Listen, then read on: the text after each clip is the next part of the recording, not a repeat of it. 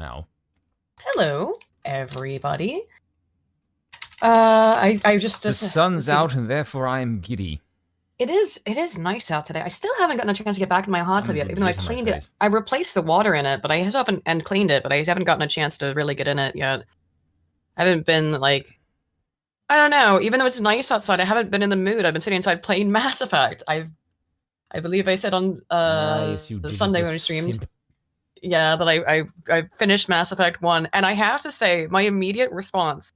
It's been about 5 or 6 years since I've replayed the Mass Effect game, and I am immediately going, oh man, I miss Mass Effect 1's system so much. I like its system so much better, and it's weird because even when I first played those games, I don't remember ever feeling that way before. Not the first time I played them, nor the second time, but this time I've been like, no, I liked all the more customization and weird shit I could do, the more RPG elements that were in ME1 compared to ME2.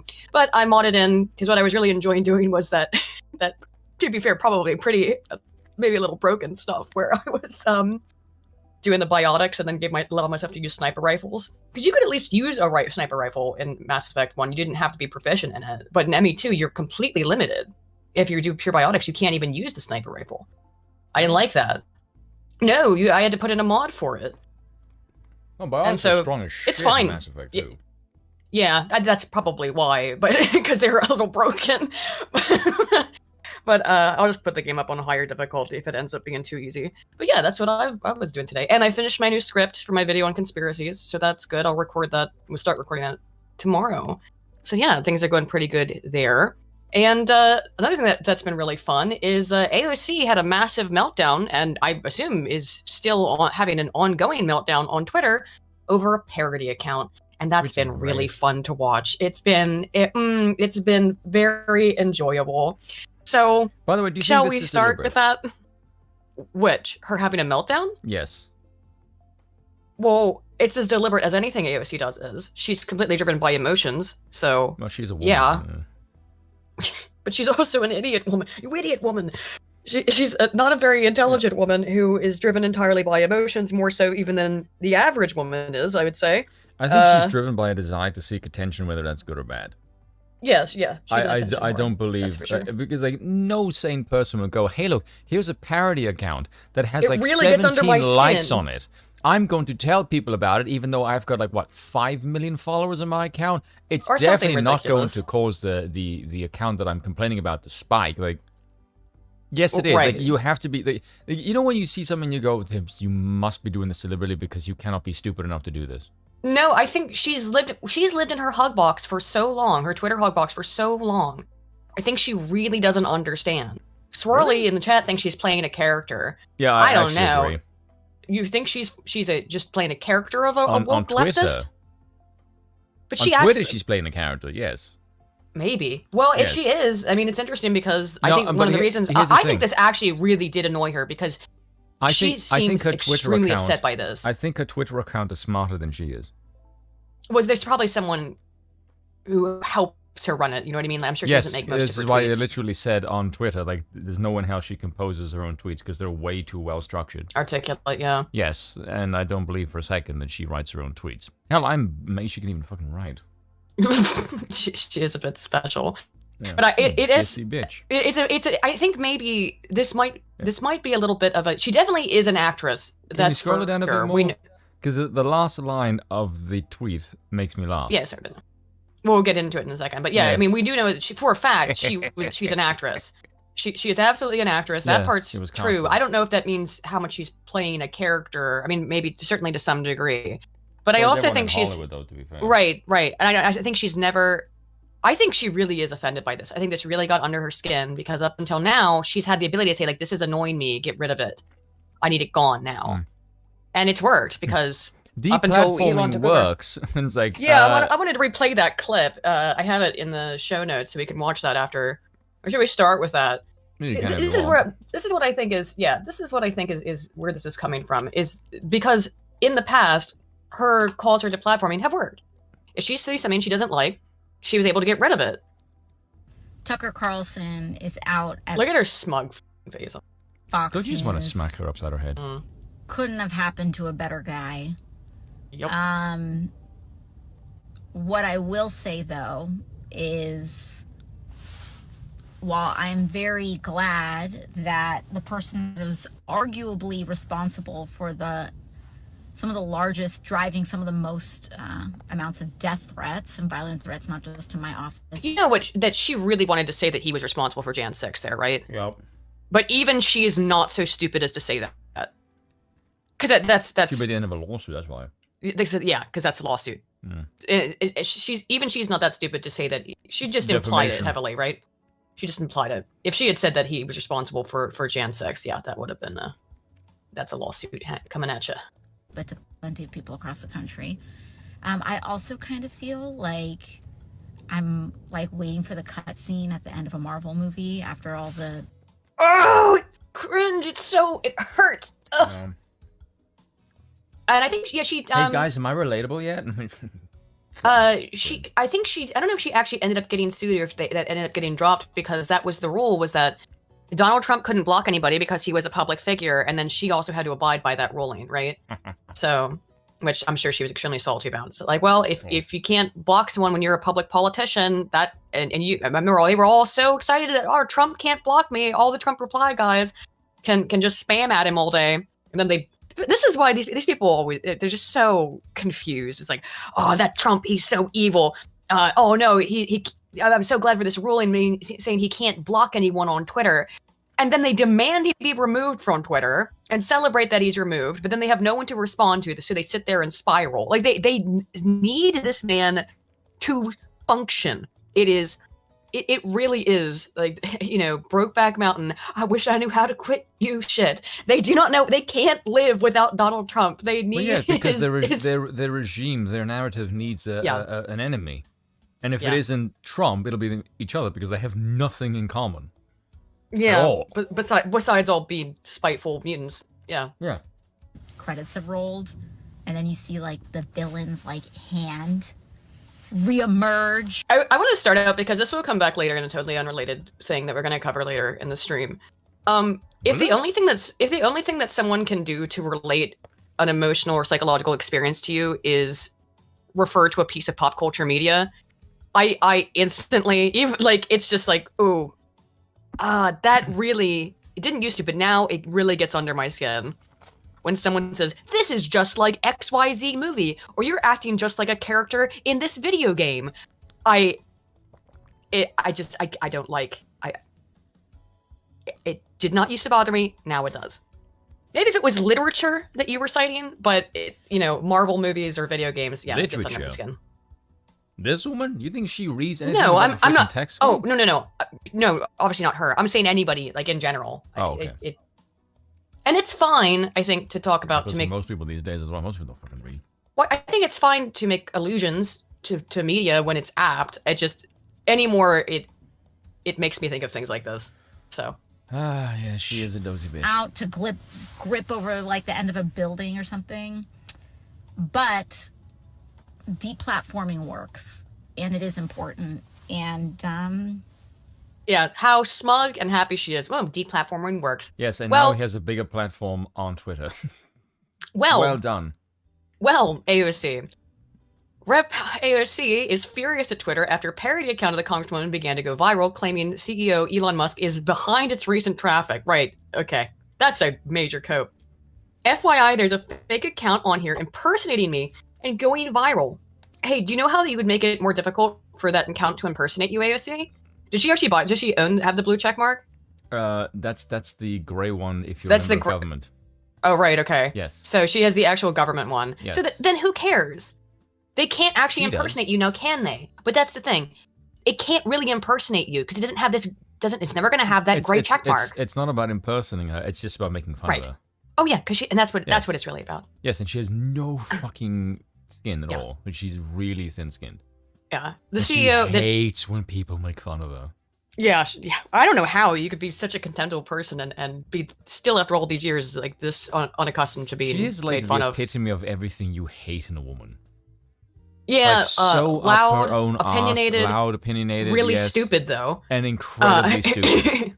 Yeah. Yes. Oh, and yeah, it's very self-important. That doesn't like her wants to fuck her, which is like, and I hate that too. The Twitter CEO has engaged. Bitch. This is funny. She won't even say Elon Musk's name. She actually wrote out. It takes more words, do you know why? More letters to write this out. Why? Because if she said Elon Musk, everyone would go, he's not gonna touch you. Right. There's already an ongoing joke that they're like a couple. Right. And I know or that she's into him, Yes, and Elon has bad taste in women, but I don't think Elon is that stupid. No. He's got some weird taste in women, but even that one, I don't think. Although the idea of she going near him and her, who do you think would be more of an influence on each other, like she on him or him on her? Oh, him on her. Yes. I don't think she's vapid, dude. Yes. It's releasing false policy statements and gaining spread. Again, how can it possibly be impersonating you? It doesn't have the government checkmark. People don't care. It's funny.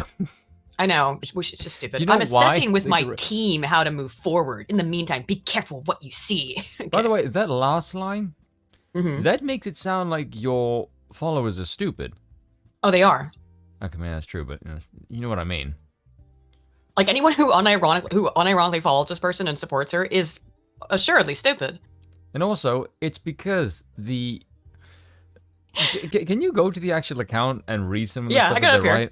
I got it up right here. Yeah, dude, some of it... Now, first of all, one of the rules... Some shit that you would do. Not only does it has a blue check, but it doesn't have the official, government official check. It says parody. How can you get confused about those? Because it sounds like something that she would actually say. Yes, which is why the tagline is saying the quiet part out loud. Yes. And also why it says followed by me. Right. I don't follow. What the heck? Come on, there we go. All right. Great. Printing money is the only way out of inflation. That's does sound like something she would say. It does. That's the rule. If Congress would have passed my $93 trillion Green New Deal, inflation would be 0.00% right now. Probably true, because the economy would be blown to smithereens. That's true. If we don't move to 100% green energy soon, car emissions will kill off the human race, just like it did the dinosaurs. That sounds like Greta Thunberg. Yeah, it does. Yeah. I'm excited to get back to DC to go shopping with my girl, Ronna McDaniel. She always buys me the best stuff. I don't know who that is. Who's Ronna McDaniel? She's the RNC spokeswoman. Oh, okay. She's the one that Scott badges on a daily basis. Like, how are you gonna do a ballot harvesting strategy, you fucking stupid bitch? It's like, they have no intention of winning. Because they don't care. Yeah. Yeah. White people are literally holding our economy hostage by owning guns. Cow farts are racist. That sounds like something a lot of people would actually say. That sounds like MSNBC. Well, I'll get into that. I have a clip from MSNBC later. It's not the Joy Reid one, is it? No. Oh God, I totally forgot about that Joy Reid thing. Let's. That woman is so fucking stupid. I want to play that because that clip is awful. What was it in relationship to? Oh, what was she even talking about in this clip? Because you know what, it distracted me. Was this about the? Whenever I just see her, I just assume she's gonna say dumb shit. Was this about the quote bike Karen thing? Was it? Oh God, I don't want to hear her take. Her take is gonna be dog shit on that. I don't remember if that. I'll just put it after those after the AOC stuff because I don't remember. And you guys will understand why I don't remember what she was talking about because it'll become obvious why. Because whenever you see her face, your brain just goes. No, there's something else that was honestly more interesting. Anyway. That was more interesting than her blathering on about nonsense. Yeah. I'm excited. I'm excited the debt deal increases welfare. My abuela can finally fix her house and not ask me for money. Good morning to everyone, especially my Green New Deal BFF, Kevin McCarthy. Hold the line, my friend. Let's spend. AOC, though, this account doesn't say anything about policy statements. It's mocking just make fun of you. Yes. Through potential shit with regards to policy that you would actually say. Right. And Bill yelled this up the stairs, but he's right. And you brought up earlier, Spoon, is that no one would know about this account if AOC didn't retweet it. Yes.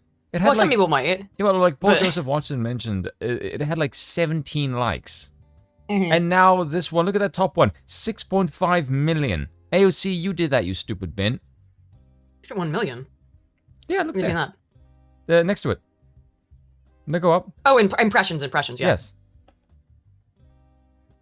This is insane. I followed this account. It's hilarious. Oh, AOC, of course, blocked it. I won. Who was another one where it's like that's not gonna make it go away, honey. Yeah, here it is. The account responds to AOC by saying, "I can't believe someone would do that to us." Oh god. Oh god, this woman. You see what I mean? This is the kind of stuff that makes you go, you have to be doing this deliberately, because you cannot be so stupid to saying, if I tell my followers about an account, and I have, how many followers does she have? AOC? Yes. Let's see. Compare the follower count.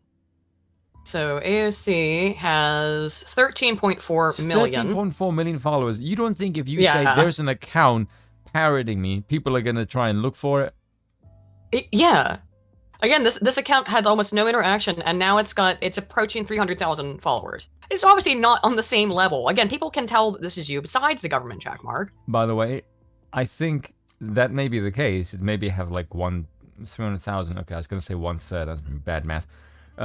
It may have like what, a mere single-digit percentage compared to AOC, but the engagement on the parody account is way higher. Yeah, let's check out okay, so the most recent tweets from 3 hours ago, 516 comments. Can we find one from around the same time? Let's see. When's the last time she tweeted? She retweeted something. When's the last time she actually sent out a message? It was on May 30th, which is about the account. So that's not hang on, that's not a good. Well, okay. 33 million. She got 33 million impressions. And then this one's response, which was, when was that? When did she tweet this out again? Sorry, May 30th, yeah. What is this? That's the best one. Like, that one is so fucking good.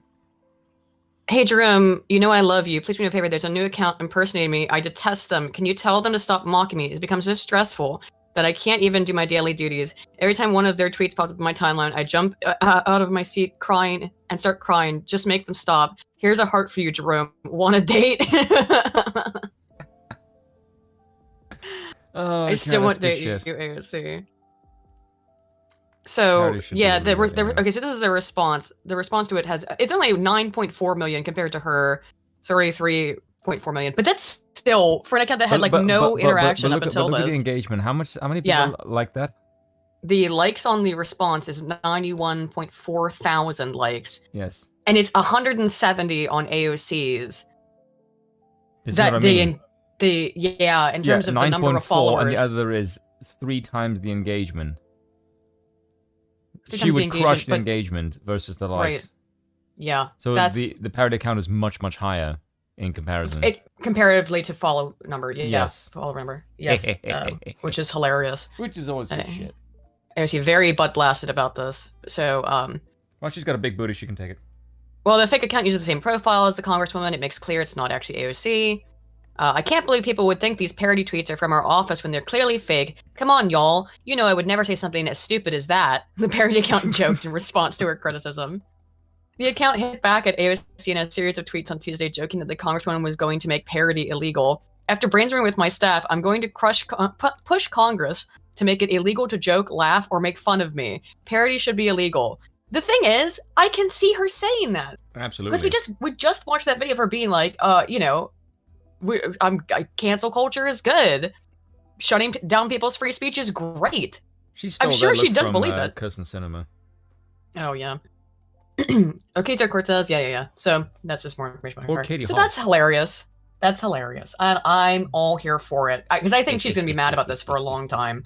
Of course, she's gonna be very salty. Yeah, DRT is King for 5 says, y'all see the AI presidents argue about Mass Effect? I have not. Oh, I'll see if I can find it here in a minute. AI memes about Trump, Biden, Obama debating video games is oddly satisfying videos to watch. Yeah, they are. I'll see if I can find that in a second.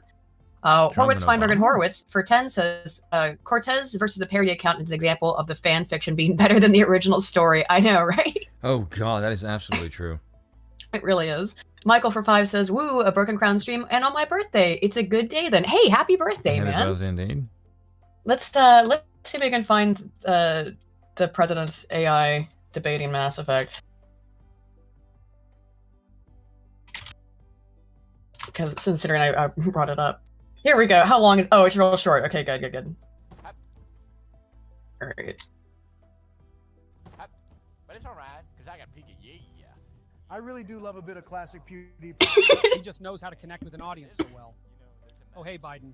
So I just finished Mass Effect 3, and I gotta say, I was quite enamored by the ending. I think of course, all the discourse around it is all a bit overblown. You played the Legendary Edition, is that right? Yeah, Legendary Edition. I feel like that honestly rights a lot of the wrongs from the initial release. A lot of extra content was packed into it that was originally DLC. A real game changer. Pun intended.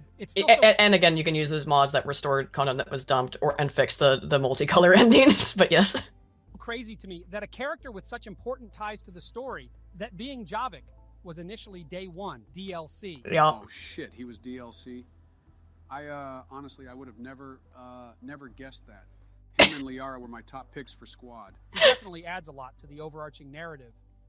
This is so fucking wholesome. It really is.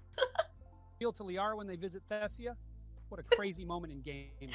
A real shame that EA fucked them with his release. I really live by his quote, stand amongst the ashes of 1 trillion dead souls and ask the ghosts if honor matters. Yeah, sure you do. Oh, sorry boys, I'm getting a call.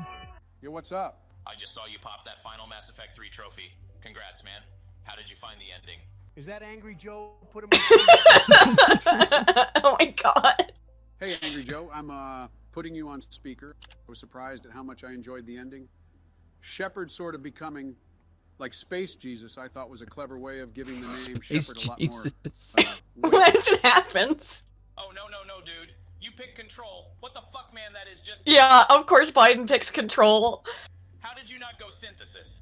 You gave the elusive man everything he wanted. Calm down, Angry Joe. What is the Synthesis ending you speak of? Synthesis is the worst. Synthesis is the fucking worst, though. That's the green one, isn't it? God, that's the one where it merges every man and machine, like biotics and not biotics. What do you call them? Green. Yeah, he would, because he's a like transhumanist kind of type of guy. Yeah. But it does it against everybody's own wishes. It makes that decision for the entire galaxy, and that's the most like screwed up ending. I haven't replayed Mass Effect 3 with any of the changes that they've done, if they have made any changes to the ending, which I assume from the Legendary Edition did. The blue ending is what we're gonna eventually do to humanity now. In Mass Effect 3 Trump, depending on how much galactic readiness you have, you can actually access a third ending called Synthesis. Oh, that's really cool. Personally, I'm not a fan of the unnatural bonding of man and machine, but as a completionist, of course, I have played through the cutscene. Well, in my eyes, that is canon, Jordan. And what do you mean you find that unnatural? It's weird. D is a bad bitch, though, no doubt about it. Who did you guys romance? If not for Joker, I would have been all over ED. I am a big fan of Ashley, though. Broke my heart her not being an option in ME2. Of course you went Ashley. I'm all about Miranda. That is so basic, Angry Joe. Clearly, the best course of action is to play as FemShep and go with Garrus. Yes! Yes! Fucking base Jordan Peterson, holy shit! My boy, Jordan Peterson, coming in with the win. A true idealization of what a modern man could and should be. In my eyes, that is an absolute necessity. Not many people know this, but one of my 12 steps involves romancing Garrus as early as the first game. You guys should read it eventually. Right, I'm sick of Peterson spruiking his fucking book. I'm out. Bye, Angry Joe. Ooh, Shapiro's calling. I'm betting he's a tally romancer. Okay, can you hold on for a second? I want to ask the chat a question. How many of you guys romance Tali? I mean, I've explained. I think I talked about it when I talked about replaying Mass Effect the other time. Is that I find it weird because she's in a suit. In the first, no, because in the first game and in all the subsequent games, but particularly the first one, she's really set up as like your little sister, and I find it weird. Just for me personally, because I mean, you can totally mod it in so you can have FemShep romance Tali if you want and stuff like that. But yes, but I romance Jack, obviously. Oh, I don't get that one. Jack is a psycho. Yes, I just got her. Like I just finished that mission before we started. No, I like the psycho Jack. I know. It's so funny that you and I have such very different tastes and things like that in games. That's my favorite bit. You know, if did you ever take Tali is best girl though, for sure. Did you ever take Grunt on the ship when you get when you take Jack out the chamber? No, I don't remember. It's really funny. He just looks at her and goes like, Jack is small. And then as soon as she starts like wrecking shit, he just goes like, oh god, I want to see this. And he just like charges with a gun. I'm like, that's the best bit right there, is he just looks at her and like, I want to see her kill everyone. And like, that is so grunt. It's such a grunt move. And I like her because she shows a human side. Yeah, if you talk to her enough, yeah. Yes, and I quite like that she isn't just a raw psycho. That she has a softer side that you can, that she becomes a human being. Yeah, you liked Morrigan too, didn't you? In Dragon Age. Oh god, yes. Exactly. It's the accent. Oh god, and the fact that she can just like, no, what did you say, Bill? Alice like you. Oh, I wasn't giving him shit. She's basically like a forest anarchist. Sort of. Yes, like she's a rebel. She hates any authority, and she thinks of herself as better than most people. She is really. I really like playing as the female warden though, where you just become, because she's never had a friend before, and you just be her pal and not be involved in the. But you know what I mean? Because at the end of that game, there is that plot where you have to sacrifice or fuck her, and and if you play as the female warden, particularly because I always bang Alistair, it's like, well, I don't want. It's like either I'm gonna die or you bang my boyfriend. So I had to figure out which one I am more willing to do. I often kill myself at the end of Dragon Age Origins because I don't want her to fuck Alistair. Aw, you had an attachment to Alistair. Me too. Gay. I love him. He's my favorite. That's because he's snarky. Nice. Yeah, he's funny.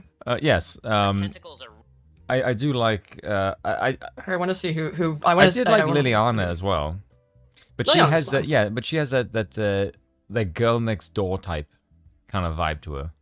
She's into fashion and stuff like that, which I always found really boring. Anywho, let's see what Ben Shapiro what he did in Mass Effect, then we'll get back to actual news stuff. Of course, but who was your pick? Nice. Her tentacles are really beautiful, but from 1 to 3, I always stuck with Tally. There's something so enticing about not knowing what's under the mask. I think that's why I'm a big Dream stan as well. Ooh, I'm a big fan of the mask. That's what the point of the mask is. Oh my god. Get off my mattress, but then I remember Dream is there. Absolutely. Let's chuck on some Dream now. Bye, Ben. My name is Clay, otherwise known as Dream online.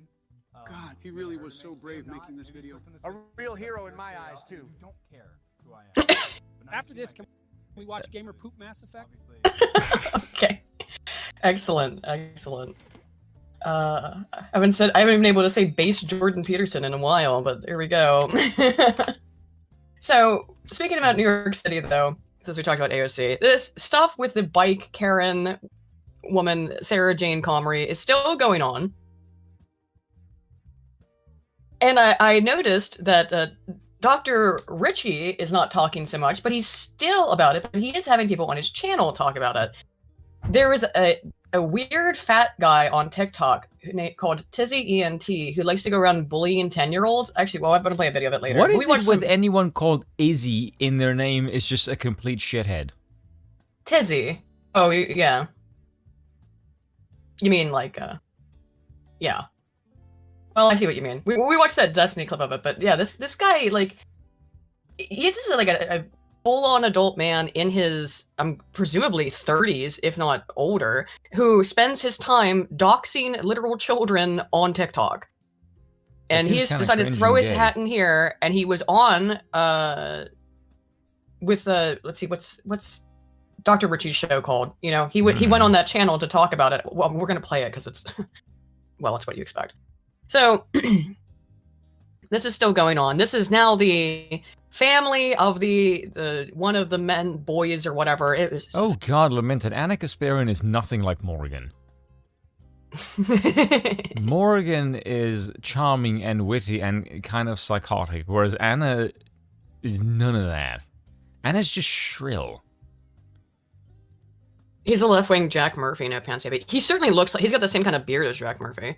Mary and Michael are eager to talk to me, but Betty, their mother, is reluctant to let Michael speak with anyone. Michael is one of the guys who was harassing the woman in New York. Is this the guy with the blue eyes and the freaking beard? Yes. Oh god, that guy is. He gives me real creepy. He keeps real creepy vibes. Oh yeah, he's definitely shagged children. Or tried to. Well, allegedly. Okay. He's only 17 years old. He's my baby, Betty says. He has a white he's a senior.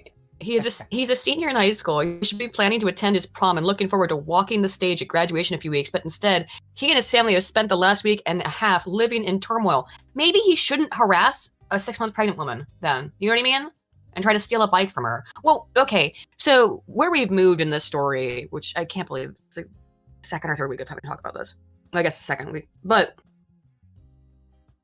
either he was trying to steal that bike, or he was doing what they have now said, which we'll get into, which is that he was just resting.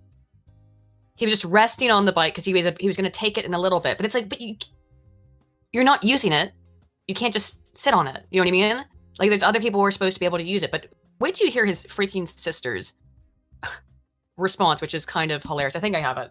His sisters? Because his sister has come out and said that what he was doing was equivalent to squatting, and squatters have rights. That basically he had decided that the bike was, because he was sitting on the bike, then he was essentially a squatter, and he has squatters' rights to not be evicted from the bike, even if he wasn't currently paying for it.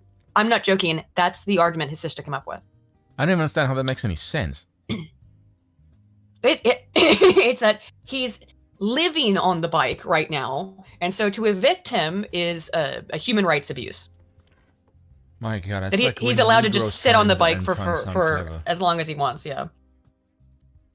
Michael is the teen infamous. It's interesting how this is phrased. The teen. No, it was 5 of them. Infamous Citi Bike video with Sarah Jane Comrie, a woman who has been accused of weaponizing whiteness and her tears in an effort to take the bike from the teen in New York City. Betty has seen video after video of racists and trolls calling her son a thug and a thief, and labeling him as a man when in her words, he's just a boy. Well, he's acted like a man. Well, he acted like a big, strong man when he's trying to bully this pregnant woman. And yeah, I think he acted like he was trying to steal that bike. Because he was. And I think he acted thuggish. I think those are accurate terms. Otherwise known as being black. Come on now. 2 on the nose? What, like... Very blunt, yes. Hashtag not. Dude, let's be honest. If you see a pregnant white woman and you see 5 black dudes, yeah, no one thinks the white woman is the one trying to commit a crime. Well, because she wasn't. Yes, but it's because it's just one astonishing white woman and 5 people of the group most likely to commit theft and violent crimes. Like, the statistical chance of it being the white woman is none. It's so close to nil that it's statistical error. But I do find this bizarre. Why are they holding on to this so much? Because it's the only time they've been in the news lately outside of BLM corrupt and bankrupt. Because here's the whole thing. Like, nobody knew who these kids were. Look, I did it. I fell into your trap. Nobody knew who these guys were who were harassing her until the sister and mother came out to talk about it. They were anonymous. They got away with it. But they chose to identify themselves, because I'm guessing they want attention. Nobody knew who they were. And then they chose to identify themselves. And now they're saying they're getting harassed. The mother and sister of one of the guys who was harassing her. Which one's missing? Oh, yeah, Dad, obviously. Of course. Obviously. Always. Right. Mm-hmm. That's racist. It's not racist to point out this is a trope in your community. It hurts that people are saying those things. Why is it that all of your men are aimless with absolutely no idea how to behave like men? It could possibly be because most of your men are in jail. Or just absentee. Things that she knows are not true about him. Wow, this grammar is not... Betty is upset expecting the grammar to be aces? No. Betty is upset because she says the narrative has been one-sided. Well, what else are people supposed to think? By the way, it's not been one-sided. Which is ridiculous. You have people like Rashad Ritchie coming out. For the whole week. It was nothing but reports of, look at this racist Karen. Get her fired. She was put on leave. She had death threats made to her. She's 6 months pregnant. No one bothered to contact us to find out about Michael's story. You were anonymous.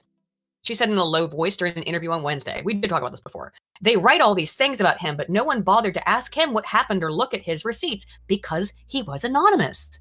But again, mom and sister came out about it. Michael interjected, that's because if they have my side of the story, she doesn't have a case. Mary agreed with him, saying, right. I did not want to have us watch the whole 50-minute interview. Says she had her phone out watching video after video of conservatives and racists saying negative things about her baby. She is afraid that somebody will try to harm her son or family. But you're not concerned about that woman, are you? When she was getting death threats, that doesn't care to you. Or that doesn't bother you at all. Not even a little bit.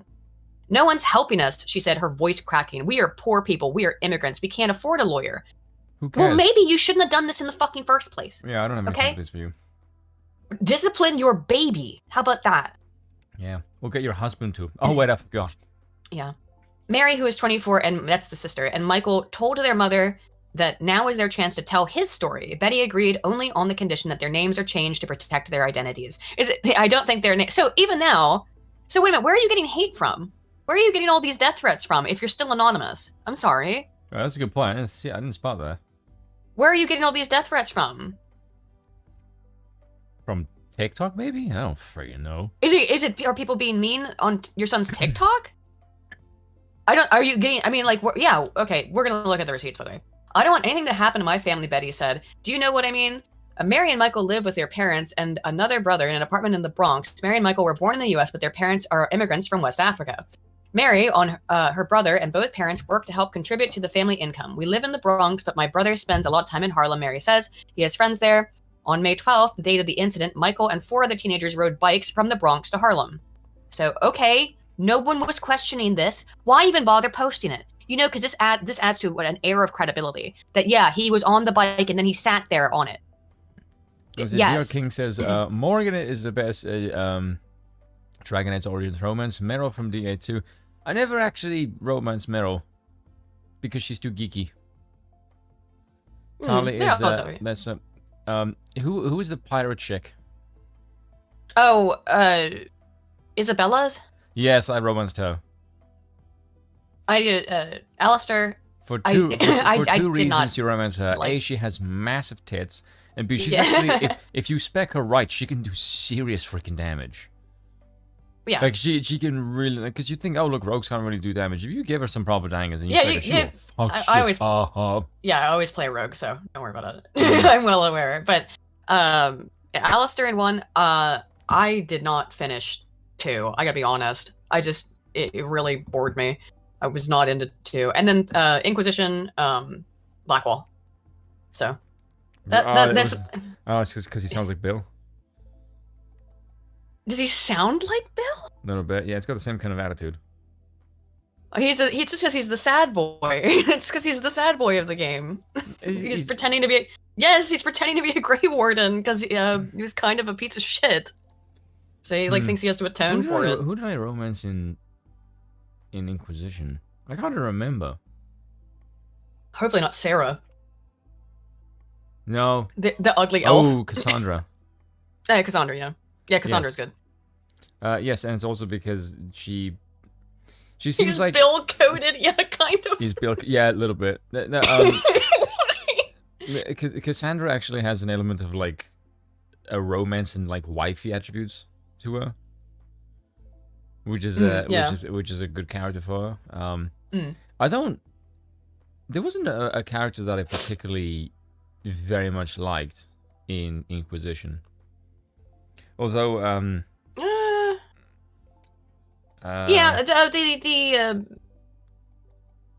were some fun characters. Who's the big Corian guy?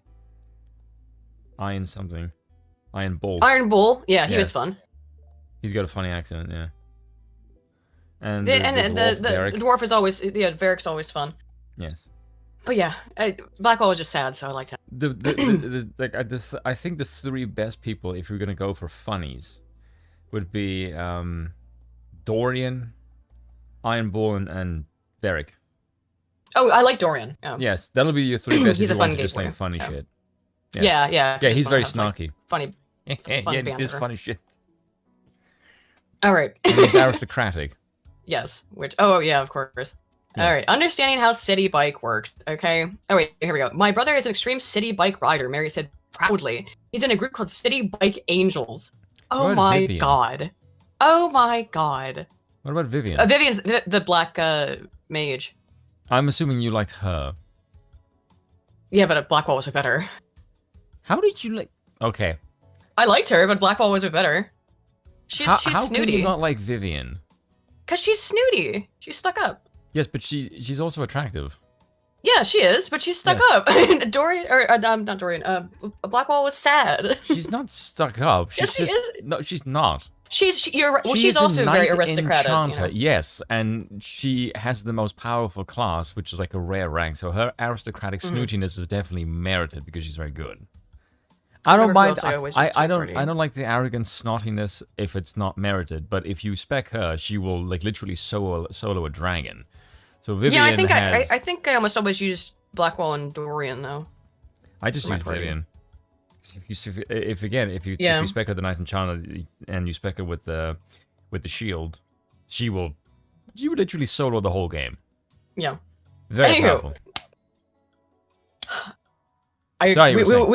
Oh no, it's fine. I trust me. I enjoy talking about the video game stuff, obviously. But I think this is the thing that has the squad. I think this has the squatters' rights stuff in it. If not, it's definitely in the video. We're gonna watch it in a second. All right. Michael said, "Okay, wait, sorry." Mike, this doesn't even exist. Citi Bike Angels. Let's look this up, shall we? Oh, it is a thing. Okay, Bike Angels. What do they do? Is there any evidence he's part of this group? I'd be curious to see that. What does this do? Become a Citi Bike Angel in your bike app. Rides from your connected Lyft app will be help to earn you points. Find a crowded station, grab a bike. Next, spot a station that's low on wheels and needs a bike angel to... Oh. So they... Okay, so they give you... Okay, they give you points. All right, here's how it works. You basically just transfer the bikes where to the city where they need them the most. Yes, for where they're needed. Yeah. I mean... That's kind of cool, actually. I'm not going to lie. Sure, it is cool. But it's not like... Okay. Sends out free stuff to people who have accumulated a certain amount of points. Let's be clear about what it is. They let him ride the bike for free if he also like returns it to some place that needs bikes. I mean, it just seems like a way to not have to pay for the bike. I mean, you're still having to pedal it around, I guess, but if you're using it anyway, I just... The name makes it sound like far more magnanimous than it really is. I mean, I kind of like the concept, I'm not going to lie. No, I agree. The concept's good. I just think throwing that in there, like, well, it's got the name Angel in it. You know, the point of that. I use Citi Bike every day, Michael said. I use the bikes. I use the bikes to get bad. I use the bikes to and from school. I'm traveling anywhere in the city, even if it's from here to Brooklyn. My first option is Citi Bike. My preferred mode of transport. Oh no! There you go. I don't mean to make the joke. I just say, wait a minute. It's my preferred mode of transport. It's like my car. Does he have a car then? How do you say it's like your car? What does that mean? I don't know. That implies that he has a car? Michael said he and his friends who are all immigrants from West African families. You're not an immigrant. Or are you saying all your friends? I told you earlier the grammar in this article is terrible. Like, this is intentionally difficult to understand. You sure? Yes. Michael said he and his friends who were all immigrant West African family. You're from an immigrant West African family. He is not an immigrant. It just said earlier he was born in the U.S. So which one is it? Understand Citi Bike and all its programs. Families. It's just poorly worded. I don't like. I hate bad grammar. Immigrant West African family. Why did you write immigrant West African family? The order is weird. Yes, you see the problem. They use them because for teenagers like themselves, it's a cheaper option than taking the subway from borough to borough. Just say West African families. There's no reason to say immigrant. If you come from West Africa, like, it's obviously going to be an immigrant. But he's not. He himself is not an immigrant. His family, his parents are immigrants, but not him. He's an American citizen who was born in the United States. Michael said that day they walked around the Bronx for 20 minutes before they found the highly coveted but hard to find new e-bikes. Okay, so it wasn't just a regular bike, now was it? It's this e-bike that's electric, right? Okay. Which a pregnant woman would be probably seeking to have, I'm guessing. They took the bikes to Harlem first, where they stopped riding after 45 minutes. Michael explained that because his family receives some public assistance, he gets a discount. So he doesn't even have to pay as much for it. But after 45 minutes, the rates on the bike increases. Michael says he pays for his own Citi Bike account. Okay, so here's let's break through the incredible framing here. He puts it back into the dock in a certain station because he knows where the stations are. He waits for it to reset, and then he starts, if he wants to, whenever he's ready to go, wherever he wants to go, after he's done hanging out or doing whatever like in this case, it looked like he was just hanging out with his friends and loitering. Once he's done doing that, he waits till it like resets so that then he can get back in and not have to pay the full price for the bike. Because he gets public assistance for it. And he gets paid by the app to do this. As you can see, didn't charge him anything. On their own receipt. I don't think they need to wait. I think it's just if you just dock the bike and put it back, then... Right, but if he wants to hang out with his friends and shoot the shit, which is what they were doing for a while, or whatever they're going to do there, you know? I mean, like...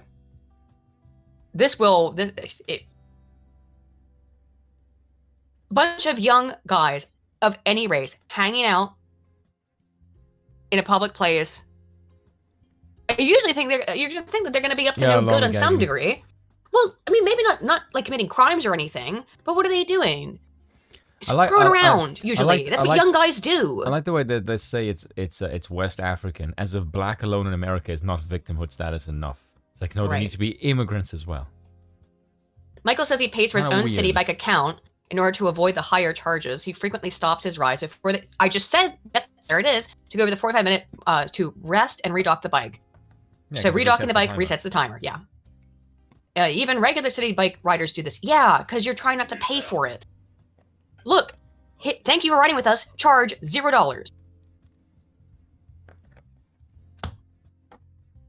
Because so he's already getting all these breaks from the government and working with this organization, I assume, to get these breaks on this stuff.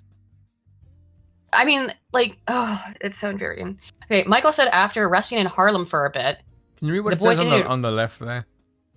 People started calling me a thief and a thug and a black man. Wait, what? What you are? What? I actually don't. What? I don't understand. I like the way that's lumped into thief and a thug, and the next thing is that. Like that's as if that's an insult. What did he mean by this? Yeah, that's why I'm curious. Is black man an insult to you? You notice black is with a capital letter. Oh yeah, because it's political black. You know what I think? What I think they got some. Obviously, they've been getting like they've gotten like media training at this point on how to respond to some of this stuff. He's born in America. He doesn't need media training for that. No, but this article is evidence that they're getting Monique Judge is evidence they're getting training on how to respond to this on social media. But here's I think that this is because they need to get some training on how to spell. They've redone they're doing the same thing. He's not a man. He's my baby. He's a minor. He's 17. You know. Yeah, twice the size of the freaking woman he was trying to rob, but okay. He's 17. He's graduating from high school. Well, by now he should have graduated. Or it's May 31st. It's like graduation time this week. Is it? So yeah, in the US. So I don't know if he's a junior. It says he's a senior, so I assume he was a graduating senior. Maybe not. I don't know. Why do you call him a senior? Whatever. I don't know. He's either got one, but the thing is that he's not a man. He's a child. That's what they want. That's why this is in here, because he's a child. They were there for a few minutes when he said Sarah Jane calmly approached the group. She initially asked one of Michael's friends if she could take the bike he was resting on. He politely declined, of course, politely. We saw the video of how polite he was, informing her that they were going to be leaving shortly and using the bikes again. It's not your bike. You're not paying for it. You don't get to own it if you're not paying for it. You haven't rented it out because you're sitting there hanging out with your friends. And you've got this e-bike that a pregnant woman could probably use a little bit more than you. She next approached a different boy in the group and asked the same thing. That boy also politely declined. Michael was still standing near his bike with his hand on the handlebars. According to Michael, Sarah Jane Calmer asked him, Can I please have this bike? Michael said he declined. No, I'm about to take it back out. Michael said Sarah Jane Calmer then told him, I'm pregnant. Can you help a pregnant woman out? Michael said he told her, I'm sorry, ma'am. I've ridden this bike all the way from the Bronx and I need it to go back home. First of all, We've seen the video. You did not call her ma'am. You said her baby was going to come out retarded and stood there laughing at her as she cried. You at no point used the word ma'am. And the way this is phrased, I've ridden this bike all the way from the Bronx and I need this bike to go back home. Do you imagine any black kid of 17-year-old talking that way? Sure, not this guy, though. Michael says that's when Sarah Jane... I can't imagine many 17-year-olds talking that way, though, to be fair. But yeah. I can't imagine it. Michael says that when Sarah Jane Comrie... Do you find it interesting they keep using her full, including middle name, over and over and over again? That you know why they do that, right? This is SEO, search engine optimization. They want to make sure that when you search her name, it will come to this article, this spin. Okay. And that's why everyone who, you know, is angry at this woman and wants her life to be destroyed uses her full name like that. Whenever you notice something like that happening, where you see a very specific use of full name, including middle name, be aware that that's SEO. When Comrie moved closer to him and his bike, leaned over him and scanned the QR code with her phone, even as he held his hands on the handlebars. What was it? Was it Rashad who said that she impaled herself on his bike? She then pushed... That sounds kind of painful. Yeah. To a pregnant woman. She then pushed her way onto the bike and attempted to remove it from the docking station and take it. This is at 7:24 p.m., and that's when the boys began recording. You can hear them in the video calling for someone to record Comrie at the beginning of the footage.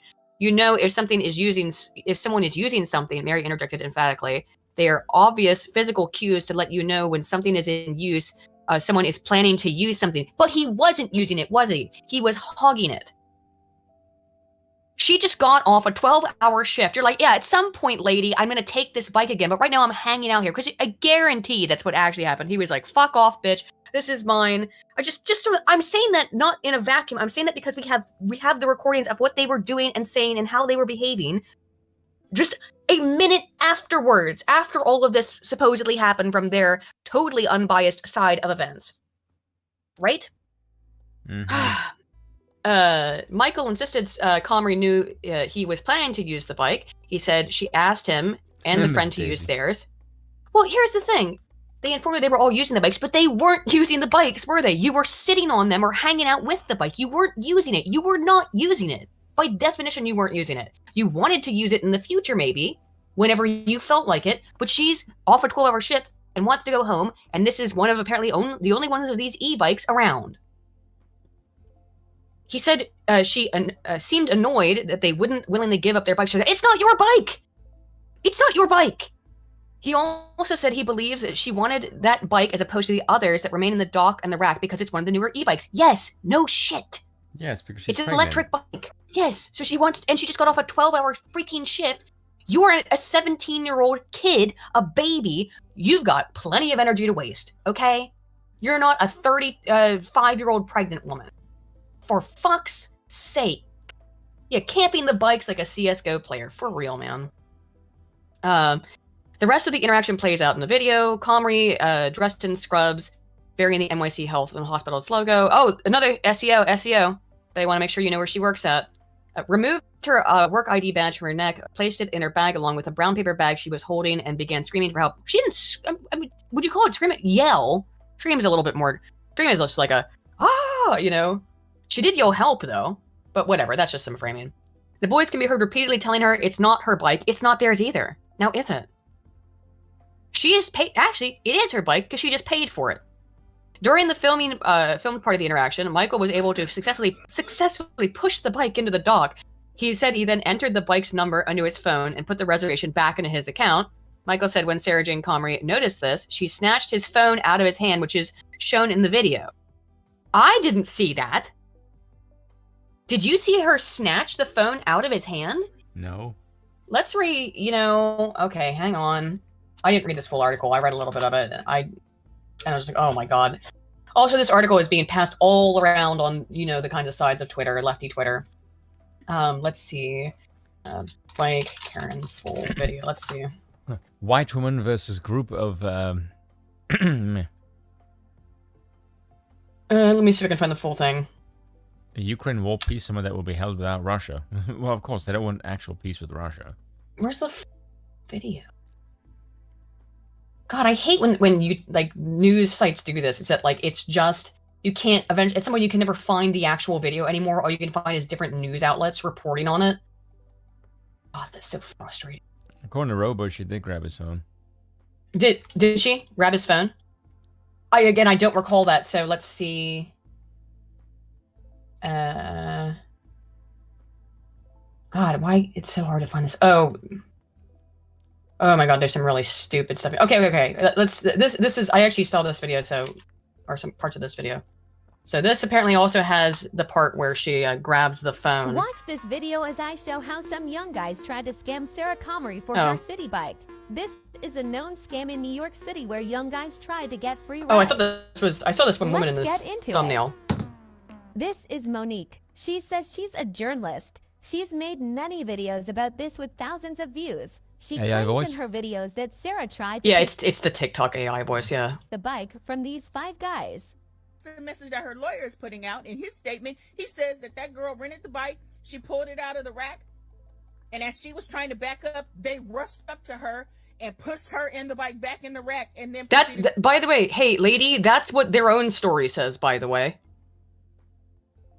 Idiot. To take the bike from her. That's exactly right, Monique. Sarah activated the bike. The video clearly shows the guy next to her pushed her bike into the dock. The boy's receipt is the entire video. You know why?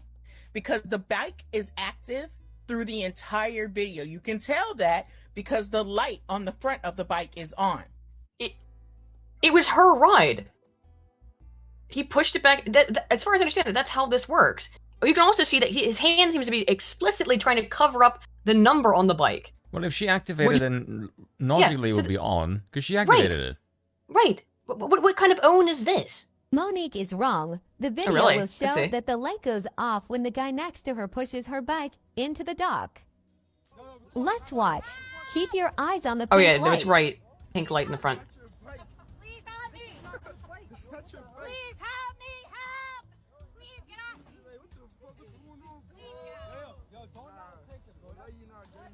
Alright, so we're looking for the pink light. That means it's active. Yep, there's the click. Well, it still seems pink. I think the reason she took the phone is because he was probably going to use the dock again. The light. Well, why would you take his phone? No, he took her phone. He took her phone? No, I thought she took his phone, sorry. I was going to say, okay, that's the claim. But that's what they claim. You shouldn't take, again, you shouldn't take somebody else's phone, but... Light on the bike is off because he docked her bike. Her receipt coincides with this timing. Yep. Yeah, that's true. My dude, stop. No. My dude, stop. No. I said no. I said sit down. I talked about this before, like, we disagreed on this. Like, you were like, well, why did she start crying right now? Because I felt this way before, is that like, oh my God, when someone comes to help you, you feel that overwhelming sense of, oh my God. And because when you're in like fight, flight, freeze response, because you're in a dangerous situation, then someone comes up to help you, a lot of times, then that's when the tears come out. It's like, once someone's there to help you, because it's like, oh, I have a fucking moment of respite. You know what I mean? Now pay attention, as one of the guys will activate the bike through his phone and the light will go on. You're not crying. See, he activated the bike. Yep. Oh yeah, she couldn't have been doing that. She was turned around at the other guy. She doesn't have a phone in her hand, so they reactivate the bike. Yeah. The light went on. She is in distress, scared and confused. She doesn't realize one of the boys just activated the bike with his account.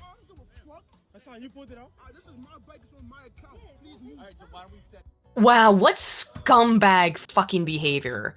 So he pushes the bike back into the dock. He does then book it. And now he's like, and this is part of the scam, I guess. So that then he can be like, you know, because he knows he's filming this woman having a freak out. Woman who's pregnant, okay, is overly emotional because it's a symptom of pregnancy, you know. And now he's like, oh, now I'll book it, and then I've got the receipt to show it's my bike. Do you see, he didn't say that until just now. It's my bike, it's my bike. I've got the receipt. I got it on my phone. Only after he rebooks it. Reset the bike. I'm not resetting the bike. It's his. Now they will try to ridicule and shame her. They all are aware of what just happened. That's why they all start, because they weren't doing this before. They were yelling at her, but they weren't doing this. Now it's like, oh, we got her because I rebooked the bike in my account.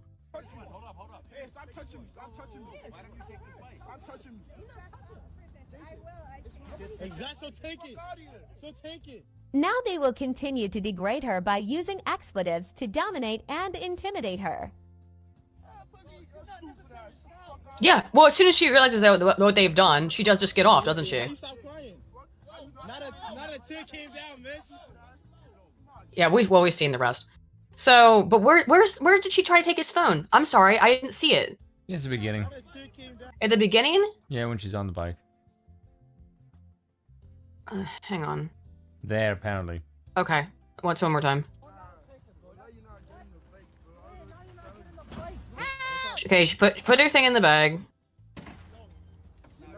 I'm gonna turn the volume off. Oh, yeah, she did. Yep, there was. She did take it. Yep, yeah. She took the phone. Okay, yep. I don't know All why. Right. I guess, I don't know. To stop him from... What's up, Broughton? Oh, hey-o. Get him on the channel once. Hey, yeah, nice to see you, man. You can hop in. Yeah, maybe she did that to stop him from taking it out. I don't know. I have no idea. But she shouldn't have grabbed his phone. Okay, but that does appear to be confirmed. Okay, where were we at? Doesn't really do anything though. It's just like, oh, she took his phone, and then what? Yeah, right. He took the phone back off, and then the only thing. This is the only thing was she did take his phone, which she shouldn't have done. But this is like to stop him scanning it. That's, no pants, maybe that's what I think it was, is to stop him from trying to steal it from her. It's like, well, look, here's the thing. Nobody fucking owns this bike besides Citi Bike. But it's who was renting it at the time. Correct? Yeah. Let's be correct. Like this whole, I own the bike, it's my bike. No, it's none of your bikes, honestly. But the only thing she did wrong here is by taking his phone, and she's in a moment of panic. So, yeah, because he tried to scan it after locking it. Yeah, that's what it was about. That's what happened, right? And she clearly recognized it because it's only that that she gets off. After that she gets off. She's like, oh, I see what they're doing now. They're gonna lock it back in, then they're gonna book it, and then they're going to, frame me, essentially. Michael said when Comrie noticed this, she snapped his phone, yeah. Michael's story directly contradicts the narrative that Justin Marino, the employment attorney representing Comrie, gave in a statement he wrote in the New York Post. I don't care. We've got the pretty visceral evidence, both the receipts and the video that you posted, by the way, that you posted, or your friend did.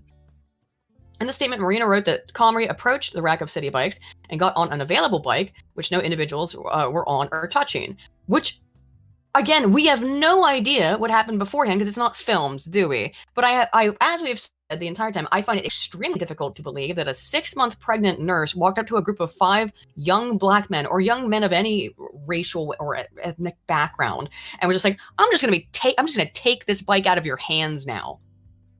No one's gonna buy that. I'm sorry, it doesn't follow logically. Marino also wrote that as Comrie was allegedly backing the bike out of the dock, a group of about 5 individuals approached her saying the bike was theirs. Yeah, they were hanging out and smoking weed or whatever they were doing, or shooting the shit. I don't know. I have no idea what they're 17-year-old kids. Look, I did it again. Young men, how about that? 17-year-old young men who are hanging out doing whatever at like 6:37 p.m. Being what? So, being young men, getting into trouble is what young men of any background do at that age, you know what I mean? And apparently also, well, not all, but you know what I mean, many do. And it sounds to me like also that this is a well-known scam that people do in New York with these Citi Bikes. That they particularly with these e-bikes that they don't have a whole lot of yet, and assumably cost more. He doesn't want to have to pay for it for any second that he's not using it. But still wants to say, it's my bike because I plan to use it in the future. I mean, at least he has some capacity for future thinking. That's actually a bit novel. One or more individuals in that group physically pushed her bike with her on it back into the docking station. It's like 5 minutes, Aiden, it's not 5 months. causing it to relog. Not go that far. Right. Marina originally made the public redacted. Here, this is interesting though. So Marina originally made public redacted alleged receipts. Alleged receipts. He's her lawyer. Allegedly. Are you accusing the lawyer of falsifying receipts? This is not the only person. This woman is not the only, or this author is not the only person saying that the receipts her lawyer published are fake. But as of Wednesday, his apparent Twitter account posted the unredacted receipts showing Comrie had rented the bike for 1 minute at 7:24. Yeah, and then they pushed it back in. Idiot. Yeah, you could see that on camera. Timestamp. Yep. Michael has receipts too. Okay. Michael provided News 1 with copies of all his receipts for the bike that day. He showed they originally rented the bike at 5:53. He returned it after his final ride at 10:12 p.m. No. At 10:12 p.m. Look at this blatant line. Here it says 7:25 to 7:31. Where's her receipt? So this is afterwards, 7:25. They rented it out a minute later, and then they drove. I guess locked it back in. And they had it for. This must have been while they were filming here, right? Then I'm guessing that she went away. Then they locked it back in because they didn't want to pay for it anymore. And by the way, also, you look at this. Look at how much money. So he was supposed to have. Look how expensive this shit is. So he had this bike out for 6 minutes. Didn't go anywhere because he parked it back into the same station. This is presumably what happened once he got the bike back out. After he pushed it back into the station, he had it up for 6 minutes during that period of time when they were filming her and mocking her. Look how much he saved. 6 minutes on this bike is $6.59. He paid zero. No. He paid zero. No, it's further down. We're talking about non-members pay. Oh, okay, I see what you mean now. You just think it's because he's a member? Yeah, because they said earlier in the article that they don't have to pay the same as everybody else, and because he's a member of this Citi Bike Angel thing. Oh, that's fair enough then. That's not the bit that worries me though.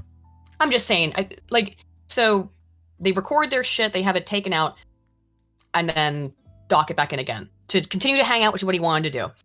Yes, by the way, his name is Hassan. It's not Michael. His name's Hassan? Yeah.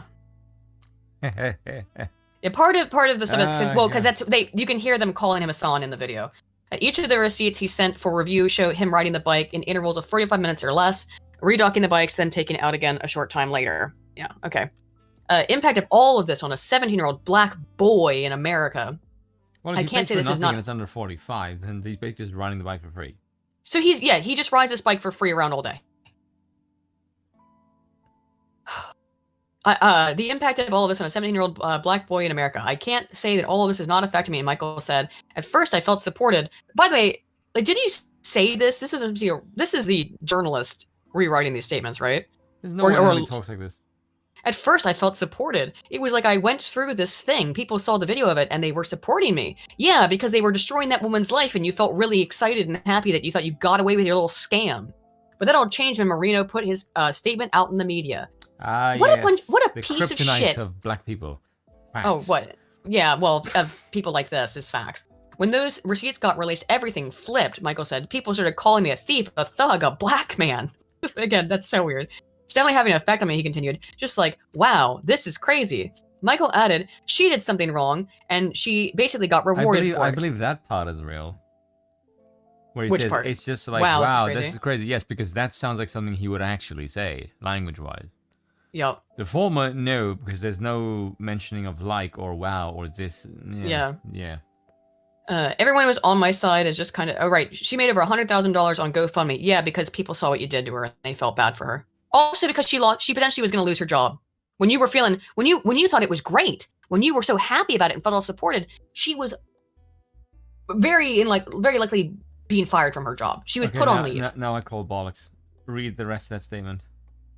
100,000 on GoFundMe. She got all white conservatives on her side. Everyone who was on my side just kind of stayed silent. Everyone was on your side. The whole leftist apparatus was on your side. Also, by the way, immediately. How does this make any sense? She got the white conservatives. How's this a political thing?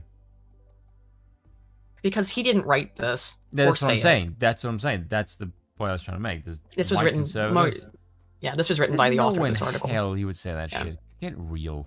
So then he continues to take the bike and doesn't pay anything to ride it. Again. To wherever he wanted to go. Again, doesn't pay anything to ride it. Michael and Mary said that's what Mary posted a video on TikTok about the ordeal. They said they were tired of the narrative claiming he had tried to take something from Sarah when it was the other way around. It wasn't his bike. Mary made the TikTok video telling her brother's side of the story. Did we watch this on stream? This video?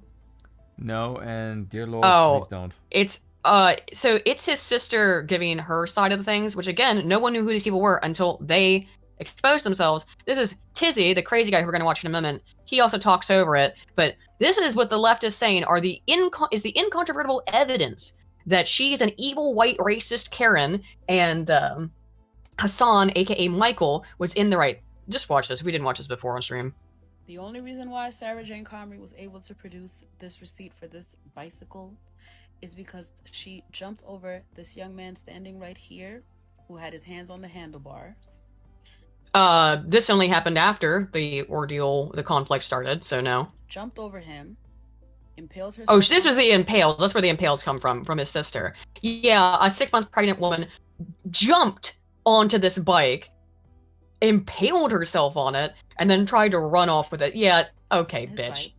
And scans the QR code to begin the ride. How did all of this happen, and how do I know what happened? Because that young man is my little brother. Bike number 5603915 was okay, just out of curiosity. You weren't there. You are seeing the footage. Yep. So how exactly does you being this man's older brother or his older sister, sorry. How does that give you any more credibility on the situation? Nope. None whatsoever. In fact, you're less credible because you're biased. You're related. Because, yes, you're biased. Exactly. You heard his side of the story. How the hell can you say, "Oh, this is totally what happened"? Like, I'm pregnant Olympian, right? I'm his sister. Like, bitch, what does that have to do with this? You weren't there. You didn't see anything. You're just simply for your kin. Like, fuck off. Yeah. Bollocks. From St. Nicholas Ave and Manhattan Ave all the way to First Ave and East 30th Street from the hours of 6:33 p.m. to 7:19 p.m. At 7:19 p.m., they dock the bikes. Sarah Jane Comrie walks up to them. I will say she's definitely African. I'll give her that. Bikes. You know how I know that? Says this. Because her tone is not Black American. Oh, and by that I mean she isn't yelling. Oh, I think that's very intentional, though. I mean, because she's trying to look like the voice of reason. But again, like this story is so it's nonsense. This is just I just want to play the sister's side of the story because then we're gonna watch more of this Tizzy ENT guy who is a crazy person. I don't like the way that he has part of my name in his. I know, but don't worry about it. Asshole. As there are other bikes sitting Sons of idle bitches. at the bike rack. Fuckheads. They politely decline. Bastards. She asks them again. Or is that frame politely decline, politely decline? This all comes. So this whole story mostly. There was no polite in any of that. Yeah. How is this polite? This simp then comes in. This guy who harasses literal 10-year-olds. I'm not joking. Legitimate, actual 10-year-old children. Well, oh, nice, awesome. Yes. New sport. That's 2023 Hyundai Elantra. Sport, dark blue. Hell yeah, man! Congrats. Is the sound of my voice vibrating your balls in the bass? What a weird question, my dude. That's a valid question. I've had many people telling me that the bass in my voice rumbles in weird ways. Look, everything she's saying here is the stuff that we've just basically gone through and shown that it does nothing to support his side of the story whatsoever. His receipts show nothing. It just reconfirms that they pushed the bike back in while she's on it. It does nothing to show anything about their side of the story. That's quite a mean-looking car, actually. I like the grill. It looks aggressive. Let's just see at the end of this. So take the bike from my brother. Help! Trying to make it seem like these boys stole this bike from her. The bike is on my brother's account. And it's on her account. That's because he docked the thing and then took it back out again. Yes. Yes. It is not defamation of character if the way that you behave reflected your character. Oh, the irony. Oh, the absolute irony. Your brother acted like a thug and a thief and a black man, since that's apparently all the offensive words that we're supposed to put together. That's not defamation of character either. You said she tried to steal something. That's a crime. That is defamation. Told you I'd seen receipts. Oh my god, this guy. Oh god, he is so infuriating. Told you I'd seen receipts of his sister making up... Why are you so interested in 10-year-olds on TikTok? Tizzy ENT? It's just a question. Because it's the best place for him to catfish. I've never been so... we watched the video of Destiny reacting to this guy on Sunday, didn't we? Where it's like he was inserting himself... Yeah, where he was inserting himself in a relationship between a 12 and 13-year-old that he doesn't know on TikTok. Why is he so interested in underage children on this Chinese spy app? But if you've not seen this video before, oh my god, this guy is insufferable. But let's go ahead and review some things. What receipts? By the way, there's no receipt. It's that, yeah, the bike got redocked. She did take it out. They pushed it back in, which we saw on the video. Then he took it back out, loitered there with it for some more time while they filmed her crying, and then left. There's no receipt that it was in his possession because it wasn't. Someone in the chat said the same thing. Am I the only one who thinks he's wearing eyeliner? He's definitely wearing eyeliner, yes. Why? Because he's a leftist. How long has the stream been on for? About an hour? Can I say the F word? It's the 3-letter one. Why not? I guarantee we're already demonetized. We're already demonetized because, of course, we are. Oh, are we? I think I said the F. I think I said fuck in the first like 5 minutes. So or shit or something like that. I probably did. Oh, can you see it's demonetized already? Give me a second. I mean, why. With all our streams are demonetized, by the way. Oh, is it? Yeah. What do we do? Well, they're all limited. They all get limited. Oh, okay. We're unlimited already, yeah. Which is quite impressive considering the views that we get on the channel. Yeah, well, I mean, that's why, you know, I do really appreciate when you guys give super chats because, yeah, the streams do not get monetized. But, yeah. Oh, thanks. Anyway, thank you for that. Here's this guy. First and foremost, I would like to reiterate that for myself and many others that initially posted about this, we weren't talking about a stolen bike. We didn't care about a stolen bike. This is incorrect. In his initial the main videos, thing you were complaining about was the fact that it was being stolen. Yep. In his initial video and all of their initial videos, it was she stole the bike from him. She stole it. That she was trying to steal it from him, which was why all of us, anyone who saw the situation, went, that's ridiculous. But now, see, they've changed their narrative to say, no, it was never about a stolen bike. It was never about a stolen bike. Thanks, Carnegie. Oh yeah, thank you, Carnegie. By the way, you know what's really weird about this picture right now? What? Do you not think it's weird that you can't see even a bit of his ears? And now you can't unsee it, can you? Like it tucked looks in really ears, yeah. weird. What's up? Very flat to the side of his head, I guess. Yes, it's kind of. No, I can't unsee it. It just looks really, really strange. I'll get all the Mass Effect and Dragon Age chats after we get through this. He's got a mouse in his pocket. He's got nonsense. moose in his fucking hair though. Oof. And quaff is gay as shit. It only became about a stolen bike after she released receipts and made claims that they were trying to steal her bike. Well, here's the thing. You did say it was a stolen bike. In fact, you can watch Actual Justice Warriors video where he plays right after that line, the same guy, Tizzy ENT, saying she was trying to steal his bike. Okay? So yeah, it was. And it wasn't just him. That's what Rashad Ritchie said and all these other race grifting losers. They all said it was about that. So then she produced receipts to show that she had also rented out the bike until they pushed it back into the dock, as we can see in their own video. And now you're like, well, it was never about that. What a lunatic. I'm sorry, you're evil. You're trying to ruin the life of a pregnant woman for nothing. For nothing. For a weird rate. These are asshole kids. And I'll call them kids because technically he's 17, right? But come on, these kids are dicks. Remember, her attorney said after a 12-hour shift, she got on an available bike, which no individuals are touching. We don't see what happened beforehand, you dingus. We don't see what happened beforehand. No individuals were touching and paid for it through the app. As she backed it up from the docking station, a group of 5 people approached her and claimed the bike was theirs. One or more of the individuals in the group physically pushed her bike with her on it. Okay, where's your evidence against this? Station, causing it to relapse. Where's the evidence against this? That's her story. Yeah. And his story directly contradicts hers. Well, where's the proof? this isn't what I don't care. I don't care what her story is. We have physical fucking evidence and receipts that her story is the one that makes sense. This is just okay. Look, I'm done with this article. I want to get into more of this guy being on Rashad Ritchie's show because it's so. Oh, I'm real tired of talking to the stories. It's the last thing I want to talk with. No, actually, you know what? First, there is a YouTube account called Victims of Tizzy ENT. It is not a new account. It is not a new account. It's been posting videos for months. Okay, here is one from 8 months ago. This is not a new. Everyone, if you have a moment, hop over to Iona Loves Sean XX. Oh, this is the one watching for. Some of my videos and comment that I'm a pedophile, which I take a slight issue with, considering I am a father and an uncle, and that shit disgusts me. We did watch this one, didn't we? People who thinks the internet this is in the Destiny video, wasn't it? I think so. I think this one was in the Destiny video, but this account does not have many subscribers, but he appears to have been doing this for a long freaking time. Misogyny compilation? I don't know. You want to click on that? Harassing the 10. Let's see.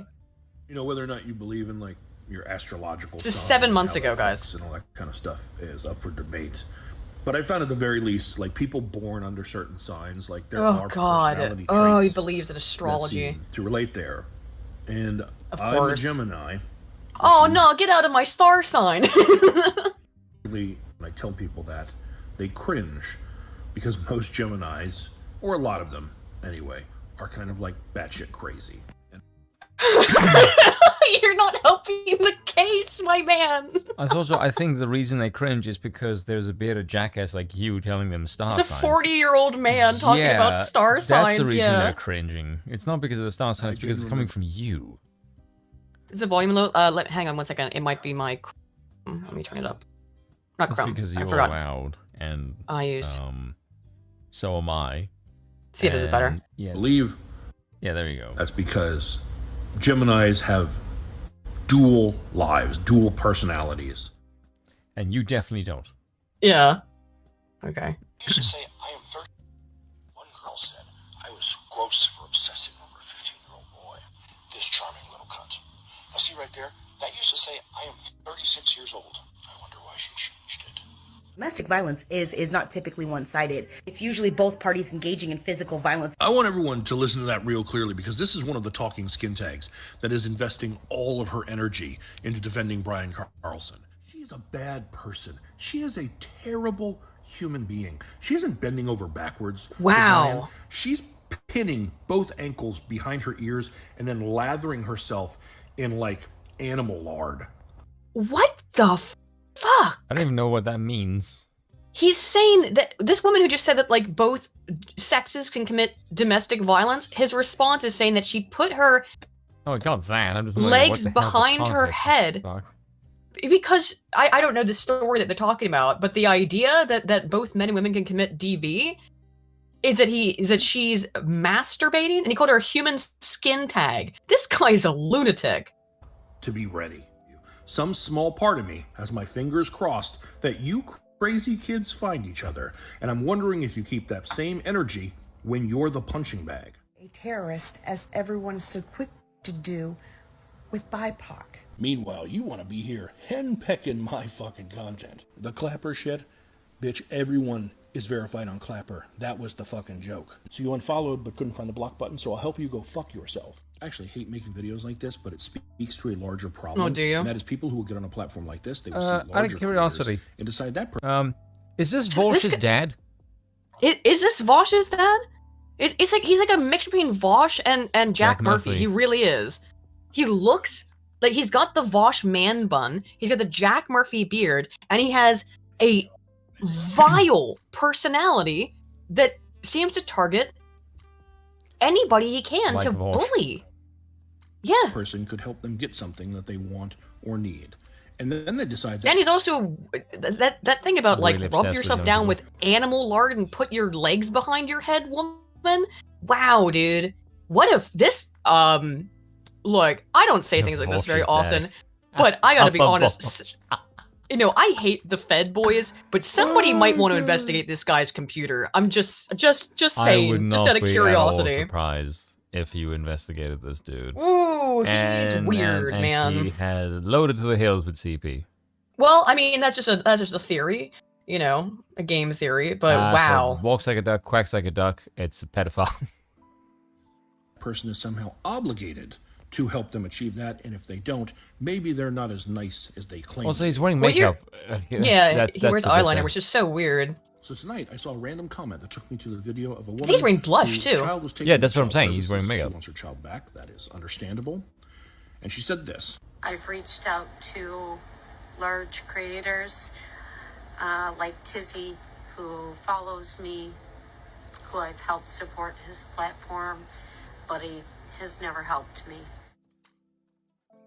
Worst part is her and her child probably do need help, but who will see this behavior and want to volunteer for that? All right, so he's a scumbag. Do you have the watch together? Yes, wow, there it is. That is really fucked up thing to say. You are I mean, it's rare that I get shocked by someone just being a complete piece of human trash. Yeah, like I can be sexist, but like Jesus, like that's just being an asshole.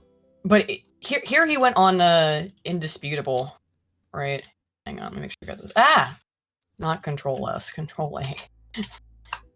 What are we watching? Him on indisputable, not with Rashad Ritchie. I put it in the watch together. TYT? Yeah, well, Rashad indisputable.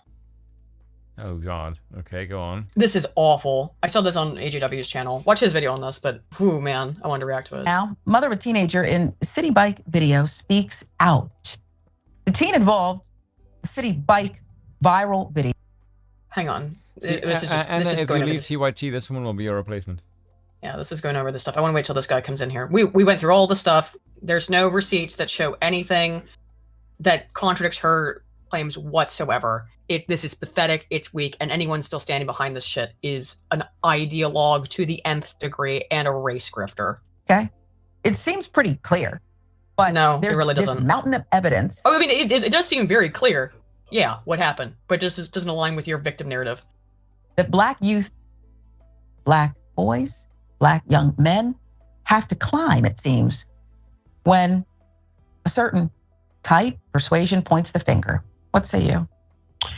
Yeah, I've been a part of the story since the beginning. I've been talking. Oh my God, of course, because I've been a part of the story since the beginning. No, you weren't. You're just some random yes, TikTok. Exactly.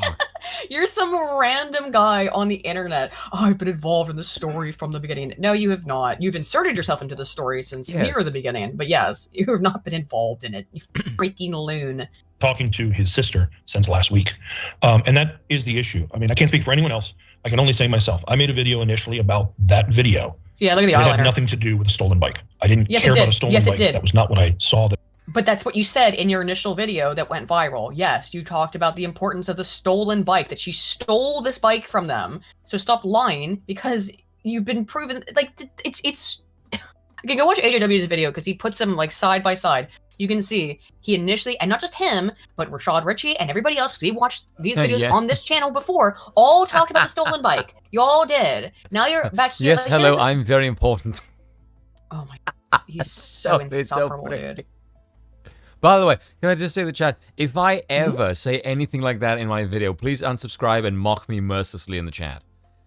Because that is insufferably faggy in a way that I can't even. There's no other word for that. So important, yeah. That alarmed me. What I saw that alarmed me was the response to him, her screaming help like that, and pointing out, this is dangerous. This gets young black men killed, a la Emmett Till. Don't do. Emmett Till.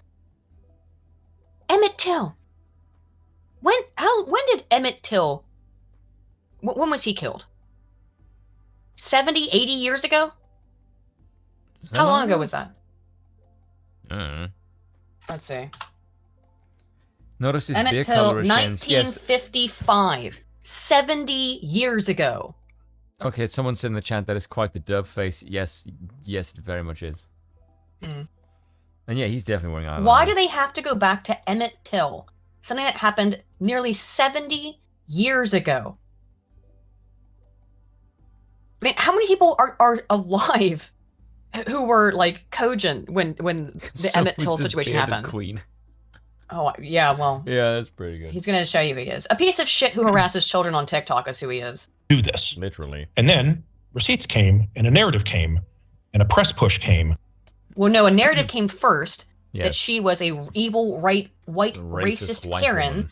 who was trying, who decided to just walk up to a group of 5 black men and Yeah, steal and their try and bike. rob them. And which you said and helped spread, and then the narrative came. No, that was a reaction to your narrative. That vilified him, and suddenly he was a thug. And you vilified her and called her a racist Karen, and she was put on leave from her job. Are these people actually this stupid, Spoon, or are they just this evil? I can never figure out with people like this. Are they evil or stupid or a mixture of both? This guy I think's evil. I think that he's on the evil side of things. It just in my perspective, that's what I get. Because it seems so very targetedly manipulative. And he was a thief, and he and his friends were intimidating a young pregnant woman. And no one bothered to talk about the fact that he was a 17-year-old high school kid who acted more like an adult in that video, in my opinion, than she did. Your baby's gonna come out retarded. Pointing and laughing at her. We just watched the video, but he's the adult in the situation.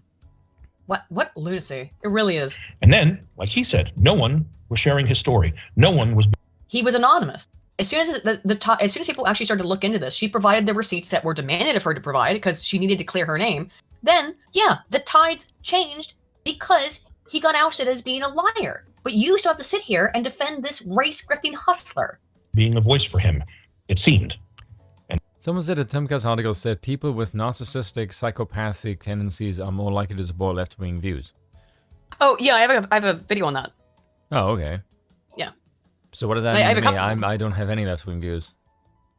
Does that mean I'm it depends on if it's clinical or it depends on it's no. I'm a good boy. Okay, so narcissistic and what was the other one? Did you say psychopathy? You probably mean psychopathy. So narcissism and psychopathy are dark triad traits. Psychopathy is a tendency towards being callous. The 3 dark triad traits are psychopathy, Machiavellianism, and narcissism. Narcissism can come in 2 forms. There's grandiose narcissism and vulnerable narcissism. Define callous. Sorry, let me slow down.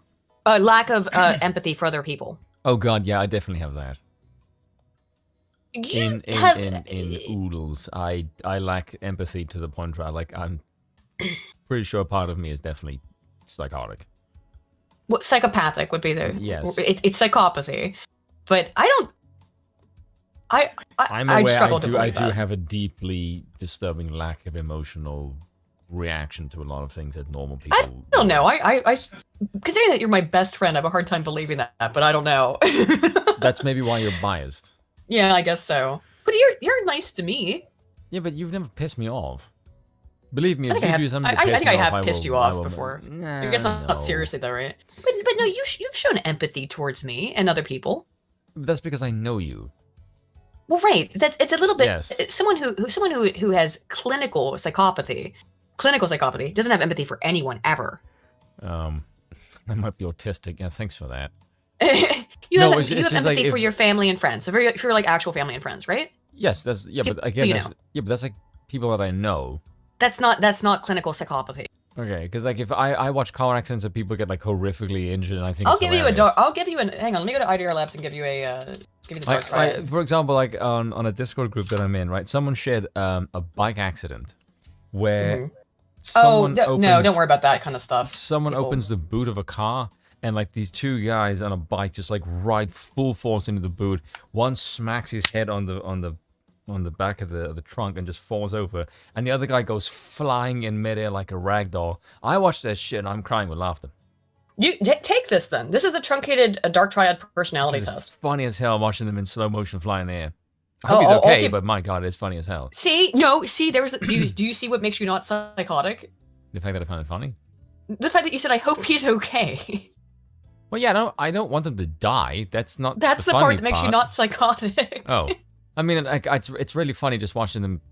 The way that they get hurt is hilarious. I don't want them to die because that's not part of the funny part. Everybody laughs at like America's Funniest Home Videos where somebody gets just kind of hurt, but you don't want them to. No, this isn't like kind of hurt. Like one of the people, like if they survive, this is insane. I don't know. Anyway, you take that test. I'll keep watching. You go take that test real quick. It's only 36 questions. I'll put this back on. We'll see. We'll find out. We'll find out if you're high in psychopathy. Okay. Or narcissism. Apparently, I'm not taking a test here, people. Go ahead. I'll get through this and some other stuff. Everyone, please shut up so I can concentrate. Now we have his receipts and we have his, words about what happened. His receipts that show nothing. That absolutely in no way. Sometimes I feel like I'm taking fucking crazy pills because his receipts don't contradict her story in any way. Just his narrative does. He's losing my temper. This is how you get. It's because leftists believe that there is no objective reality, that everything is subjective and based on our emotions and feelings about things, and that's how you end up with this shit. But his story doesn't line up with hers. I don't care. What do the receipts show? By the way, don't just think that just because something that you strongly agree with everyone, because tests like this are reverse coded. So yes, I despise people who can't control their emotions. Yeah, I don't like women. Granted, I agree. No, I haven't taken this actually. So I've never taken that. Yeah, I've never taken the dark. That's not true. I'm sure I've taken dark Triad test at one point, but I don't think it showed anything weird. That's what we have from both sides of this. We have receipts and we have a claim of how it went down, and we have receipts and we have a claim of how it went down. One is not more or less, believable than the other. Yes, because one actually makes sense, and we have video evidence as well to show it and evidence it. The other one is based on having to, stand upside down on your head and try to imagine a backwards version of the universe where any of his version of the story makes logical sense, and it doesn't. I personally see enough of his story that makes sense than I do with the other. Yet there's a whole group of people I've seen who took her word as gospel and say he is a liar. Automatic. And you take his word as gospel. So what? Just admit that you're just a partisan hack. You fuck boy. You're just a partisan hack who is a race grifter. That's it. Yeah, that's basically. And you harass children on TikTok before they've even really reviewed anything. While she is literally paying PR firms to put out op-ed pieces, because she was well, she wasn't fired, but she was put on leave, and the entire internet was calling her a racist and actually harassing her. Meanwhile, the kids got away, if you want to call them the kids. They were all anonymous until they didn't like the fact the narrative was shifting out of their favor when she did provide evidence of her side of the story. And then they decided to dox themselves. Fucking so stupid. You could have gotten away scot-free with it and just been like, oh, well, I guess that wasn't what we originally thought, which is what was originally happening in the story, that people were kind of like, oh, well, I saw the articles. It's like, this is why we need to not jump to racist conclusions. But no, you couldn't let it sit there and just, just disappear into the ether. No, these people had to, because what it was, I'm going to tell you what it was. They're jealous that she got money after being put on leave while she's 6 months pregnant from her job, and she lives in Manhattan. $100,000 is not a lot of money in Manhattan, by the way. Is the question, I enjoy picking on losers. Yes, I enjoy picking on leftists. I do agree with that, yes. Well, here's this guy, yeah. I'm assuming she's paying them. I strongly disagree. Because why else is that happening? But there was a piece in USA Today, there was an op-ed piece by a man who works and founded Proven Media Solutions, painting a picture that she has been vilified falsely, etc. You painted a picture. This is driving me up the fucking wall, dude. I understand that it's damage control and it's something to try and. Because you defamed her. Because you and people like Rashad Ritchie, whose show you're now on, defamed her and made her out to be a villain and a racist. This is not a good look when you are saying this is what happened and you also say I'm one of the first people who've been talking about it. That kind of implicates yourself in that you. Yep. You absolute fucking moron. I'm sure he doesn't have two pennies to rub together because all he does is spend his time harassing children on the internet. It's because they're between his ass cheeks, probably. Well, probably. Help with her appearance in the media and so forth, and to save her job. That's why she has an employment attorney. I often like but whether on purpose or not, it makes that young man collateral damage. Collateral damage. Oh, this is all because they didn't get any money out of this. That's all any of this is about. Look at his fucking face, by the way. You can tell, even he doesn't really believe this. He is just trying to save face. Even he does not believe this with his fucking eyeliner on. Okay, apparently I am darker than the average person. Did they give you a rundown? Did they give you like a chart or something? Yes, my biggest one above average is psychopathy. Post it to me. Well, that's interesting because that's the one that's the callousness one. Yeah. It doesn't mean it's clinical. This is just a test, and this is for subclinical dark triad. Full on psychopathy, clinical psychopathy is different from dark triad. These are traits. Spoon is a confirmed minority. Well, yeah, there's only one of me. I'm a utensil. Oh my God. Couldn't have said it better. And that's the truth. What you just laid out are a series of facts, just the facts. Here's what we know, and here's the reaction to it. And yet, there's something there's something so very newscast cringy about this. It's very polished to the point where it comes across like it's lacking a sense of humanity. I don't know, just the way this is phrased. Because they both know they're lying, and that's what I think makes it feel extra fake. I think they both are aware at this point that they're lying, but this situation violates their race grift, so they have to keep lying about it, even though they know they don't have any of these receipts. There's my results.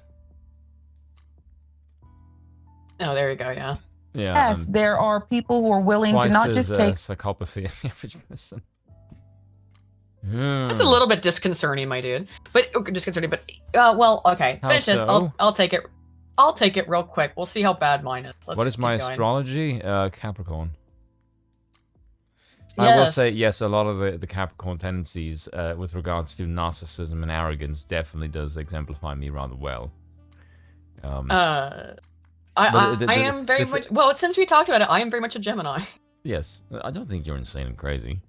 No, but I can... My emotions can be volatile. Yeah, but that's because you're a woman. Yeah, that's true. Yeah, I don't consider that an astrology thing. That's more of a gender thing. Maybe. In my opinion, yes. Whereas mine, as much as I may have a giant ego, I don't boast about something that I can't back up because I just look like an idiot. Like, my biggest fear is looking stupid.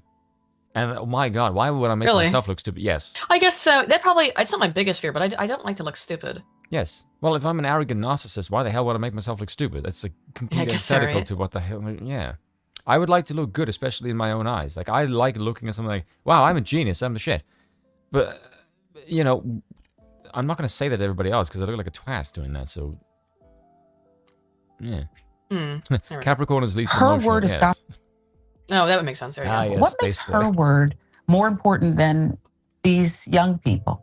Because she has better receipts than you do, and the video of her fucking crying and them laughing at her and calling her baby retarded. How about that? I'm just saying, between the two of them, like, which group of people is more likely to less likely do fuck shit? Yeah, go ahead and play it, because I'm taking this test. Okay. What makes her word gospel? Well, America teaches him, you don't matter. Are you kidding me? Wait, I can't. You don't matter. If a bunch of white men and women get shot, no one gives a damn. Yeah. If a black person gets shot, well, and this has been shot by other black people, then no one cares. Yeah, right. Yes. But if it's shot by a white person or shot committing a crime, your life doesn't matter if your life has been taken by someone who looks like you. That is the narrative. Yeah. I know. Who is this America you speak of? Right. Interesting. Right. Yeah. America teaches you. Who the fuck is that? Who is America? Who represents this America you speak of? Very interesting, right? Okay. Sometimes it all certainly is much. And there are people who... Your hair and your skin color and your English language, you are appropriating white culture, Missy. Don't care about the facts you just eloquently laid out. Because look at you using your big words. It's very white of you. The facts don't help them. Yeah, they do actually. That's why more people have been signing with her. I don't know what do you think like there's a mass psychosis forming with white people with regards to this shit? So it's kind of racist. The facts don't matter to them. I suppose so, yeah. They want to be proactive. Facts don't matter to them. Do you realize you liberals literally do not believe anything that is objective to or anything that is connected to objective that's the whole reality? Thing. Everything we're talking about right now is the facts have come out, and they're sitting here being like, yeah, well. But what if there were alternative facts? Party of science, everybody. God, yeah. I remember that phrase being bandied about alternative for a while. Facts, yes, I know. That didn't last very long, because I realized it's fucking stupid. And they want to rewrite history sometimes 1619 Project? Yeah. Everything in America is racist? Really? Fucking hell. Coming from you people, that's a bit much. And paint a picture. And by you people, I mean blacks. And fit people into a box.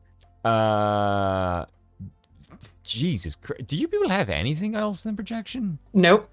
Fuck me. A box for her. And you can figure out what that box means and supports. Anna, would you like to would you like to weigh in here on what your co-workers are saying about white women? I very much like your opinion on this lately. It's been very interesting. I know. And a box for him. And he's already verbalized what that means for him. Who is she talking about? I have no idea, honestly. Also, I posted my results. I'm a little surprised. But you know, one of the problems with these kinds of tests is that people answer the way they think that people. It's a halo effect or a. Is the first one yours? Yeah, the one that I just posted in Discord. Yeah. Yes. And then I posted a link to the test in general if anyone else wants to take the dark triad test. Wow, your narcissism is very low. Yes. Oh well. No, you are. Well, your psychopathy is a bit higher than average. Not as high as yours. Yes, my psychopathy is quite high. It said in general I was like 3% lighter than the average person, but it's just not like majorly. I'm pretty much normie. That's not a surprise because you try to be friends with everyone. And I'm just like, you are a useless person and you irritate me. I'm very blunt. No, that's a nationality thing. Oh, over the years I've become more blunt than I used to be. But yeah. Yeah. Interesting. Hang around with me more, that will become worse. No, as the. I think between me and Bill, we can probably make you into a different human being. Oh God, please don't. Why? We like screwing with you. We will make your tiny Welsh skull a fortified tiny Welsh skull. No, it's just, people always talk about my small Welsh skull. Father of a black child. No one has mentioned the father in any of this, by the way. I'm just saying. Wonder why. Yeah, no one's mentioned the dad anywhere. What is he was arrested for stealing a bike? Anyway, you can have enough talks to keep people safe. What about her? What the fuck are you talking about? Again, their contention is that the 5 black men were in danger for her screaming help. What about her safety? What do you think was going to happen? A bunch of police would come out like fucking Judge Dredd and just start shooting them? That's their fantasy that they have invented in their heads, yes. That's a pretty disturbing fantasy. Oh, yeah. Seek help, people. But one of the things, Tizzy, that you said that I need people to understand, it's not hyperbole. Yeah, it is. Whatever you're about to say is going to be hyperbole. Yes, whatever you're about to say is going to be hyperbole. Let's hear this. This kind of thing gets black young men killed. That's definitely hyperbolic. Yep. And did they get killed? No. In fact, they got showered with attention all over social media. Yes. The reason why did they not come forward, Spoon? Why did they not come forward immediately when they were getting all of this acclaim? Why did they not come forward? Especially if they knew they were in the right. Or if they Interesting. Yes. Right. If they were really in the right, why did they not identify themselves and say we were the victims of a Karen trying to get us killed by the police? Because they knew they were in the wrong. So now it's this desperate post-facto attempt to, change the narrative, change the story. Yeah.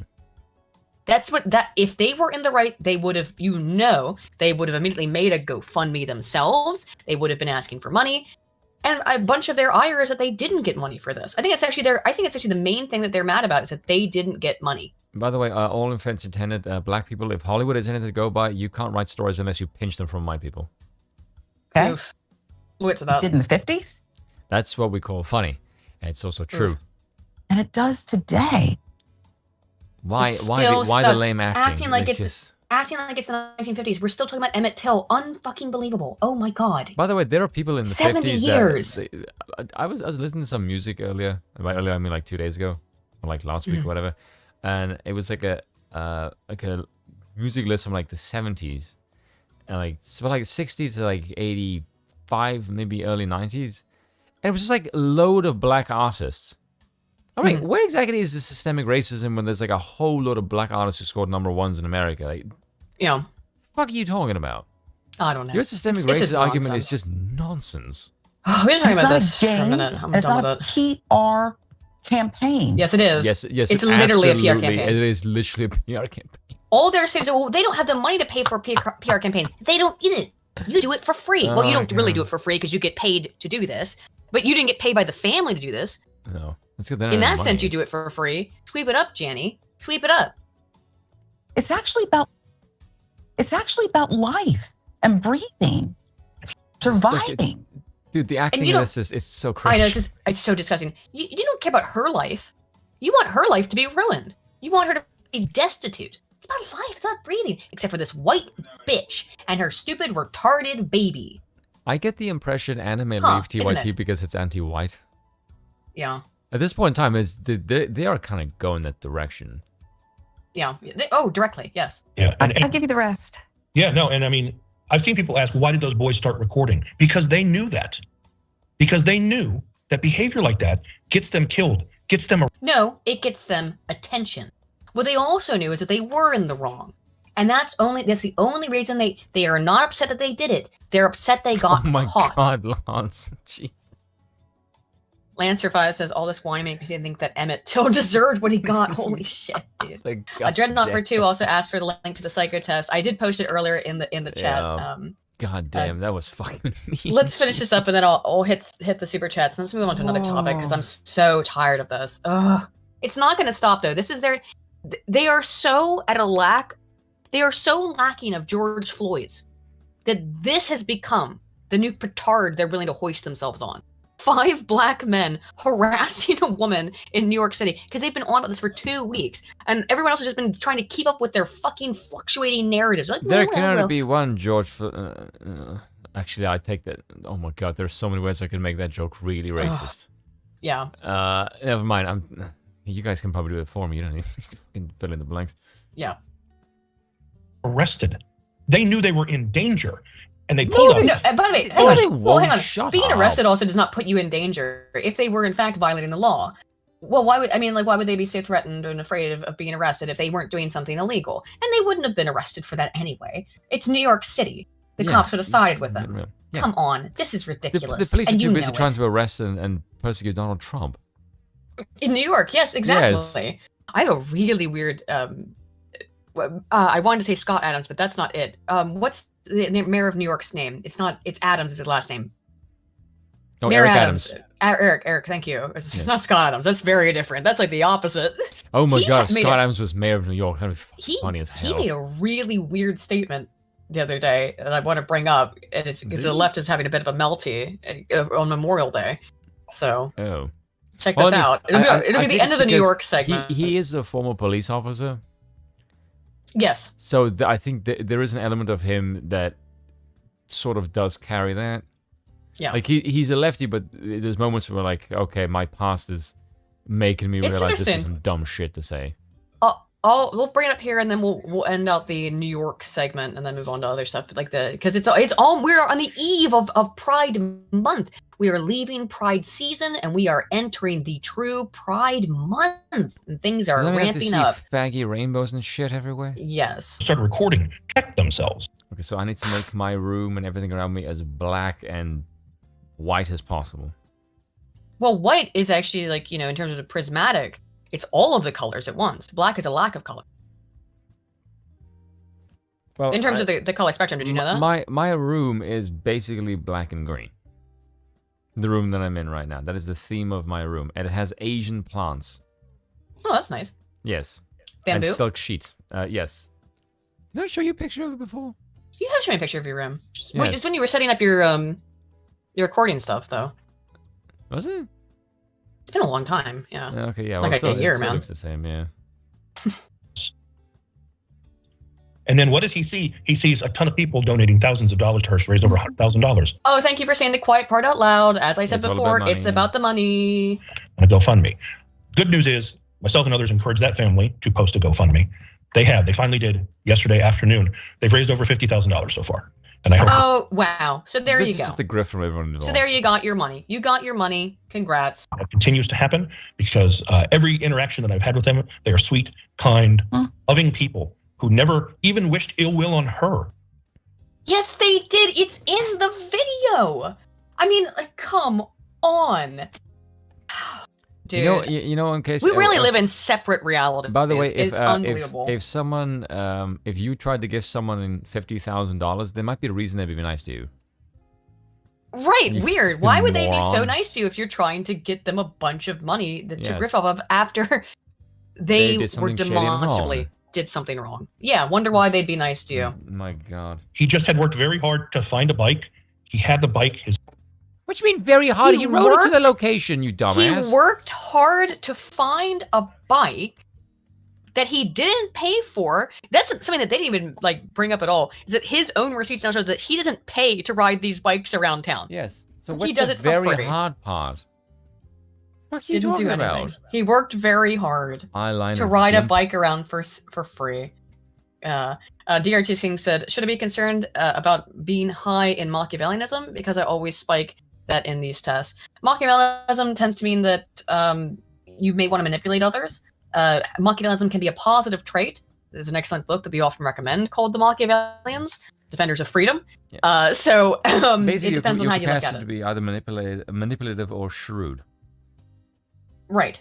Yes. If you're shrewd, though, that can be a very positive trait. Yes. In life, just as long as you don't hurt anybody doing it or try to avoid hurting people, right? And yes, Roman's laws, that is the guy. Oh, yeah. And he needed to get home. He literally needed the bike. And then it turned into something. But he couldn't take any other bike. Else. What should have been a simple dispute or conversation or disagreement between two people turned into something much bigger. And then has been used to paint a picture of him as something else. And now has to defend himself. He had to defend her. It's just the utter lack of empathy while pretending to be empathetic drives me up the fucking wall. I hear Bill laughing. He's talking to other people downstairs. Sorry, let me no, it's fine. I'll change my mic settings because I think I had to turn it up the other day. I want to get you to say something stupid and then get Bill to yell at you. Oh, now I have to turn my mic up. All right, there we go. That should be better. Okay, let's do the Eric Adams thing, and then I want to get the super chats. This is a nice way because it's a bit of a segue, as this is the end of the New York segment of the show. By the way, did you see that the Indian guy? I think it was Indian, whatever, or some immigrant with the Nazi flag. Yeah, the U-Haul guy. Yeah, that's like instantly dropped from the news cycle. Oh yeah, that's gone now. Completely gone. I was talking to Scrum about it. It's like I've never seen anything disappear so quick from the news cycle. Oh, they do it every time. I mean, hang on. Oh look, it's this. Right after the speech of the college, white supremacy is the biggest problem. Yeah, and then it was like, he's an Indian guy. Drop it. Yes, abort. Dude, the Nazi flag on the ground after the thing, like, my God, this is so fake. Like, my God. And they put those stories out though, because they just hope you hear the one. There's a Nazi who tried to attack the White House, and by the way, they'll keep repeating it, and they'll never say anything about him being an Indian guy ever. Mayor Adams rails against socialism and communism in Memorial Day speech. I was very surprised by this because Mayor Adams is a terrible mayor. Oh yeah, obviously. Earlier in his let's see. Speaking to at the USS Intrepid Museum's annual Memorial Day ceremony, the mayor made the critical comments after referencing a Thomas Jefferson quote about the Tree of Liberty, which is commonly interpreted about being about military struggle. I can't believe he did this. Yeah. The Tree of Liberty needs to be watered with the blood of the pawns. Yes. What she said, we sit under that tree of freedom protected from the hot rays of socialism and communism and destruction that's playing out across the globe. It was not clear from the mayor's remarks if his anti-left-wing broadside referenced any particular country's government or leader. Yeah, what the hell did he mean by this? This guy is like... Where is communism and socialism wreaking havoc on the world? Yeah, where is he talking about? I mean, it is, but it's places like Venezuela. Where is he freaking talking about? Earlier in his speech, the centrist... It's not in China. He's not a centrist. Not in Russia. He's not a centrist. If he's what's considered a centrist Democrat, this guy who is not just soft on crime, he's crime is good, crime is fine. He's endorsing of crime. He actively endorses criminality. Yes. So I don't know how centrist that is. Mayor voiced concern about a poll from last year showing that only 38% of Americans consider themselves extremely proud of their country, a record low. Well, you know why that's the case, Eric Adams? because of people like you. Adams declared himself part of the 38%ers and argued more should be done to foster patriotism in younger generations of Americans, including encouraging daily recitations of the Pledge of Allegiance. Just as I start the day, unusual. I know what is this is not on accident. Who are you trying to appeal to with this shit? Or what? Well, I know he's speaking, I guess, to veterans mostly, but are they just this fake? But do you think no one would see this, right? I don't know. Just to start the day, every child should start every day with that hope and that true pledge. Adams' Memorial Day musings drew pushback on social media from local Democrat socialists who took issue with the fact that the mayor did not include fascism in his condemnation. There's no fascism in the entire fucking world, you stupid cunts. That's why. Expect him to be even more publicly unhinged and conservative as his election approaches. Darren Goldner, an organizer with the New York City chapter of the Democrat Socialists of America, wrote on Twitter. I like the way that fascism is somehow conservatism. Right. Okay. Yes. It's a system that... Are you trying to tell me that your original founding was fascist? Well, you and I talked about this when I was writing my... By the way, by that logic... My new video. If that is the case, are you trying to tell me... That doesn't make any sense, because that tells me that the original king of America, King George, if you would try to overthrow him, then you went from a monarchy to a fascist regime. So I mean, I suppose so. Right. Well, we've talked about this. We talked about this the other day, that, both fascism and monarchy are autocracies, and communism is usually, not always, but most, the way that it's almost always actually ended up working out, is also an autocratic government. Yes. With one person being supreme command. But you can get a democratic majority to vote in tyranny, so the idea that democracy shields you from tyranny is fucking rubbish. Well, yeah, of course, that's ridiculous. People will absolutely vote in tyranny, like Mayor Eric Adams. Yes. Or anyone in Chicago. Right. Oh, I got some Chicago. You complain about Laura Lightfoot, and then you voted in someone who's actually fucking worse. Right, even farther left than she is. After his useless intrepid appearance, Adams was expected to deliver remarks at 2 more Memorial Day events, one in Manhattan Riverside Park and the other in Brooklyn's Bedford Stuyvesant neighborhood. Adams, former NYPD captain, was elected in 2021 on a moderate political platform. Yeah, but it's crazy that he's former NYPD when he's like the softest on crime mayor in the country besides Laura Lightfoot was. All right, let's cover the super chats. I'm gonna, let's see, what do I have next? And then, let's cover the gay stuff. How about that? Oh, we just covered a homosexual. Now we have to do more. I know. Well, hang on. What gay shit are we doing fucking now? Well, it's Rainbow Month. I don't care. Did we watch this the other day? I think Rainbow should be set Jane on fire. Fonda blamed white men for racism and climate change. Oh god, this stupid. I don't think we didn't watch it. We didn't watch it yet. So I did have it in. Yeah, we didn't. I don't think we watched this part though. Anywho, let me get these super chats. Thank you so much, guys. By the way, so let's see. Here we go. Hasappa for 5 says Liara is the only choice. Femship is required because Haley over Mir, and Liara because I'm not romancing a dude. Also, Liara best girl anyway. I do like Femship's voice actress more. Carlos Marungo for 2 says play the Trump versus Biden, play Yu-Gi-Oh short. We'll see if we can do that near the end. I got a bunch of stuff I want to get through tonight. And like a video that I don't know how much we're going to get through at all, but we'll see how... Most of it, that's the one thing I wanted to do. I know, but Spoon's awake, so let's do the gay stuff, and then I'll cover some things real quick about the debt ceiling, and then we'll move on. Oh, God. DRT is king for 5. There's not a lot of updates. Yeah, can we keep the stream somewhat positive and not make me rage? Okay. DRT is... Well, no, I gotta talk about the gay stuff. DRT is king for 5 says, Morgan is the best DAO romance. Meryl from DA2 is the best DA romance. Talia is best girl in Mass Effect. Personally, I much prefer Male Shep. I always like hearing about how people feel about this game. Oh, hell no, Hospital. Do not immerse me in the gayness. I don't like homosexuality. It pisses me off. Beard for 5 says, what I've learned since Floyd is, quote, do not... trust not the first clip you see. Given time, more context will change its meaning. Oh, yeah, God, very yeah, true. That's absolutely very well said. Let's see. Yeah, okay. Tato Chip for 5 Euro says, gotta be honest, I can't say I care about the goings on in Big City. How did this become national news? Also, Cuckbeard. It became national news because, like I said, they don't have a George Floyd right now. They were trying to make this, even though nobody died, into their new George Floyd. Because they constantly need martyrs for their BLM grift, which we have seen, we covered it, I think, the other day, is a grift. They have blown all their money on flippant personal spending. which is unbelievable. Millions of dollars blown. It's just a complete grift. But they need to keep the grift up. They need more money, so they need to create more George Floyds, and they were hoping that this would work for them. It just wasn't the right. By the way, how much do blacks or whites outnumber blacks in America? Like 6 to 1? On average, I don't know, but it's probably in that vicinity. Yeah.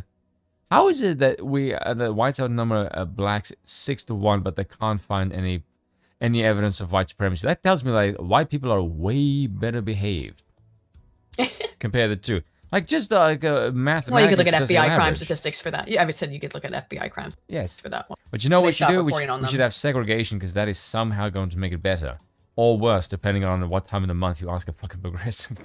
Okay, actually, you know what? Hang on. I have an article for you because I have to go use the restroom real quick. Oh, so I'm going to share my screen. Now, we are going to be talking about meritocracy. Oh, but God. I thought this was a nice little lead-in. I thought this would be a nice little lead-in. So here, I'm going to leave this with you after I finish the super chats. Oh, God. That was fucking painful. You're the one you wanted to watch it. You were the one who brought it up and suggested it. Let me get... Yeah, it's for you. I'm not really qualified to speak on this. So, Hasapa for 5 says, as a bold, intelligent, warm, courageous Leo, I don't believe in star signs based. DRT's King for 5 says, I use the fact I'm a Leo and Rooster in the Chinese zodiac and make it a joking reference to the Wizard of Oz, because I don't got the nerve for it. Oh, that's pretty good. I get it. Oh, God, yeah, V would definitely be a fan of this. Sorry. Oh, for sure. Dreadnought for filthy degenerate. Oh, Dreadnought for 5 says, I'm sick of this bike crap. I'm sick of this bike crap. Can we all just agree that peaceful separation is only now feasible answer we got and get on with it? I mean, I hate to say that, but it appears to be. I mean, I don't know what are you supposed to do? These people, like people hate each other, and and the BLM stuff over the last 6-7 years has really made black people hate whites, and that not only that, but it's rewarded them for overtly hating white people. And then white people feel like they have and not just white people, Asians. They attacked Asians during COVID. So like, you know, I don't know where I wish there was a peaceful solution, but I don't know after like the 6-7 years now of this BLM nonsense. I don't know where it goes. Tato Chip for €2 says Spoon is narcissist. It requires a new term. He's so narcissist it requires a new term. He wasn't that bad. He was only slightly above the average, actually. Dreadnought for 2 says was quite low. Yeah, compared to the average, your narcissism wasn't that bad. Lance for 5. Oh wait, that was the Amit Till thing. DRT is King for 5 says, should I be concerned about being high in mock? Oh right, yeah, I answered that one as well. Hasidius for 2 says, reclaim June for the most sacred heart of Jesus. I mean, I'm born in June. It's uncomfortable for me that it's gay month, but I'm half of a gay, so whatever. Flannel Emmanuel, who's been a member for 2 months, thank you, man, says, pride equals queen of all sins and the sin of all queens. Ooh, well said, well said. DRT is King for 5 says, I'll not take this anti-Mark Mir propaganda. Liara is the worst Mass Effect companion, and V was right about the Asari. Oh, did V call them out as being mind rapists? Because, I mean, obviously why does every race think that the Asari are hot? Because it doesn't make any sense, right? Every race not only thinks they're hot, but you emotionally. But we'll say, like, when there's a scene in the first Mass Effect where there's like a Turian and a Solarian sitting at one of the clubs, and like, or I think so, it's Turian and Solarian, and the one is saying like, oh, sorry, you're so hot, or maybe it's a Turian and a human. They look just like Turians, and it's like, no, they look just like humans. Yeah, it's a human guy and a Turian guy. I remember, I just replayed that game. I should recall better. And so, which heavily implies that they're using like minor mind control to look like whatever race you are to be more attractive to you, which makes sense considering the way they reproduce. Cold Warmack for 5 says, when you want a summer of love so much, you attempt to will it into existence. Yeah, I think that's what this is. They want a summer of love. They want more George Floyd riots. And this is what they've got. That's why it's been in the news every day for 2 weeks. Dark Phoenix 77 and why they're so desperate to keep it in the news and keep it relevant with lunatics like this guy. As Tizzy Dude. Let's see. Was that in Mass Effect 2? I swear to God that was in Mass Effect 1. Oh no, it was in Mass Effect 2, wasn't it? Why did I just see that? I just started Mass Effect 2 though, guys, so I probably just saw it then. Bleeds together at some point. Cold War Mech for 5 says, when you wanted to... Right, got that. Dark Phoenix 77 for 2 says, Nyan Spoon needs gay stuff before he fall asleep. Hell no. No. Lancer 5 says, with all this talk about video game romancing, who's the sexiest Resident Evil character? Spoiler alert, it's Barry Burton, don't at me. My dude is correct, so I'm not going to at you on that one. Absolutely accurate. It is always and forever will be Barry Burton. Absolutely correct and agreed. Beard for 5 says, Black people have been turned into political pawns and their culture demands they stay so. Yeah, it's really sad. To leave makes you an Uncle Tom. Yeah, Uncle Tom acting white. It's sad. Dreadnought for 2 says the Reapers did nothing wrong. I think they did a couple of things wrong. Anywho, Spoon, I've left you an article for you to peruse. I thought this would, what? Bill, I call you Bill, holy shit. I pulled a fucking SFO. It's because I really have to pee. All right. Damn it, what the fuck? Come back here. This article tried to escape. Look, it's trying to escape from me. Good. Are you serious? It's now gonna try to make me pay for it. Oh my god, are you kidding me? That is Mother Nature saying don't torture the utensil. Oh my god. Wait a minute, what do I... Oh, hang on, let me find it. Let me find an archive. No. That's really annoying. You don't want to read this? Yes, you do. No, I don't. I know it's gonna piss you off, but you're... Like, who else would know about this? Who else would care? I find it interesting. No, you just want to piss me off. No. I can hear it in your voice. No. Yes, I can. Here you go. All right. Here you go. Here. Is that big enough? I'll be right back. Oh god, with this electricity in the midst of many blackouts, machines grind and hum inside Paul Morrison's engineering work of East Johannesburg. Or East Johannesburg, sorry. His employees work with steel and metal alloys, sometimes in conjunction with plastics, rubber, glass, and wood to manufacture tools and equipment for South Africa's construction industry. We design and develop prototypes for some clients, so this is highly specialized work. We use computer numerical control machines known in the industry as CNC machines.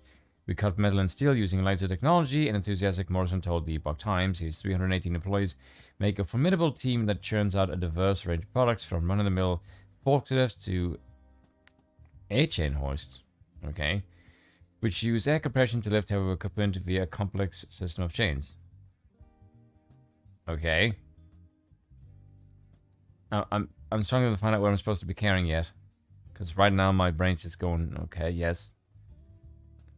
And what is he trying to say? That he needs to fire people and hire more diverse cast? Why? And get back here and make the thing move, because I can't. Hi. Okay. Let's scroll up here. Wait, scroll up? Yes, a little bit. Wait, why? Wait a minute, hang on. Because I didn't read it yet. Oh. No, not that far, just below the picture. Let's see, most of these men and women have been with me for 10 years plus, said Morrison, but a few good have me since I opened the business 22 years ago. Now the government wants me to retrench many of them just based on the skin color. What am I going to tell them? It's sick. It's apartheid all over again. South Africa's governing African National Congress, who are fucking useless, has drafted amendments to its recently passed Employment Equity Act, and of course they did, that labor experts and opposition parties say will ban non-white Africans... Non-black Africans from employment across most of the country. Yes, will ban non-black Africans from employment. Yep. That's why I wanted to bring this up on stream. I knew it would piss you off, but I also think people should see like how fucking insane this is. Well, it's not a surprise. Well, you would know better, but you know. Yes, under the ANC's, well, when you fucking scroll past it. I didn't scroll past it, it's right here. Yeah, but it's slightly cut off on my screen. Okay, sorry. Yes, affirmative action. Sorry. Affirmative action and black economic empowerment. Okay. How do you outnumber whites 8-1 and you need affirmative action to employ the majority? Yeah, isn't that confusing? How good is that minority? You mean the majority? Or no, the minority. Oh yeah. I got you. Yeah, I mean that's insane. It's like why can they not? If the country is 80% black and they can't employ majority blacks, they can't manage to. That doesn't make any sense. I wonder why. Interesting. Is it because the whites are smarter and harder workers and have a higher IQ? Meritocracy bad, Spoon. And are literally the better race if we go by metrics. Whoa, meritocracy bad, Spoon. No, the merits of this particular demographic would lead you to believe they're the better one. 69 Otter says the Rainbow Nation couldn't get any gayer. I mean, the flag, it is a bit of a... I think you guys are giving us a run for our money on that one. Yeah, for sure. Like, yes, institute power, not that all companies are only permitted to employ a few white people, and now you see why all the white people in the country leave. There's no work for them, yeah. Well, right. Like, they literally can't get jobs. Yeah. Many white professionals continue to emigrate in search of employment, case in point, with many now residing in countries including the United States, United Kingdom, Canada, Australia, and New Zealand, basically the Commonwealth nations. According to the United Nations Department of Economic and Social Affairs, 914,900 South African citizens emigrated between 2015 and 2020. Holy fuck. Nearly 1 million. What's the total population of South Africa? About 65 million. Let's find out. I'm sure you're Probably right. less now. 59. Yeah, well, here we go. Well, 1 million left, so. Yeah. You see, Derek Herman of the Solidarity Trade Union told the Epoch Times, our research shows that it's not only skilled white South Africans leaving the country, but also Indian, colored, mixed race, and black citizens. Yes, because why the hell they stay in South Africa? Well, I told you about this, is that every South African I even hear who I watch on YouTube, of which there's a couple, and not for political stuff, like for media stuff, general people that I watch who happen to be South African, I've heard both mixed white and black ones say that their family left South Africa because it was becoming such a shithole. Yeah, of course. Because it's run by black leaders who can't run anything for shit. And people think, oh, that's terribly racist. Dude, you find fucking black South Africans and you ask them, they will say the same fucking thing. It's not a race thing. Well, it is. Yeah, like I said, there's a mixed South African girl. She's I think she's like half and half, I guess, or something. I don't know, some form of mixed, right? And I was just listening to a video she was making about something about media stuff, and brought up this exact same thing that you have, that she's doesn't like to visit her, even go visit South Africa because it's so fucking dangerous now. Yep. Because why the hell would we? The regulations would affect 18 key sectors of South Africa's economy, including money spinners such as mining, agriculture, manufacturing, finance, and technology, but also smaller sectors like the arts and the science. Yes, because that is clearly what you have sub-Saharan for, is fucking arts and science. For fuck's sakes. Can you please give power back to the whites? Otherwise your country will die. I think it's too late, man. I don't know. But you know better than I do. That's why I wanted you to read this section. You can't run a first world nation with blacks. Do you think we got the gist of this? I can tell it makes you upset. It's quite a long article. Yes, just because it's fucking stupid. And it's just obvious, like, I'm so sick of the wish. I don't care about your stupid fucking race things. Give the smartest and brightest people in the country the reins of power. That is clearly the white population. For God's sake, blacks in South Africa can recognize this. I mean, this is just ridiculous that they're being like, no, right now, the current plan that's being proposed here. You've had 30 fucking years to improve it. You've failed.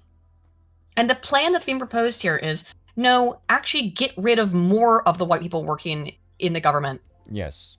Which is... Or the private sector. Or in the private sector. I mean, it's ridiculous. Like, this is... What's not going well, let's actually put in racial quotas. Yep. I mean, okay, whatever. Speaking of, let's listen to... It's going so great in South Africa, let's listen to what Jane Fonda has to say about white people, since they're so fucking awful. They're totally the reason why South Africa is the way that it is, right? For me, it was learning about the Vietnam War. And when I really understood what that was about, I could not. Wasn't she known for... What was her nickname? Jane Fonda? No. Was she so like Hanoi James or something? Oh, yeah. To stop it. And that was where it started, because you're pretty active even after that. Well, you know, you can take anything, sexism, racism, misogyny, homophobia, whatever, the war, and if you really get into it and study it and learn about it and the history. Yeah, I truly believe that you've tried to learn and study anything in your entire life, Jane Fonda. Okay. Of it and everything's connected. There'd be no climate crisis if it wasn't for racism. How do you... What the There'd be no climate crisis if it weren't for racisms. This woman is a loon. I have no... I know. Yeah, good old Hanoi Jane, yep. You know when you hear something so stupid, your brain's just like almost gish-gouged by that level of retardation. You're going, it's called an aneurysm. Oh, is that what it's called? Yeah. Because my brain right now is going, what the fuck? Yeah, I think, did it feel like this? Hang on, I'll show you. Oh, these are all like two, here we go. Not copy image. Yeah, there we go. Sorry, I'm usually faster at that. Was it like this? That's what it felt like? Fuck you, YouTube! Oh my god, you ruined my meme. Is that what it felt like? Yeah, pretty much. Pretty accurate. How do you get to that? Tell me. Where would they put the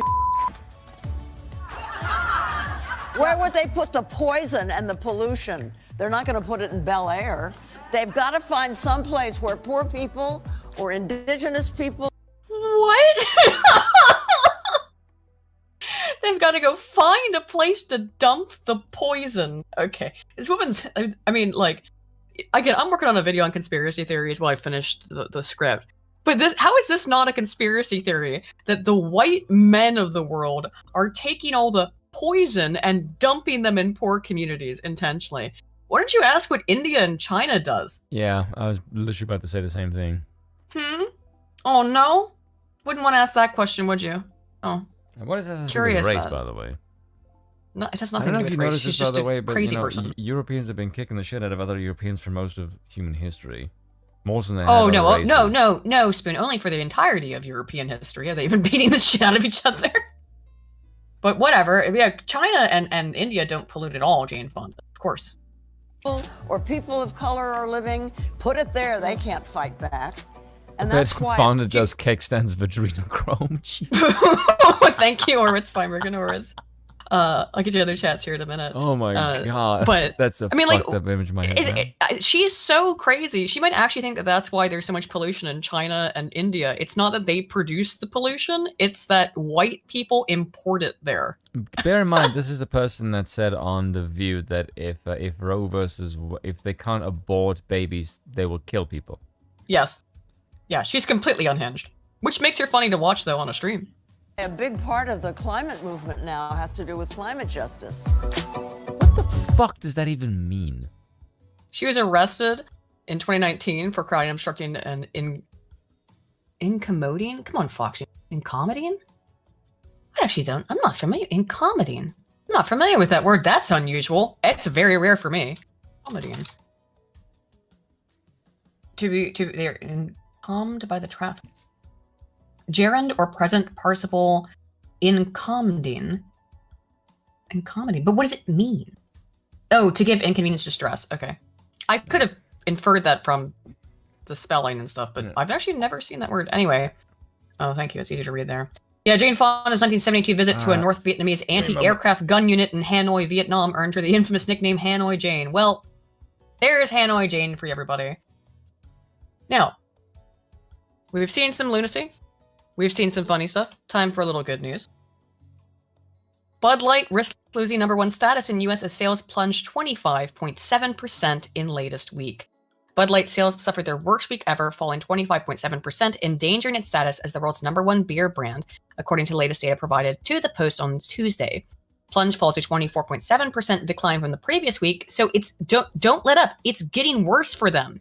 Good. They still haven't apologized. I'm tired of people saying, oh, they apologized. No, they did not. They doubled and tripled down. Don't let them get away with it. Oh, real quick, before we move on.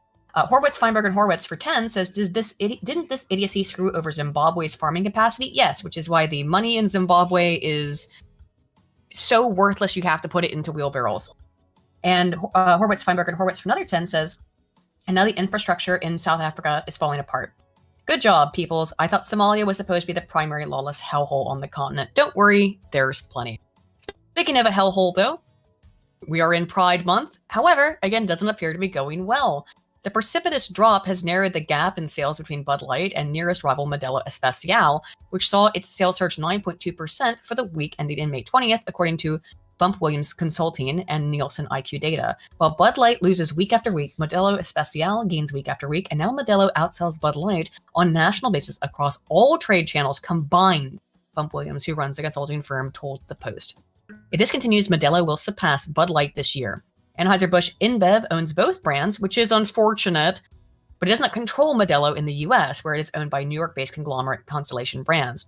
I do wish people would be more careful and just, you know, that they would boycott all InBev products. But it's difficult. It is difficult to expect people to know every single, you know, subsidiary of Bud Light. It's very easy to know I don't want to buy Bud Light, and that does send a message to the company, even if Modelo, which InBev owns, is the one replacing it. Although it doesn't appear to be quite that simple. This is the monumental decline, Williams told The Post. Modelo has surpassed Bud Light for the first time since it was launched in 1982. Bud Light sales have been free fall since Dylan will pay anything. Yeah, we get the picture. So, and Yuenling's doing really well, and Yuenling is America's oldest brewery. Has seen sales of Yuenling Flight soar by 47.6%, and its larger spike by 32% for the 4-week period ended in May 20th, according to the data. So, yep. Weekending Budweiser plunged 11.2%, Michelob Ultra 6.5%, Busch Light 5.2%, and National Light 4.9%. So even though Modelo, again, owned technically by Anheuser-Busch, seems to have some of its own independency, which is, yeah, and look for independent breweries if you're someone who drinks beer. But not looking great there for those for Bud Light, despite the fact that remember how we kept being told that this was a failure and boycotts don't do anything? Yeah. Well, Target loses $12 billion in 14 days. This is a more recent one. This kind of stuff. After longest, no, I like this. I don't like those little videos that play. Longest losing streak in 5 years as shares drop to lowest level in a year amid Pride tuck-friendly swimwear controversy. Target shares fell 3.66% Tuesday, resulting in the retail store losing $2.4 billion in market capitalization. The losses put the stock on its longest losing streak since November of 2018, with prices at a 52-week low of $133.88. Target's market capitalization fell by over $12 billion in the last 14 days. Ouch. Wow. That certainly is a graph. I mean, just, you love to see it. You love to see it. But, now, is this not, by definition, a peaceful protest, Spoon, right? All this stuff that's going on, both with Budweiser and with Target. It's just people saying, if this is who you want to sell to, I don't want to buy it. Why is this person lifting their dress up suggestively? I mean, it's not for kids, but it's still kind of weird, right? It's also a hideous dress. Ugh. Yeah. All that chiffon. Nasty. But Also, would you not... It's very pro-thinness. It's like it's fatphobic. Oh, right. Yeah, they should call that fatphobic. Would you not say... Is this not, though, the definition of a peaceful protest? When the left protests, you know, buildings get smashed. There's billions of dollars worth of damage. There's billions of dollars worth of damage here, but it's to private companies, and all people did is just say, I'm not going to go to your store. I'm not going to buy your products. That's it. Are you trying to tell me that conservatives are more civilized than leftists? Oh, I'm trying to tell you this is a terrorism. Oh, is it? According to MSNBC. Target caves into this, then it says that the moment you threaten the employees of even a very large corporation, you get to control its policies. This is... Interesting. What? Economic terrorism. Literally terrorism. It's economic terrorism. If Did you say it's literally terrorism to say, I don't want to shop here. To say that, you know what? If this is who you want to, you know, sell, is this who you're looking for? You want to sell sexual shit to little children, So it's then I'm not going to shop at Target. It's basically the do not bake the cake in reverse. It is, interestingly enough. That's a good good call there, yeah. Thank you. It is, Yes, yeah, they just said, okay, well then I don't... It's just you flip the business on the consumer.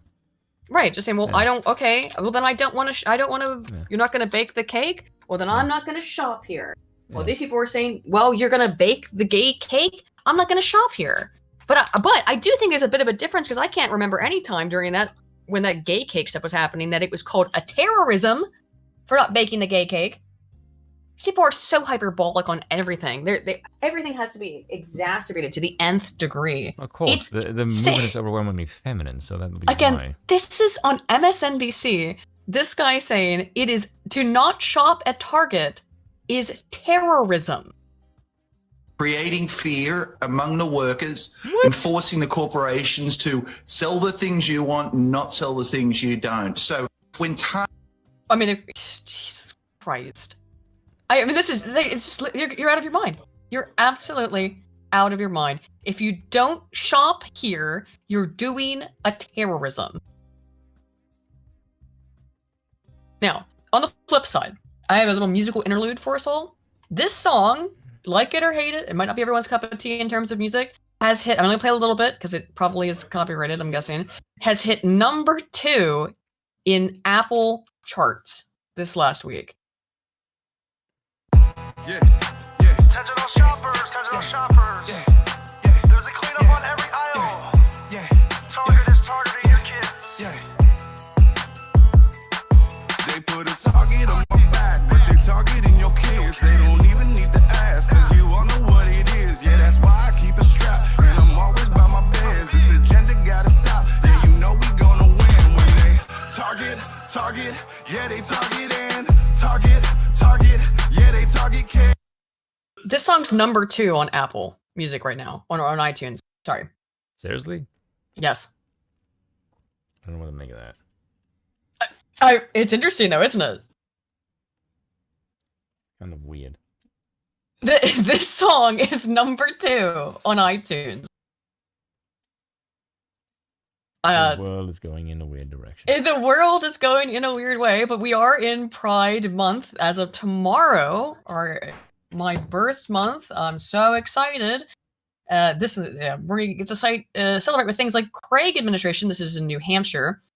OK's tax dollars for drag show at Manchester West High School. These aren't just any tax dollars. These were federal tax dollars that were given to the state for COVID relief. What? The city is spending $4,000 for the high school's June 2nd Pride event, taken from American Rescue Plan Act.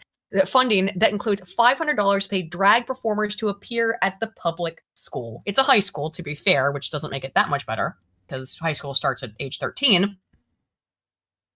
They just spent their COVID money, $500 of it, which the city got $4,000 in total, to pay for drag queens to come out. Taxation is totally not theft. Oh yeah, it's totally not theft. Totally not. Craig, a Democrat who's mounting a run for governor, did not respond to requests for comments about drag shows at city high schools or the use of COVID relief funds to pay for them. At least one Republican raised an eyebrow. Is this really the best way? Really? There was some way that people could get paid and not use money. Like a bartering system. And therefore you can't be taxed because it's not dollars. Weird, right? Totally not thinking out loud. Let's get through more of the rainbow stuff and I'll move on to some more super chats. New Texas legislator passes bill, though, banning minors from watching sexualized drag shows. So while New Hampshire is spending COVID money, COVID relief funds, $500 to fund a drag queen show at a high school, Texas just said no more. Thanks, Texas. Well done. State House approved Senate Bill 12, an 87 to 54 vote, which is very promising. If the legislation is signed into law, performers who violate the law could be charged with a Class A misdemeanor and punished with $4,000 fine. Hey, their entire COVID funding in New Hampshire. Or 1 year in jail, meaning, meanwhile, businesses caught hosting such performances could be fined as much as $10,000. I think that'll put a fucking stop to it. I don't think they're going to do that in Texas anymore, now are they? Can you imagine those kind of creatures in jail? Oh, that'll be fucking hilarious. Well, they're going to ask to be put in women's prisons, but not in Texas. I don't think it's going to happen in Texas. Let's see. They're not alone.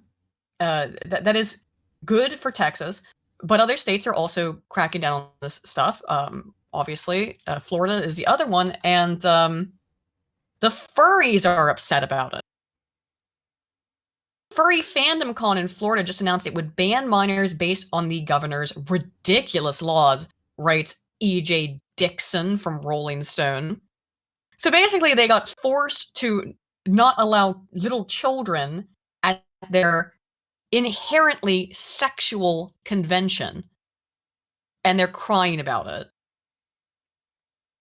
So how many times do we have to see this before we can just openly call these people pedophiles? Why are you crying? Why?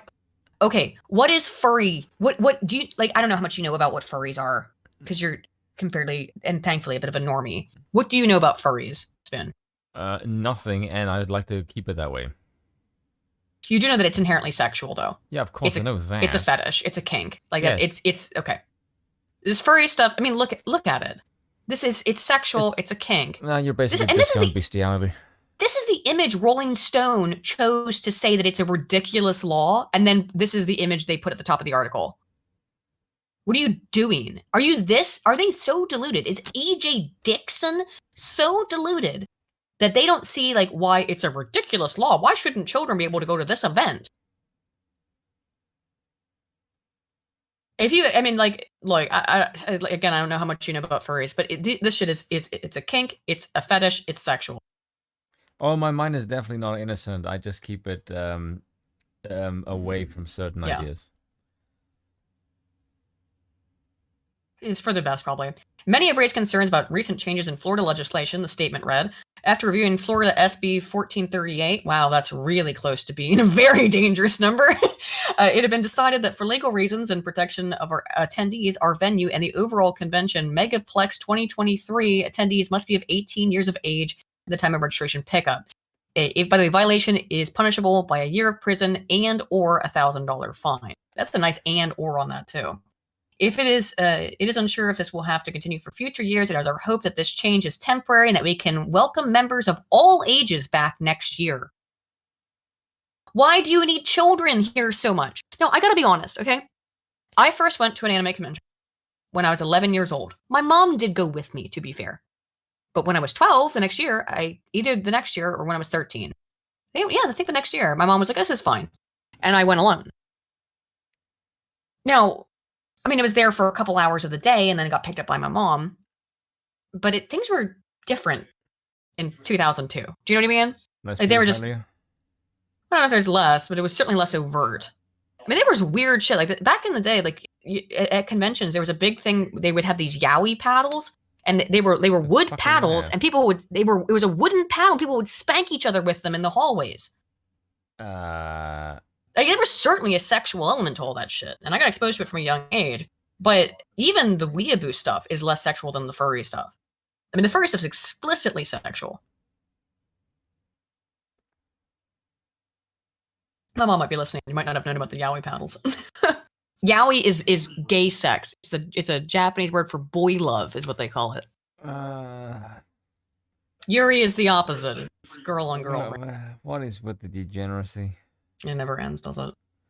Yeah. Anywho, I'm not going to read all this. It's funny that they're crying about it, that they were forced to not let children into their fetish event. Oh God, glomping. I haven't read that word in years, Ziggy Mac. Yeah, that's another thing that would happen is you get glomped, which is when people would come over and just give you a big hug, like random people. It's called glomping. Yeah, should I finish the energy section? I got a couple things left. Yeah, you know what? We're gonna segue into Disney here, so let me get the super chats. Oh God. Because Disney's doing what Disney does. Piss off. Let's see. Yeah, well, they're mad at this, but DeSantis has good reasons to be mad at them. Horwitz, and we just did ruin his presidential campaign. No, I think DeSantis is in the right on handling Disney. Everything else DeSantis is doing is ridiculous, as we covered the other day. Yes. But Horwitz, Feinberg, and Horwitz for $10 says... He's going to get ruined by Trump in a debate, isn't he? Yeah. Well, we talked about it extensively the other day. Horwitz, Feinberg, and Horwitz for 10 says, I bet Fonda does cake stands of adrenochrome. Probably. I would not be shocked. Lance for 10 says, one final video game romance story. Did you hear about how Legend of Zelda moved into Link's house that he bought and threw out all of his weapons and shields to redecorate with woman crap? Too real. Did that happen in the new Zelda game? That's hilarious, though. Oh, right. I forget that the Legend of Zelda. I forget what the name game's called. TOLK. Yes. TOLK. Women ruin everything. That's hilarious though. How real. I was thinking about buying the game. I was literally like, I was sitting there. I was like, I got my Switch in the other room. I could buy the new Zelda game on the day it came out, and I was like, I could buy that, or I could replay Mass Effect. And now I'm in MA2, so that's what happened there. I will get around to it though. I do like the new Zelda. And the old one. Dreneggy for 5 says, I'm sorry, Bud Light, but the gays don't drink your piss. They'd rather have hard liquor or Shirley Temple. Well, speaking as half of a gay, I don't like piss beer. Occasionally, I like a nice cerveza, but that's it. Tears of the Kingdom. Thank you. Thank you, Neon Suspenders. Mr. Twisted Frenzy for €5 says, I look at that line of clothing and I think molested. Oof. Yeah, the Target stuff. Horwitz, Feinberg, and Horwitz for 10 says, has this idiot never heard of the magic words market forces? They're so used to their ESG score nonsense that I think they really just they think that BlackRock and Vanguard are going to come in and somehow save the day. But at some point, even for those mega organizations, they're not corporations, they see a lost cause. But that only happens if you keep up the pressure. People need to continue to do it, right? It can't. We can't give up on it. What was the thing Kohl's now did? Like Kohl's just did something the other day that got them in the news as well. Kohl's is it's sort of it's basically a department store, yeah. So Kohl's is set to reach the lowest point since 2020 amid anti-LGBTQ boycott. Yeah, okay, this is Market Watch, but still. Department store chain Kohl's appeared to be the latest retailer to face at least some online calls for boycott over its sale of Pride-themed merchandise. Do we have pictures?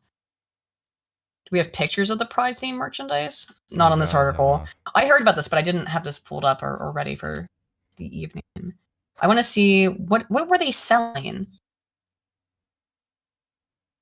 We have pics of it. I'm not seeing any pictures of it. Oh, here we go.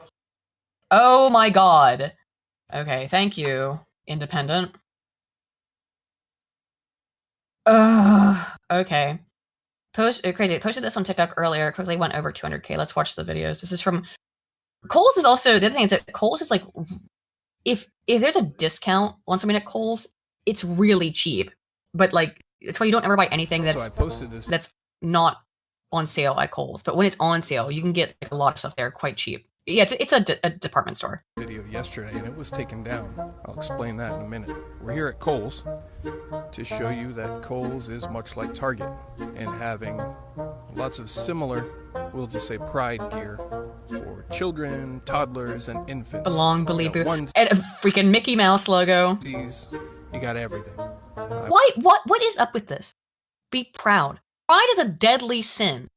I know it's been said a million times, but it's like, what? Be proud. Be proud of accomplishments. Don't be proud of who you want to have sex with. It's never made any sense to me. I wanted to draw attention to Kohl's because Bud Light and Target are getting to do attention, but Kohl's is back there in the shadows. They're doing the same thing. What's interesting is the reason this video. Look at how tiny this shirt is with this hideous globo homo art and the racial trans gay flag. This is a shirt for a child. Taken down. It was deemed hateful, hate speech even, and this baffled me because that's just not me. I don't post hate speech on TikTok, YouTube, Twitter. That's a literal onesie for a baby with global homo art and the trans racial pride flag. Where? Check this onesie out. Oh, that's nice, right? Perfect for a proud baby. But why did they call it hateful, I wondered. I didn't say anything hateful. Then I realized what the problem was. Oh, look at all this hideous art stronger together. Ew, is this an orgy being depicted? The words that they deemed hateful and inappropriate, for adults to hear, mind you, were just the things I was reading on these items. Be proud of who you are. Proud. Items and various other things for children and babies. I was saying words and describing things that are printed on children's clothing, and they apparently felt those words that I was using were just not appropriate. So while it sucks they took the video down, because I just want to create awareness for people who want and intend to protect children, it actually kind of helps me prove the point. Yeah. God. It's absolutely inappropriate. So this time I'm not describing. These are shirts for like elementary school age kids. Anything, I'm just showing it to you. Look how tiny this is. These are shirts for little kids. Oh my god, it's a black kid in a fucking wheelchair. But these things were hateful, and there's toddler sizes, by the way. Those of you who have followed me on YouTube for a long time know I didn't say hateful things. And you can check out my YouTube channel. Oh my, look at this skirt. It's see-through, and it's see-through taffeta. It's like, well, the one time my cosplay knowledge comes in handy, right, of knowing what fabrics are. That's taffeta. It's transparent. Truth for full videos on stuff here at Kohl's and Target. And in the other video I said things like, here's a rainbow toddler tutu. Nothing hateful about that. But I'm glad to see that they're in agreement that it's... Well, actually, why would they ban him for just showing what they're selling? It's because they know it's shameful and they don't want people to fucking see it. I mean, they want you to buy it, but they don't want regular people to see it. Cole is selling Pride merch for 3-month-old babies. I mean, he showed off this exact thing. Size 3 months. What the fuck? Are you there, Spin? I must have walked. I hope you didn't fall asleep. Spin. Did you fall asleep? No, you asked. You getting all sleepy? You were reading the story. Close. All right. Okay. See if this one makes you mad enough to wake up. This is at Disneyland. Yeah. Yes. This is in California, not in Florida. This is a boutique, Bibbidi Bobbidi Boutique. Now I'm actually kind of curious. I didn't look this up before, but Bibbidi Bobbidi. Why does it have a homosexual man at the front of it? In a dress with a mustache, because I'm wondering how much it costs to buy anything at this. But let's just watch this real quick. So my name's Nick. I'm one of Fairy Godmother's apprentices. I'm here to shop you around and make all your selections for the day. No, that isn't. I'm here to shop you around and make all of your selections today? Like, how much does this stuff cost is what I want to know. $250 apparently. Oh, really? Where does it say that? On the fucking video. Oh, 250 on the dresses. Oh, duh. I was looking for other for articles. Well, it's just there on the screen. So these dresses cost $250, which is about what I expected. It's Disney, right? This is very expensive, and you're being led in by a man in a dress. Okay. And it's not just Disney. Don't get it twisted. It's Universal as well. Universal Pride event will welcome all ages, feature drag queens, characters, and more. No. Almost all Universal Hollywood studios, retail shops, restaurants, and attractions will be available during the event. General admission, etc., etc. There you go. So while all ages are welcome, guests 21 and older must show valid ID to purchase alcohol. Yeah, okay, well, at least that's fine. But other than that, it's, yeah, all ages event. And sold out, by the way. It's horrifying. But it's not just Disney. Queer Family Pride Jam brings daytime family-focused Pride celebration to the Salt Shed. The Queer Fam Pride Jam is an all-ages Pride event featuring days of wellness and creativity-focused events, culminating in family-friendly slow-mo dance party. This is in Chicago. Oh. This is about making a space for as many people as possible to celebrate queer pride, said Kirsten Kaza, founder of Party Mom of Slow-Mo and Party Mom. This is an event centering queer people, families, and children. There's no such thing as queer children. Ugh. It's also about sending a message that this is for all families. Part of the fairgrounds will be vendor markets featuring local food and artisans, blah, blah, blah. The festival's programs include wellness activities facilitated by LGBTQ artists and healers, including family yoga and fan decorating. Kaza said, day-long activities include fan decorating, drag, dress-up, and makeovers. All ages. Culminates in a slow-mo dance party. It's not complicated, guys. They're just evil and want to diddle kids. But, since we were on the topic of Disney, I will come back to that. Look, Disney's a Little Mermaid. Even the woke press doesn't think it's woke enough. Oh, hang on, I gotta go find the archive of this one moment. It was fine earlier, but sometimes it works on my laptop and won't work on my desktop. Here we go. Second. Alright. Cute. Little Mermaid review, the renovations are only skin deep. Disney's live-action remake with Halle Bailey starring as Ariel and diverse cast is a dutiful corrective with noble intentions and little fun. Listen to this. The new live-action Little Mermaid is an everything nobody should want in a movie. Dutiful and defensive, yet desperate for approval, it reeks of obligation and noble intentions. Joy, fun, mystery, risk, flavor, kink, they're all missing. This is the fucking New York Times, Wesley Morris, saying, I don't like the fact that this movie isn't more sexual. This movie for children isn't more sexual, and that upsets me. But I think we did mention this a little bit. The movie scores for this film are fishy. I did read this article before, but just to bring it back up, the Rotten Tomatoes and IMDb basically froze the reviews. The top critics were the ones who were giving it bad reviews, and or at least worse than the verified audience. But the verified audience is way more positive, but still, the reviews seem to be stuck. Editor says, even stranger, the 95% verified audience's score never changes. It has stayed the same since the first reviews came in, as if it's locked. The audience and top critics and all critics' scores fluctuate up and down, but the verified audience's score does not move. While it's true that more reviews you have, the harder it is to change a number, it has been the same since Thursday. Early on, it should have changed a lot, but it stayed at 95%, which is not normal. And here's the thing. Guess what? He just admit it. Spoon, get some coffee. You were so awake earlier. We gotta do stuff. Little Mermaid splashes to 164 million global bow, I guess, but there's something fishy overseas as Disney's pick beset by review bombing. So here's the part that's notable, right? Rob Marshall directed Update has a 95% audience score, as Pirates and Princesses said. It's stuck at 95% and will not move. On Rotten Tomatoes, film ratings websites overseas, including IMDb in the UK, Brazil, and Mexico, as well as Allociné in France, posted advisories during the rollout when negative user reviews appeared in questionable abundance. So if people don't like it, it must be questionable. As we noted in our global premiere preview, Little Mermaid was expected to be more of a domestic play at the outset. However, it's fairly astonishing to see the overseas reactions, whatever they're hyping it up.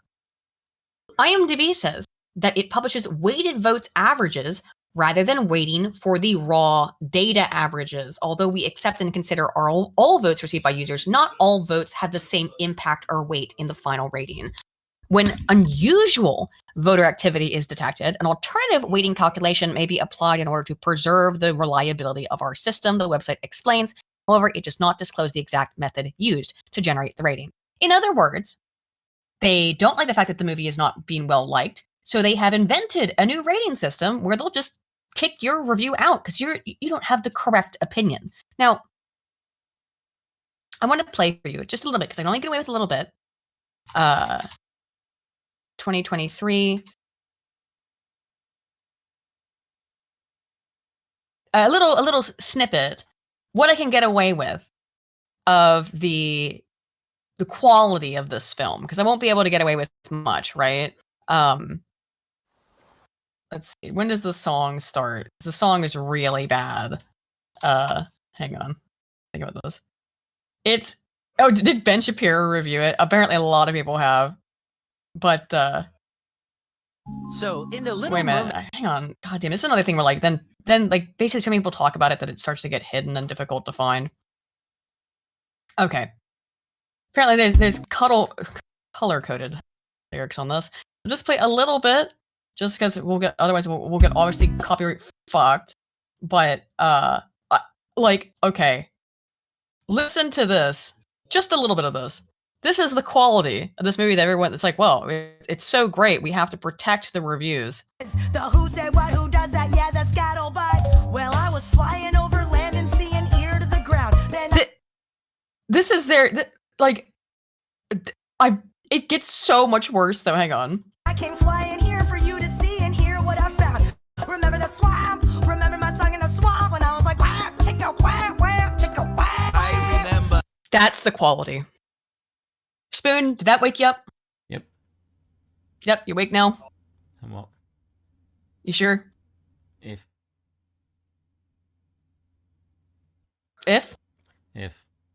If what? Go on.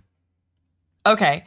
I'm gonna just skip the Biden stuff now and get into the video, because I think the video will help wake you up. Okay? Oh, God. Alright. Did you timestamp it? I don't know what timestamp you had on it. You should have changed the video beforehand.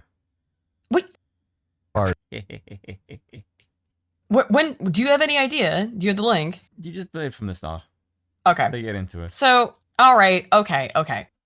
And this is there was a discussion the other day on Adam and Stitch with Sargon and Dev that discussssed meritocracy and a whole bunch of other shit. Like it's a lot of other things. Yeah, we're gonna watch like okay, here's what happened. I couldn't make it through 15 minutes. All right. I couldn't make it through 15 minutes of it. So now, if you'll excuse me, I have a beer for this because there's no fucking way. Yeah, I'm gonna start. Yeah, I'm gonna. Yeah, okay. Now it's time to drink. Start drinking. This shit's gonna hit the fan. It's okay. What I heard was not.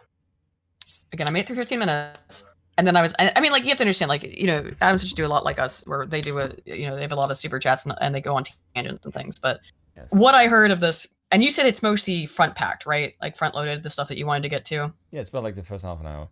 Okay. So let's see if we can get through a half an hour of this. I made it through 15 minutes before I had to nope out. But that's why I wanted to watch it with you, because then I will feel like I'm less insane. You know what I mean? Go on. Under the knee. Yeah. Yeah. Big watch party. That'll be great. We'll all get butt broken together. Doesn't it? I gotta say, like, shooting watch parties has probably been the most fun thing that I've done. Okay, you can't play with that quick. Yeah, I'm just trying to get to when it started. That's it. Try it. Here, another Tuesday stream with everyone's favorite debt aficionado. Yes, so it's Adam, Stitch, Sargon, So I like short fat taco. Look, I can't. That is pretty funny though. That Adam doesn't know how to spell Dev's name, so he just called him Short Fat Taco. That's pretty good. Good idea. Even need to go to there you ChatGPT. go. I think I had actually our group chat open in another tab too. Isn't it on the Discord?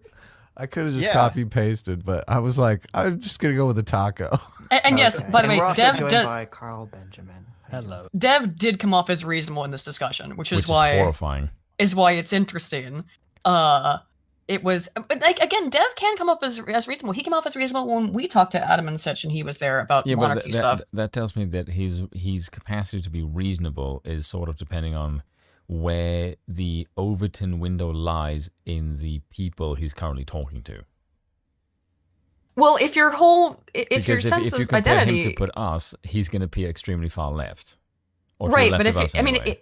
And I think, like, if your whole, like, identity is that I'm But he's in to the the center right of Adam's everything, speech. right? That I'm in the center of everything, then I guess, yeah, you would take the I mean, if that's part of your social identity, your self identity, that makes sense. But it makes it come off as inconsistent and odd. In this particular scenario, Adam and Sitch is further left than the person they denigrate as a socialist. Yeah. I want you guys to really think about it. It's funny. There's some weird shit said in the just like, again, by the way, I have no ill will to anybody in this at all. I like Adam. I like Sitch. I like Dev, even though he certainly doesn't like me. Stop saying at this that point. every time you talk about them, because it looks like a fucking disclaimer, and if you do it every time, it loses its punch. Yeah, well, it's how I feel. So yes, but we already know this. All right, they probably already fucking know this, and they don't even watch this. I don't know. I don't have. Just this conversation went. I will beat your into tiny weird Welsh skull if you keep, or Welsh, sorry, not Welsh. Stop threatening my small Welsh skull. What's up, everybody? So the plan that I have is to watch a video that's going to trigger Sitch. And I ultimately hope that this is going to be. You know, Dev was all yesterday, what are we going to talk about? And I'm like, I don't know. We'll figure it out. And Dev's going on about some fucking dumb book he read. That sucks. It's terrible. Hey. in the Discord. And then Adam's like, oh, I have this secret video to trigger Sitch. I'm not going to tell him what it is. I hope everyone beats up. That is funny, though.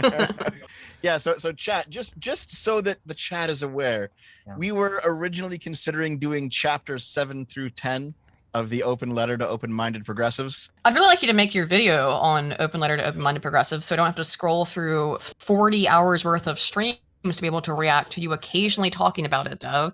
Because when you do put out a video on it, I will react to it, and most likely I will invite Curtis Jarvin onto this stream, and we will all react to that video if it ever gets made. But don't think that's happening. I'd love for it to, and I would love to have Curtis on to talk about it. Because yes, we did. Oh, hey, Alex. But then you guys are like, oh, we should do something else, and I was like, well, okay, sure, I'll do whatever. When you want. college students join, shit, sorry, yeah. That's okay. But yeah, that's the original plan. Because I mean, first of all, I enjoy reading it with you guys because it's always fun to hear other people's opinions on this nonsense. However, I plan to do a full video of the Yes, Dev, I'm waiting with bated breath for the full video. book once we're done with it. But we can do it next time. It's not a big deal. I know you wanted to like put up a poll to see if people actually want to. Yeah, I don't know if I don't know how many people in our audience care about us shitting on Marvin Yarvin for 10 hours on it. That, I mean, honestly, Sitch does raise a good point. I don't think anyone else cares besides this, what I perceive at this point as a personal vendetta against me and Scrump. And who's not a Marticus, so I don't know, but like he's tertiarily involved in this. To be honest, it comes off like a lot of cope.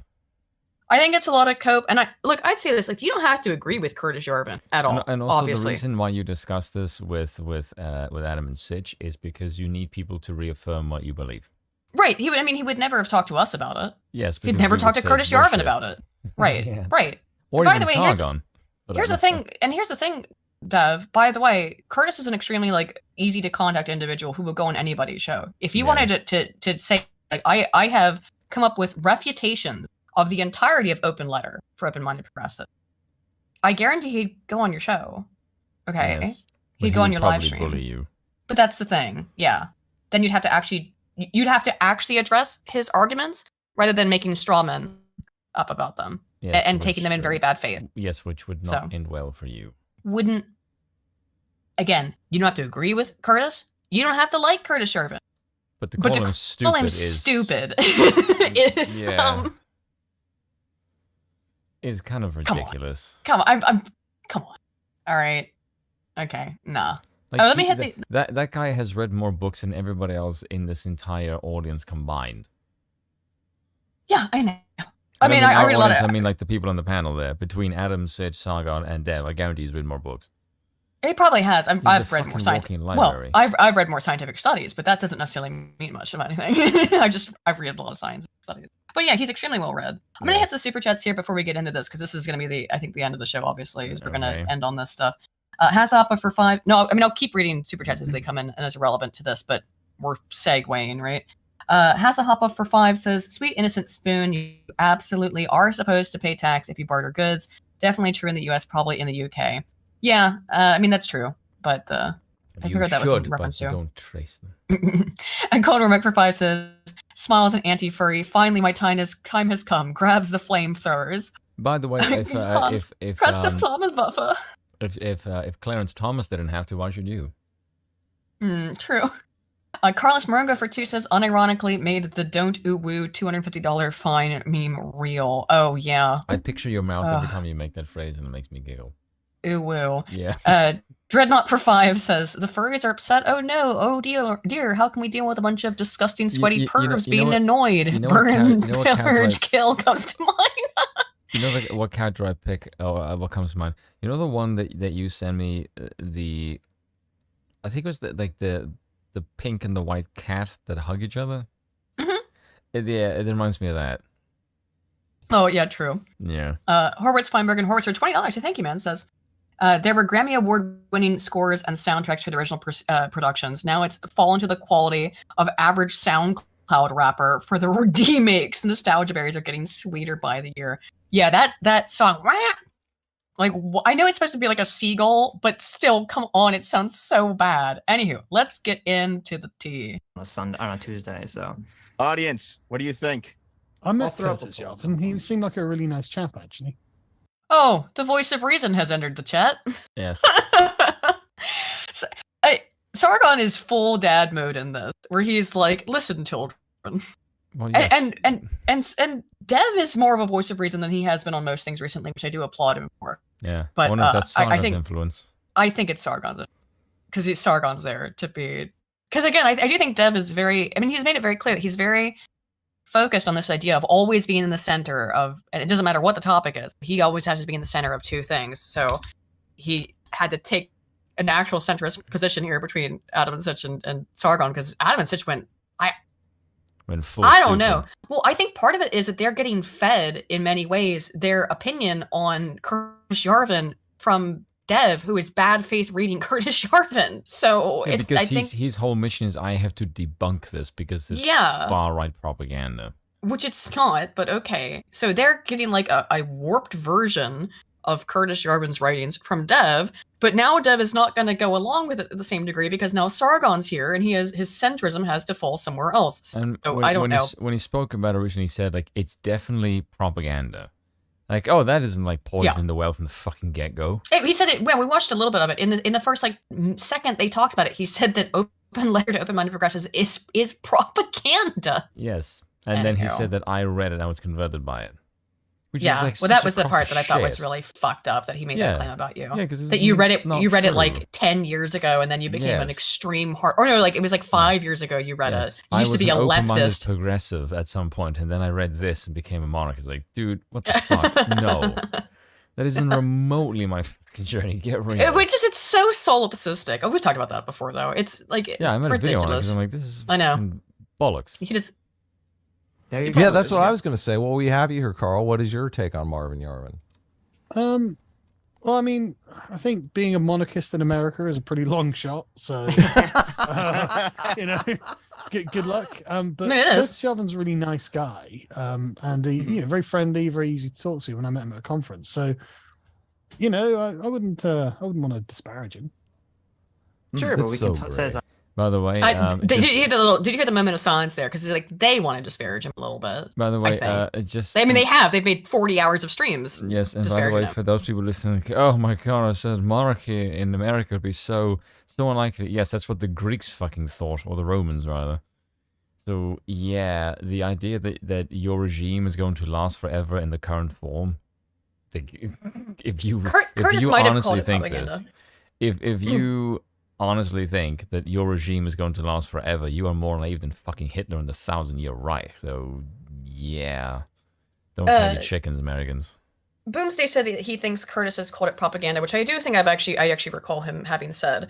But I think what he meant by that is that this is intended to be persuasive, which is also that kind of thing where it's like, Yeah. oh, if he used the word propaganda, then I'm going to apply a negative connotation that Curtis didn't intend to it. Just like the word neo-reactionary, where it's like, oh, I'm going to apply a negative connotation I to have that where said it that in wasn't my intended. own videos before, is that don't think of propaganda as this negative word. I said think of it as merely a different way to view the world. Because everything you read Well, is propaganda does have a negative connotation. Yes, that's Yes. true. Yes, let's be real about that. Like Yes. everything you read is propaganda on some level. Yes. But When it comes to politics. Yeah, I kind of want to make a video about that, and I want to tell people that everything that you read, think of it not only the content of what you read, but when they're posting this, because that's so important. Because if it's a narrative, you have to ask yourself, what are they choosing to write about? What are they presenting the information, and what are they pitching as a solution to what you are reading? So there's 3 levels to it. Don't just consume it Yes, and then yes. just leave it as blank. Like no. It's connected to everything. Yeah, Like you have that- to dissect Yes. and actually pay attention closely to what you're reading and what the Yes. context is and all Yes. kinds of other things. Read it in the sense that you would read chapters Yeah. of a book. Right. It's not just pieces flying into the ether in random. They're not. Yeah. Jarnegi asks, what the fuck, or the fuck is neo-reactionary? Neo-reactionary is a Myself term and that... Aiden probably are. Yeah, we would both consider ourselves reactionaries. Yes. It's a term created by Curtis Yarvin, which largely refers to people who are reacting against modernity. Modernity, yes. So, A return to tradition of old. yes, return to tradition.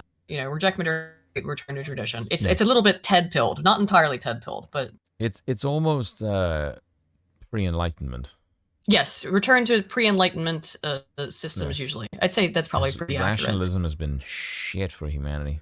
As a person who loves science, and I mean, actually does like love the process of science, not science as a nebulous concept to replace God. Who actually does love the process of science. Yes, this stream is absolutely propaganda. Oh yeah, of course, it's our opinion, so it's propaganda. But anyway, and we're both monarchists, so yeah, we're fairly open. This got aneurysm inducing really quick. His ideas suck, right? He's got some really good observations, right? One of the things I think that the I mean, Karl Marx, the cathedral probably had good observations. Yeah, but just immediately disparaging.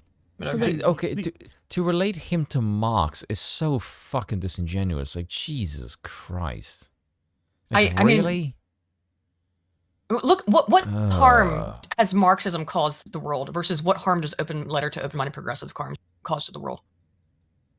I mean, it's just a completely yes. Come on, Sedge. Like, Sedge, you're a lot of this is me going both at Adam and Sedge. I've been like, you're both smarter than this and better than some of the things that they said in this conversation. Are they really, I know, or is that just you projecting him? No, because I've known them for a while, and I just felt like this is weak sauce shit. You're not, neither of you, like, to say stuff like that. Like, oh well, Marx had good ideas. That's whatever. Okay. Like, Rome technically lasted more than 1,000 years. Yes, but the thing, Rome has went through many government iterations. Many different types of government. Yes, it didn't just go through one. Whereas America thinks it's going to have the current government for another 500 years, which is ridiculous. Rome was initially a series of monarchies that became democracies, that became republics, and then became Imperial Rome and a monarchy again. Yes. So over the course of 1,000 years of Roman history, it changed through, and then you know. And its best years were initially the despotism, you could say. Yes, was the imperial. Everyone knows about Rome that they look at as the height of Roman civilization was Imperial Rome, was Caesar. You know, that's a monarchy, my dude. Yeah. But I mean, yes, it was human history have been empires, like it or not. Mm-hmm. They occupy a space where they these observations come well to them, and they articulate them quite well. So I do think they're worth hearing out. Okay. Yeah, people don't. By the way, you know, is it Yazoni, the Jewish guy, the Jewish conservative guy? Oh, I don't know. Not from. He's the one that had to go with James Lindsay. Oh yeah. Okay. Yes, he said that Curtis is a better writer than James. I actually find Curtis's writing hard to read. Really? Once you're into it, once like you've gotten into the flow of it, it's fine. But it's hard to like break His into writing it. is very ponderous. Yes. Yeah. Once you get whimsical. the flow, you're fine. Yeah. Once you understand how he's writing, it's okay. It's very, very different from what I read scientific papers every day. So to me, it's like, oh, you know. Well, at first it's like, oh. Even though I first read him years and years ago, but the first thing I ever read was Open Letter. I will say, like, if you read like not the first thing I ever read, first thing of his. I mean, I will say, like, the one thing I will say for criticism, at least for Open Letter, is that the first chapter is fairly easy to read. Yes. But the second chapter makes sure like you're way too invested too quickly into. Well, he goes into history. Yes, because from one to two is like fucking is a huge jump. It's like you get dropped off a cliff. Yes, 2 or 3 not so much, but then once you get like 4 and 5 and 6, it's like it's like really dense. Yeah, he drops you in. He drops you in hard, basically. Yes, but like 1 to 2 is fucking rough. Anywho, I wouldn't actually get through like more than 10 seconds at a time. Let's actually hear what. Even though it's like I didn't like that little smug. I'm gonna try not to be rude, but like. Yes, you are going to be. I disagreed with. I really disagree with a lot of the framing of things here, but we'll get into it. But too. People don't know this about you, Carl. You are always very magnanimous with other content creators. Yes, people. That is true. You have a reputation as being like the devil. Well, wait a minute. That's sort of. Does he? After like the I wouldn't even rape you stuff, yeah. And remember his start. It was like all fighting with SJW on YouTube. Okay. But I know, but also nice guy. Call lots of people really stupid. I mean, you did have a show called This Week in Stupid for many years. Sure, but mostly that was for the news. You know. True. You don't agree with that assessment, Sitch? I mean, we have certain enemies of the show. We are not kind to David Pakman at all. I think Carl is probably kinder to David Pakman than we are. I certainly was, yeah. David Pakman hasn't exactly been covering himself in glory recently, though. No. Yeah, has he ever? No. David Pakman's a fucking David Pakman retard. he's also the epitome of bad faith. Yes, he is. Just look at what he did with what Pakman did with Crowder, and you need look no further than. Between him and Sam Cedar, Jesus fucking Christ. Yeah, they're. Oh my God. Was that Sam Cedar or Pakman? Wow, I got them. It was Maybe Sam I got them Cedar did confused. It was Sam Cedar, not Pakman. They're both disingenuous hacks. So whoops, I got them confused. And they spout the same points. They're barely distinguishable from each other in that sense. They're exactly the same. The only thing difference is like which personality is more insufferable. Yeah, and I literally got them confused. Yes. Whoops. Like, it's kind of funny. The video that I made today, which I'll probably edit and publish just after the stream, is because I had to go to that Emma woman. Emma Vigland, yeah. Yes, I don't care for her name just because she's a complete psychopath. She is legit.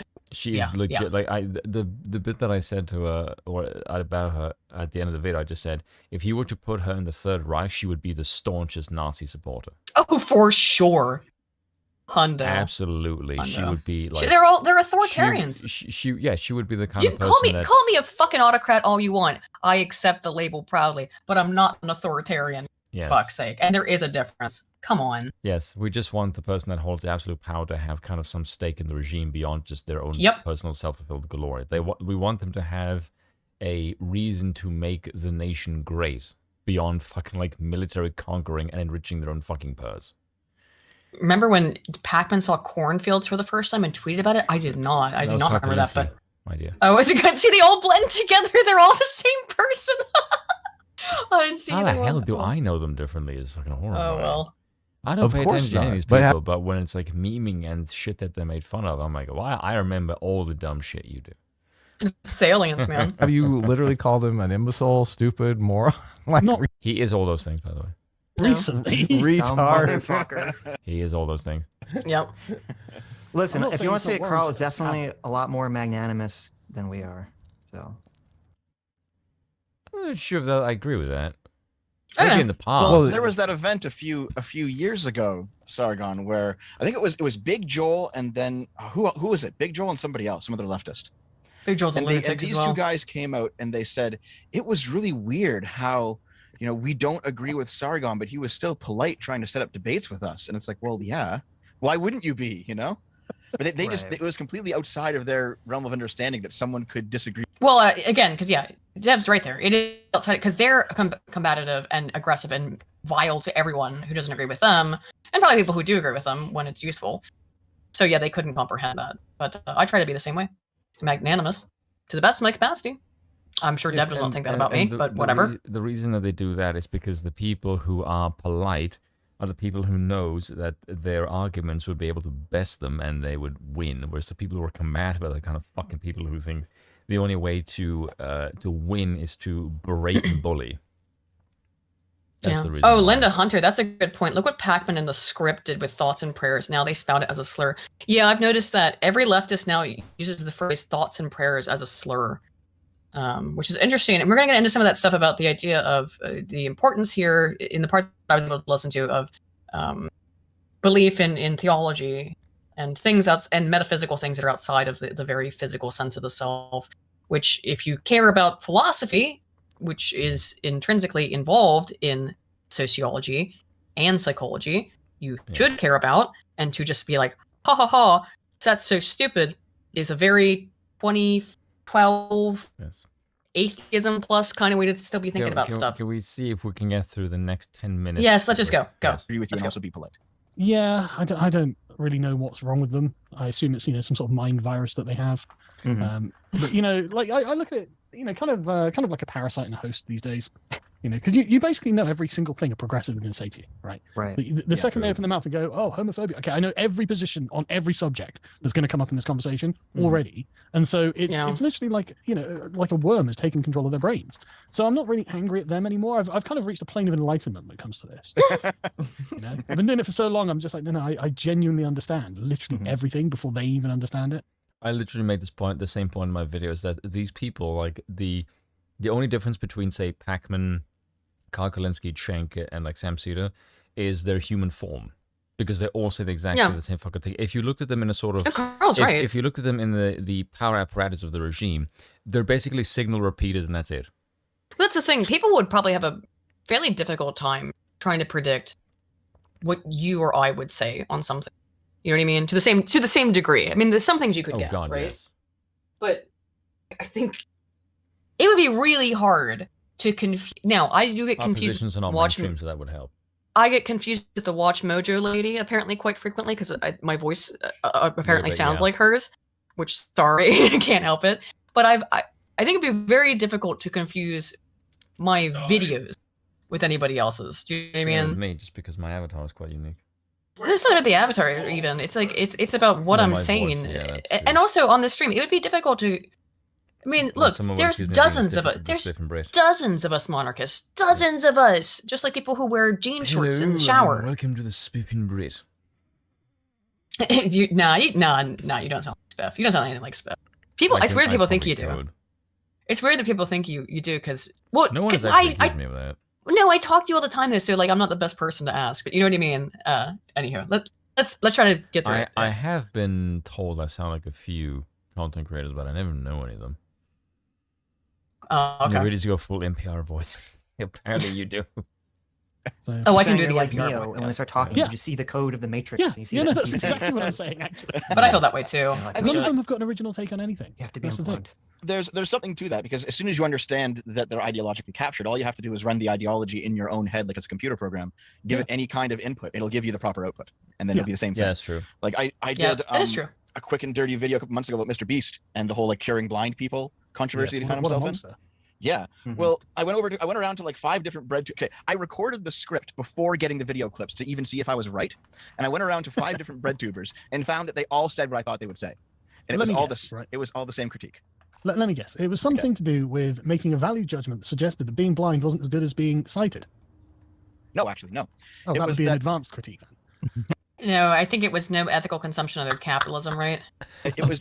I just like how Saga was so arrogant. Like, oh, that's the advanced critique. Like, but he's right. That is the advanced critique. The advanced critique is so cocky the way he said it, and it just like completely he's bypassed. Fucking right, because both again, that's the more advanced. That's when you get past that's the thing that they would go to. Is it like, whoa, wait, so you're saying it's wrong with being blind over being sighted?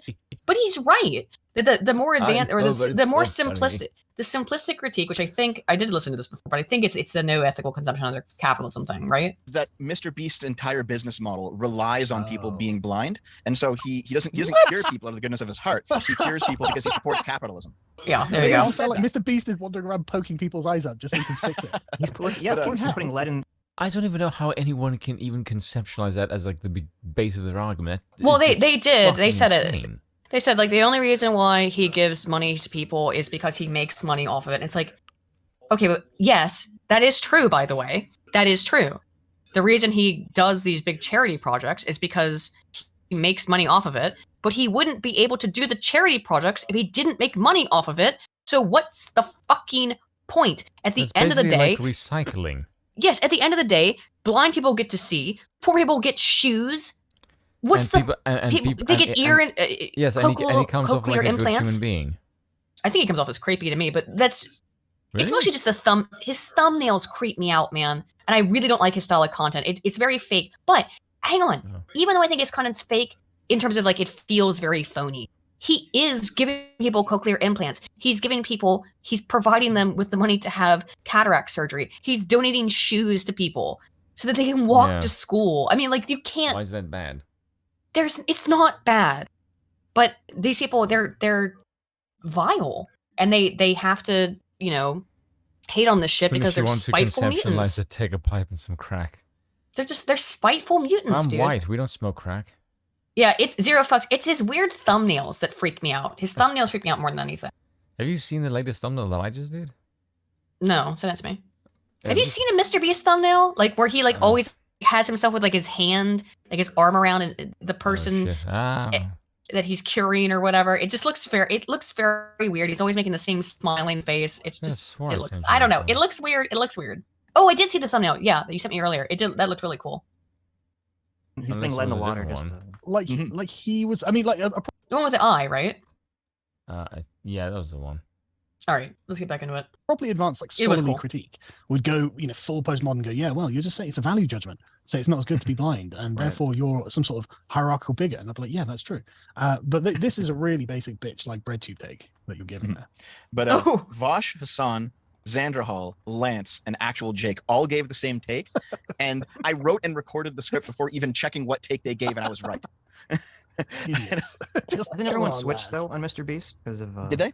Oh, because the trans thing. Yeah, he had like a trans friend come out, and now they're all like pro Mr. Beast. Yeah. Yeah. Oh God, it's so flip flopped on him. But again, you can predict everything they do because they have to make like a very basic mathematical calculation of where they're going to fall on any issue. It's because it's basically a religious order. Yes, yes. And there's a hierarchy of people who they must simp for. Right, and trans are at the top. Yes. Well, I think it's basically if you're black and trans, which progressive gods stack. are you going to worship? Yes. Yes, the progressive stack. Yeah. He's only curing blind kids, but he's also listen. He'll say, "I'll cure your blindness, kid, but you have to get transed first." Okay. Oh my God. You have to choose. Do you want your eyes or your genital? Anything done in the capitalist framework is obviously evil for them. So that's the big. The thing is, though, that if a kid was like, okay, well, given that choice, I choose, I'll take my genitals. They'd be like, that fucking bigot. Yeah, they fucking would as well. They would. One thing that I like about the modern era is that jokes that are only kind of edgy are now way more edgy than they have any right to be, and so they're funnier. True. That's true. But doesn't that is Deb, do you not true. recognize that that what you just said there isn't of itself indicative of the shifting of the Overton window and why centrism is a ridiculous idea? Because that joke you just made would not even be considered slightly edgy 5 years ago, and now it's haram. And this is why the idea of centrism is ridiculous. Absurdist. Yes, it is. Prima facie, it's absurdist. Yes. Like you have to take longitudinal stances that can't be influenced by the changing of the winds of politic. And I think as traditionalists here, the ones least affected by changing of winds of politic. I've never had, because Metal Gandalf said, I've never had Mr. Beast in my recommended videos. Neither have I, but if I were to do an incognito log window out or a different, he is like, he's first in almost every fucking. Yep. If you go and just go to YouTube, open an incognito window, go to YouTube. It's Mr. Beast all over the place. Yep. He's heavily promoted.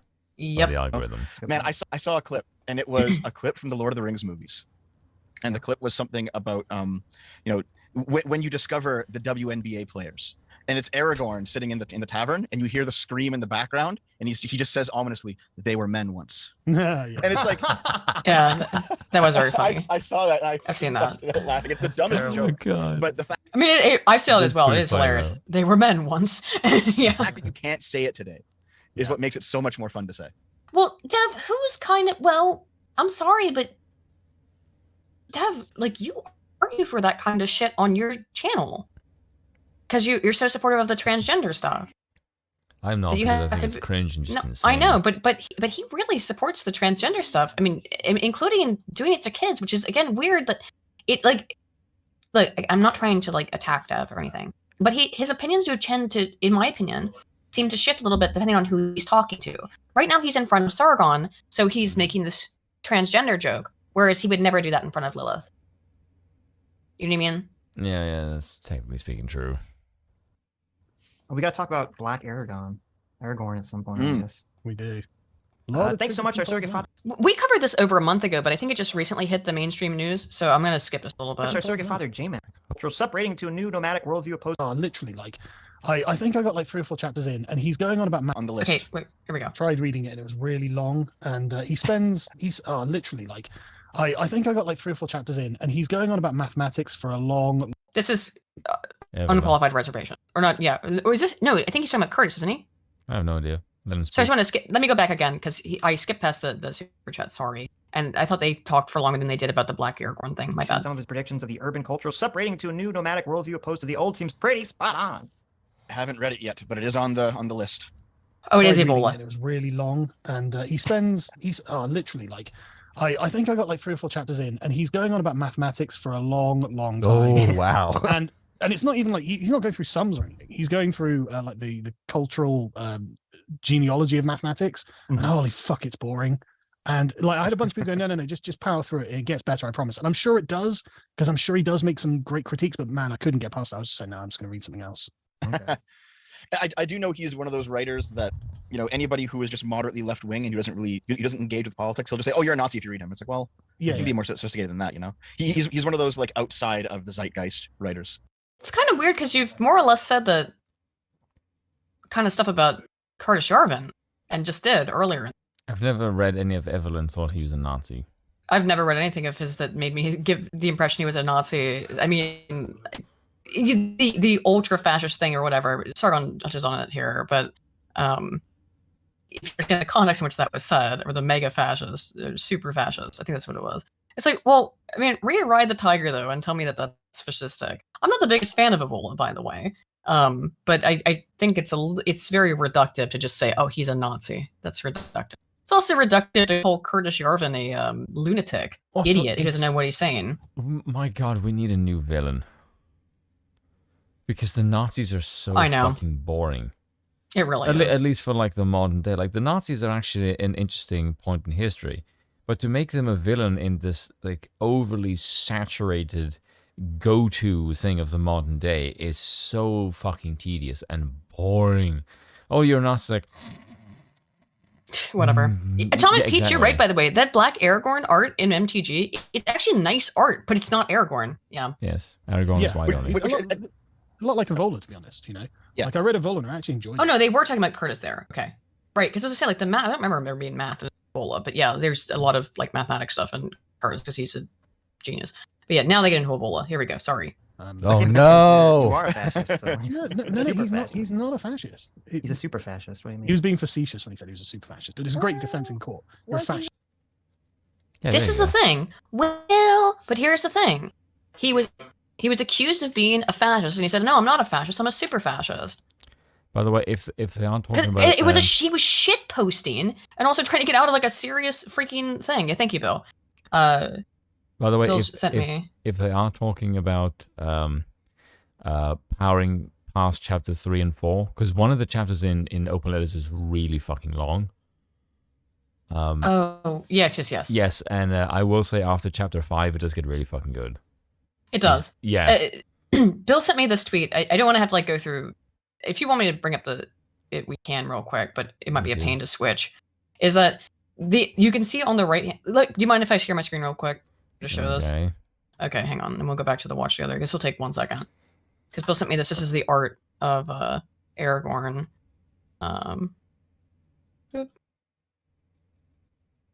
Yeah, gotta find the screen. All right, there we go. So this is it. So Justice Geddes says, initially, for about a fleeting nanosecond, we started creating the visual look. This, by the way, this image did not take a nanosecond to create, the one on the right. We started creating the visual look with the film adaptations as our design basis. However, we didn't feel this added anything new to either IP, Magic the Gathering, or Lord of the Rings, so we quickly agreed to push for a more virtuous goal inclusion. So it was literal blackwashing. Someone made this art of Aragorn on the right here, and they said, no, it needs to be new and inclusive, so they made the one on the left. The one on the right just looks a lot better. Yeah, but the idea that we did it, just like a second. Only a moment. A nanosecond even.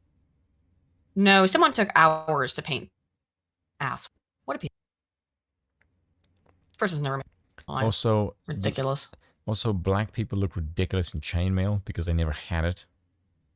Because they're primitive people who didn't have any fucking metal. Dude, but they didn't have chainmail though. You're right. They didn't have chainmail. But this largely. is the thing. Okay, if you look at when shields and chainmail was invented, at least in like medieval parts of Europe and part of England, it's like 800 fucking years. Yeah. Before sub-Saharan Africans still use fucking shields made of leather hide.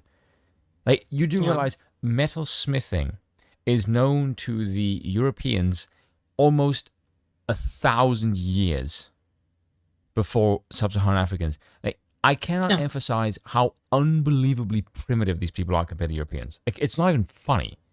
Like, so the idea that sub-Saharan Africans, yes, that they in any way have the intelligence to compete with Europeans is just insane. Right? And that's not like racist or anything. No, it's just like you've never had to, you don't have the resources you live in a different environment, and there's no one else around you that would conquer you in the same way that Europeans would conquer other Europeans. Like, that's just Moors might have had mail. I don't know for a fact. Moorish people probably had mail, but sub-Saharan Africans didn't, largely speaking, unless they got it from someone else. So yeah, whatever. Let's get back to this. No, I'm a super fascist. Fair enough. I'll have to let you go because that literally isn't the charge I was charging with. No, look, you've got fascist. I've got super fascist. Is that the same? No, it's not. Right? No, so, he's not a fascist. He's what is he? An ancient Roman aristocrat. Agreed. I think that is true. I think that's an accurate claim to make about Evola. Yes.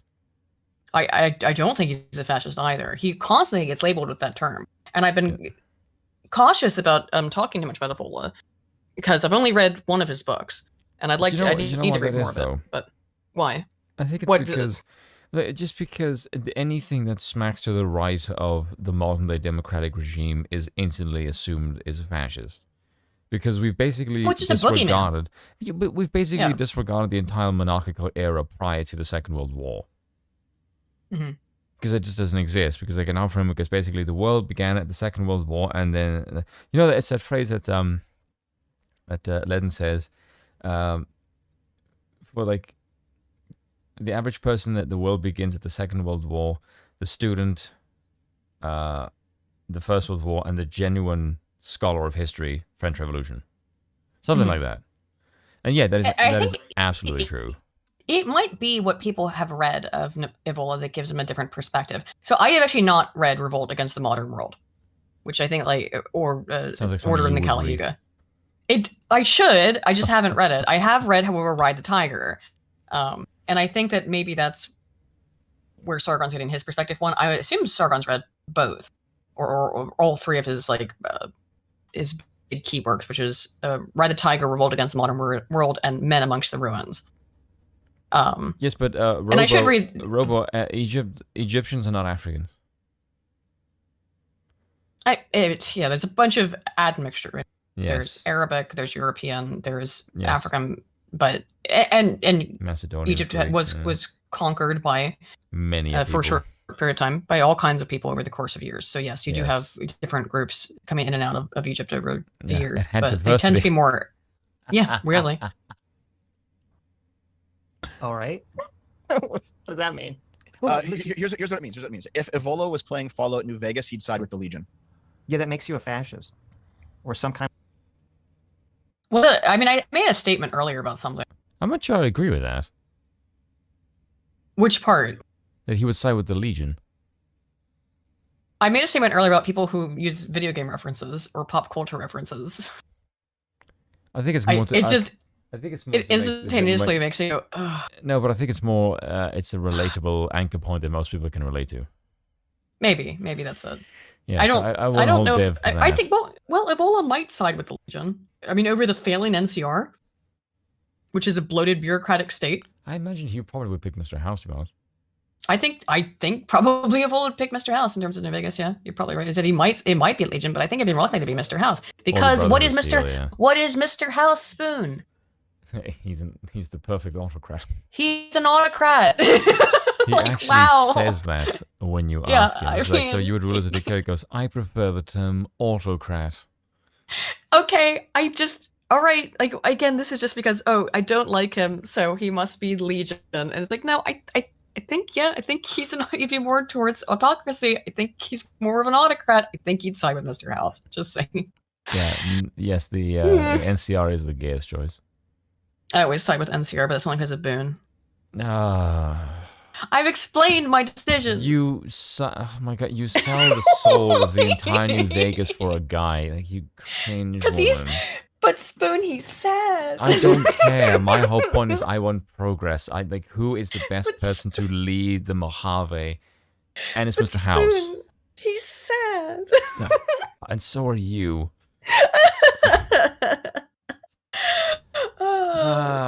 We need a king named Autocrat. OTTO. Also, Mr. House gives me good rewards for being loyal. That is true, actually. Whereas the NCR can go fuck itself. Yeah, kind of horrible person. I mean, you can put whatever label you want on it. I'm not saying he's not a horrible philosophy, because like it's literally like the ancient Roman philosophy, right? Yeah. Like a fascist philosophy is the total incorporation of the nation, whereas the Roman aristocracy ideology would be that it's warranted for the aristocracy to have a servant class, right? So it's not the same. There is a lot more socialism in fascism, basically. This is kind of like a Nietzschean will to power view of the world. I see. So I'm not saying it's good and progressive, obviously. Right. Thank God for but that. it's not fascism. Yeah. Well, I think the fact. I mean, and I'm sure I make this mistake too. People call anything that's a sort of a far right ideology fascism nowadays. But someone in the chat raised a good what do you point. even mean far right ideology? By the way, DP raised a good point. Oddly, Bill doesn't seem very sad. Oh yeah, I suppose so. Yeah. Oh wait, he doesn't seem very sad. Oh, you haven't met Bill, right? Is that why he's so angry all the time? No, it's just like it's just the other day, like Bill woke up and I was like, "Why do you look so sad?" He's like, "That's just my face." Especially if it has any racial component to it, which obviously. Bill, she's speaking well of you, Crusher. I love There's Bill. a He's strong the best. racial and he can hear it. To a lot of Ola's works. So. Well, actually, it's interesting that there is a racial component, but not as we would understand it. He's actually got quite a cutting takedown of the concept of like racial purity. He's like, well, look, even an animal can have racial purity. It's like, what good is that? For him, he conceived of something he called the race of the spirit. And so basically, if you think of like listen to this. Hang on. Listen to this, because this is actually important. This is what Evola gets at. And Sargon's clearly read Evola's point. And I don't know if they haven't read it. I assume Adam has not, because he doesn't, like, it's been pretty clear that because of his dyslexia, he doesn't read, like, any books. I think he listens to them on audiobook. Right. But a great lineage is born out of a great victory, right?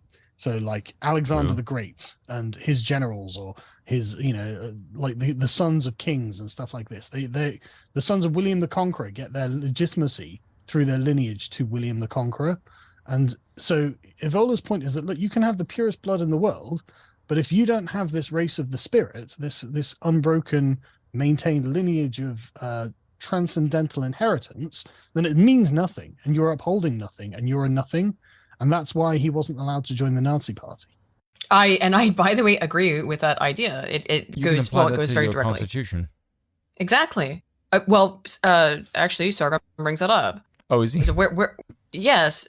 Is it where is the reverence for the families and lineage of the founding fathers? Oh, okay, right. There is none, and we venerate the founding fathers in the United States to a certain degree as these deific figures, but we for some reason don't do their lineage. But that's one of the things that gives the power to the monarchy, is that they're trained from birth and they have this divine manifest that's given to them that comes from the glory and the of their ancestors and what they did, and then can pass that metaphysical or divine, or whatever you want to call it, knowledge on to their lineage, to make sure that who understand the power that they wield, understand the ramifications, the importance, and aren't flippant with it. It is. I think that actually is a correct, to a certain degree, assessment. Yeah. Well, we would say that we are monarchists, so. Well, right. Yes, but again, what Sargon just said there, is considered, and you're going to see they're like about to laugh at it. That's like the most ridiculous thing I've ever heard. That's like a cultural aspect to. No. He means it. He believes in magic. He means it literally, like spirit. And he even says, well, not magic in the way that you're going to dismissively use it. Yeah, he means it. No. What do you mean? He literally believes in from a spiritual component that there. Yes, spirituality is something that people do believe in. Said. If you're going to call spirituality magic as such, I'm going to be disappointed that you're just that much of a nitwit.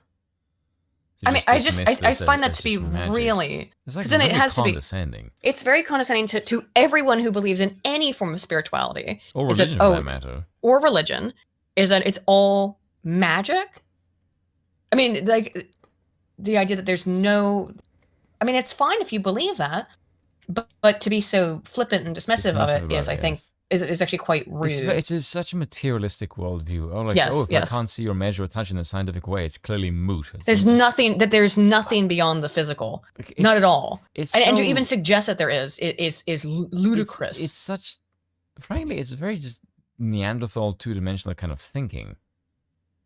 I don't know if it's Neanderthal thinking, but it's in the sense that it's lacking anything beyond the physical what you can see. Every human culture has believed in some sort of spirituality. And so not all of them made an origin story. The vast majority. Yes. Besides the vast majority. Yes, which continent didn't make one? Well, the vast majority of people have origin stories. They have not Antarctica before theologies. They have metaphysics, and to just discount the entirety of the human evolutionary cultural experience as stupid magic, I think is very reductive. That was the point where I started to get a headache. I guess 13 minutes in. So this is when I started to be like, I gotta check out. Like that was really, really reductive, my dude. There's a spiritual, but he non-corporeal essence. Okay, Minnesota Fest asks, why does Dev hate Curtis Yarvin and Aiden?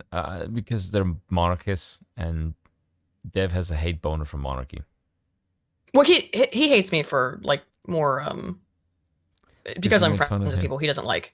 No, I didn't even really. I mean, I did once. I didn't even make fun of him. I just said I didn't understand why while drunk. I said I didn't understand why he was doing the things he was doing. This was months ago now. And because the big thing with Dev and me is that I'm friends with people he doesn't like, and then because he doesn't like me, he knows that I like Curtis Yarvin, and so then he decided to go on this crusade against Curtis Yarvin, which I think seemed like a safer bet than trying to come after me, because that would split audiences and stuff. I think that's the reason why. Just my opinion. That is passed down from generation to generation. Yeah. Yes. Yeah, we call it tradition. No, he's okay, but wait. He does mean it in a magical sense. He doesn't mean it in this. Yeah, but I think what's the difference? Right about that, to be honest. Huh? No, the concept of a tradition, I think, is a kind of magic.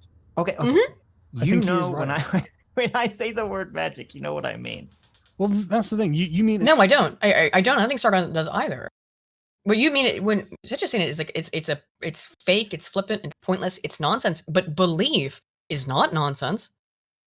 Belief is not nonsense at all. Belief's very serious. In a kind of dismissive way, right? I don't mean this. Okay, in a not. What do you want? What phrase should we use? Esoteric? What do you want to call it? Oh, it's a superficial. Okay, like superficial. It's whatever moves the minds of men, right? It moves people's reaction. Wait. Persuasive is what you're looking for. There's a difference between a cultural idea. A cultural idea moves the minds of men, right? Obviously. Sometimes, yeah. Right. And then believing that there's a magical spirit that has does something that possesses people and takes over them. These are two different concepts. They can have the same outcome. Wait, they can have the same outcome, but they come from a different place and they mean a different thing, right? I tell you what, man, before the Queen's funeral, I probably would have agreed with you, but after seeing it, man, I'm telling you, I think the magic's real. Yes, let's go. All right, Spoon. Can we call it now? I said he would come out as a monarchist before 2025. Yeah, I think call it now. I'm surprised it took the Queen's funeral, but I'm in other ways I'm not surprised. I can understand why the Americans can't wrap their heads around that, because they don't have any heritage or tradition in the sense of the civilization. No, it's materialism. America's spirituality is materialist. Yes, whereas the English and the French and the Germans and Russians, they all have ties because their nation states are old, whereas the Americans are like young. I said this before. And I'm gonna piss off a bunch of Americans. You're basically the offspring of like trust fund babies of the British Empire. Yes, you trust fund babies of the British Empire. Yes, you are. How so are we the trust fund babies? Because you think you're better than everybody else and you have no fucking ego to justify it. Okay, that doesn't make us trust fund. Yes, there is a strange elitist sense there that I find in terms of which comes from the trust fund babies, and you don't want to actually tell you it comes from your parents, which is England. I would say that, but I'm a little bit different, you know. However, I don't think that's the best terminology to use. I know, but it annoys the chat when people are like, "Oh, don't request Well, I think it might annoy the chat because I don't think it's very apt. Well, that's just because they're wrong. I don't think that's I think that is not a good way of phrasing things. Okay, well, you're free to be wrong as well. You're American after all. Okay. I'm going Fucking to trigger dickhead. everybody else. Okay. All right, dude. Whatever you say. Sure. Okay. I strong disagree on your terminology. I think what you're trying to say, but I don't think that's the correct language to describe it. Can't tell if you're trolling.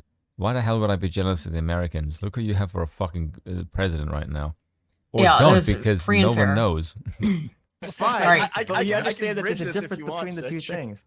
I can bridge this if you want. Yeah. So there is two ways of using the word magic, right? I mean, Sargon, you're not talking about the kind of magic that you see when you play a Final Fantasy game or an RPG, and a character like chants and then fire bursts out of his hand. Like, it's not that kind of magic. Disappointingly, no. It's more. He basically just means something of the immaterial world that can move the hearts and minds of Metaphysical. man. Just call it metaphysics. Or you don't even have to use metaphysics. Just say, yeah, it's something that is spiritual, that is outside of the physical. It's theological. I don't care what Spoon's words not you jealous, use. he's envious of what? A nation known for being fat and stupid and loud? God. Why the hell would I be envious? Dude, fucking shut up, all right? The only Holy reason why fuck, anyone dude. pays attention to your nation is because on the world stage you act like fucking retarded children. And you smash shit. If you were isolationist, no one would give a fuck what the hell you did. Holy shit, dude. Why are you so confrontational? Tell me I'm wrong. I don't like what America does on the world stage. Exactly, and there's a lot of Americans who agree with me, who are openly hostile to the rest of the world and go like, we just want to be left alone. And we don't care what it's called being a lolbert, okay? Yes, but exactly. yeah, I don't like that stuff. But I also think you're also being very a dick. Yeah, you're being a dick. There you go. Yes. You're being a dick. Oh, look at the Americans. Oh, look. I'm coping. No, I'm Look, just telling you the truth to your faces, I think, and you guys are really salty about it. Mm-hmm. All right, whatever, my dude. Or Yes, like, I'm totally coping right now. I'm here trying to listen to this. I'm not trying to get into a thing with you about Americanism. Let's move on. How you feel when, I don't know, what's the word I'm looking for? There is a kind of spirituality. If you felt passionate about something and you're in the moment, it's something like that. Yeah, but it is deeper than that, and like it's not wrong to say like you may as well call it magic, because it's irrational and it can't really be dealt with in a it's not quantitative way necessarily, yeah. but it's got a logic of its own, right? And so you may as well call it magic, and that essentially sums up what you're talking about. But magic breaks a supernatural framework, though. That's what people mean when they say magic. That's okay. Maybe that's a better word. Supernatural. He believes there's a supernatural spiritual element that is passed down through the generations. Yeah, I mean, he would. It's the human spirit. It's the will. And which, again, like up until recently, pretty much every society on Earth has accepted it as existing in some way. But now we're in this post-spiritual, post-metaphysical reality where everything must be physical, everything must be materialist. There can't be any greater meaning to anything, and I find that to be very sad, honestly. All of my culture is American cast-offs, yeah, except the ones that are based on, East Asian culture. With things like being slim and mannerly and honor, things that you Americans don't have. We used to have those things, and I think which we got from England, okay? Correctly, I mean we did, but we cast them off in favor of the material. That's why America's in the situation that it's in, where it was the greatest country on Earth, and now is in decline. Okay, by the way, just so I can put your mind at ease and hopefully manipulate you Americans into sanity, this is not a go at you, individual American, the people, because you're just citizens of your nation, but your government is run by a bunch of fucking cretins. Yeah, but that's what ends up happening to almost all democracy. Yes. So it's more it's whole system. Let's go back. Let's go. It's exactly what we saw in the Queen's funeral. Right. You said, and what kind of started off on this tangent was about the race thing. And to me, that's an even worse take on race, that you believe there's a supernatural racial element that is passed down through. No, that's not what he said, though. What the fuck? How did you get to that? How did he get to race? There was no supernatural racial element. It was about the human spirit, the indomitability of the human spirit, in fact. No, you're using the word race wrong. That's the thing, right? The race ethnic lineage. No, it's not about ethnic. No, it's just about lineage, right?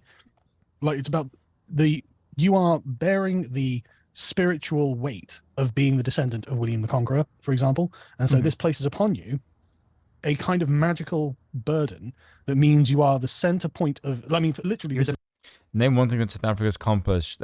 Very simple. We actually gave the world's first successful heart transplant, and most of the world's gold prior to like 1970 came from us. You're welcome, fuckheads. Oh, and also, unlike you, we were able to conquer the entire fucking nation, being outnumbered 1-6, and you fuckers are getting your asses kicked by a bunch of blacks in urban cities. So fuck you. The protagonist of the world. Not necessarily. Don't shit talk I really want to like fucking argue with you on that, but I want to get through a little bit of this to get through like the half an hour of it at the beginning where it's most obnoxious. Like literally, though, the King of England is literally the bearer of the inheritance of William the Conqueror, right? And after 1,000 years of literal descent, that's the race of the spirit, you know. So it's not race as we would talk about it in a material sense. And it's not, you can't enter into it, right? Yeah, but what's the difference? But okay, firstly, what's the difference? What's the difference? One is metaphysical, one is physical. I don't. It's not that complicated, though, my dude. What I don't get is, how do you not think that institution surviving for 8 centuries is not impressive? That to me is like mind blowing.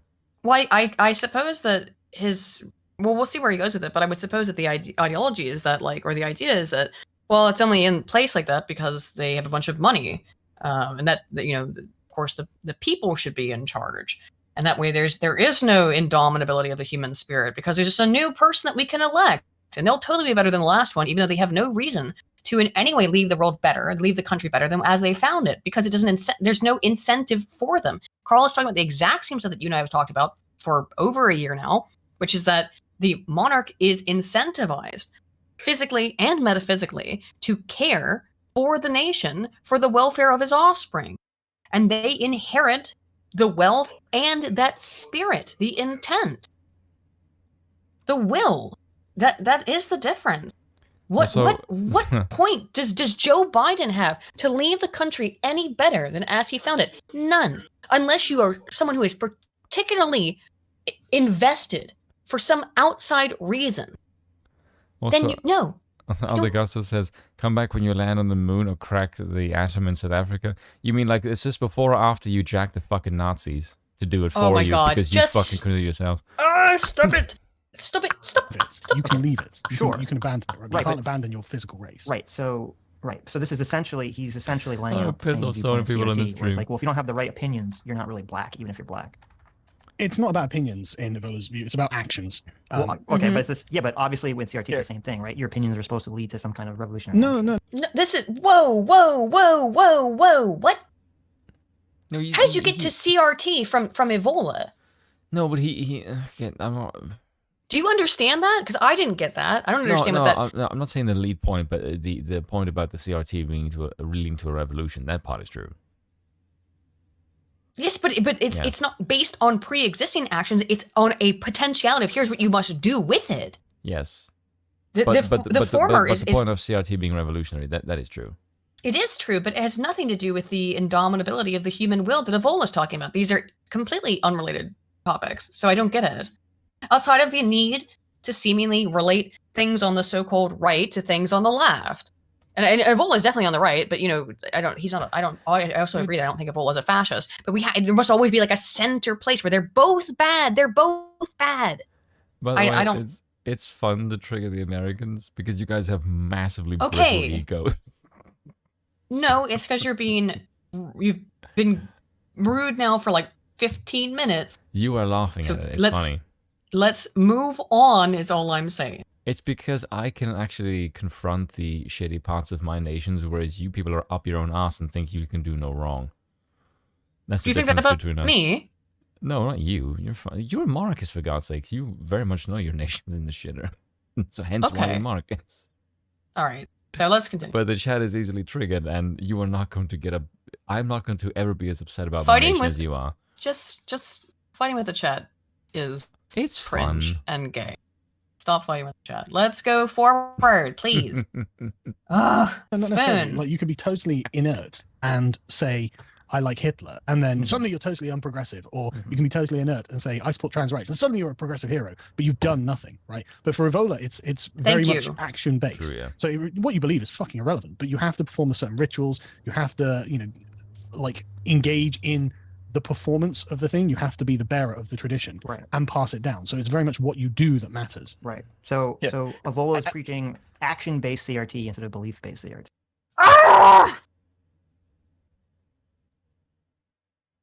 Where does race enter into it? You were already told race doesn't enter into it. Familial lineage does. Apparently this keeps inherent. me awake, and apparently, Aiden, you telling me I can't make fun of the chat is boring, and you're ruining the fun. Ugh. Okay, I don't know. I'm trying to pay attention to this conversation, which is triggering me in and of itself. Like, I'm getting triggered by the conversation because Sargon is clearly in the right here. He's clearly correct. And I don't know why Sitch, I love you, dude, but this sounds to me like performative stupidity, which is a good phrase that you came up with. So why are you engaging in performative stupidity here? Again, like, you don't understand what he's talking about when and constantly bringing it back to race when it's not about race. It's about lineage within a particular family.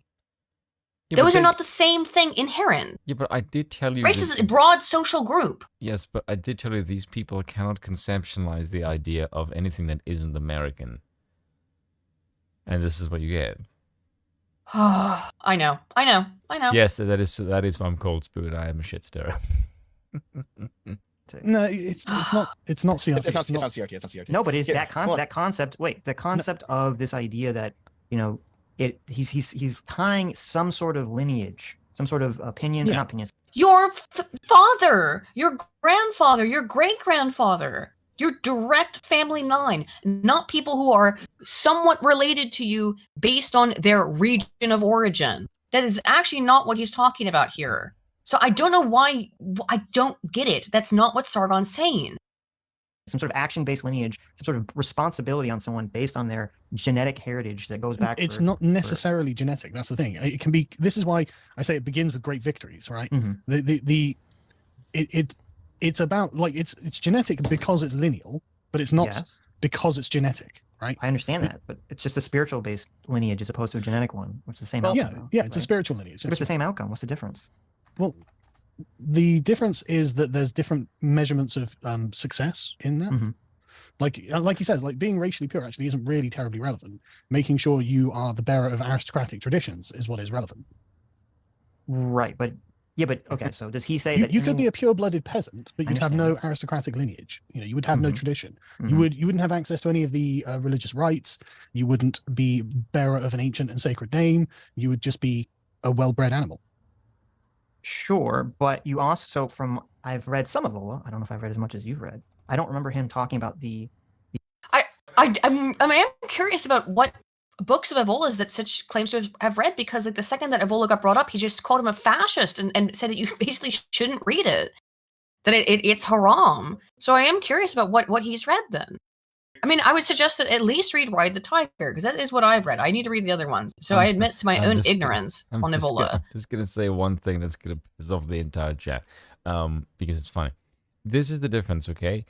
My country does not have massive influence on the world stage. Your country does. You fuckers say you run the world. So don't be surprised if the rest of the... Not you, for God's sakes. But some of you think you run the world. So don't be surprised if the rest of the world looks at the dumb shit you do and critiques you for being fuckers.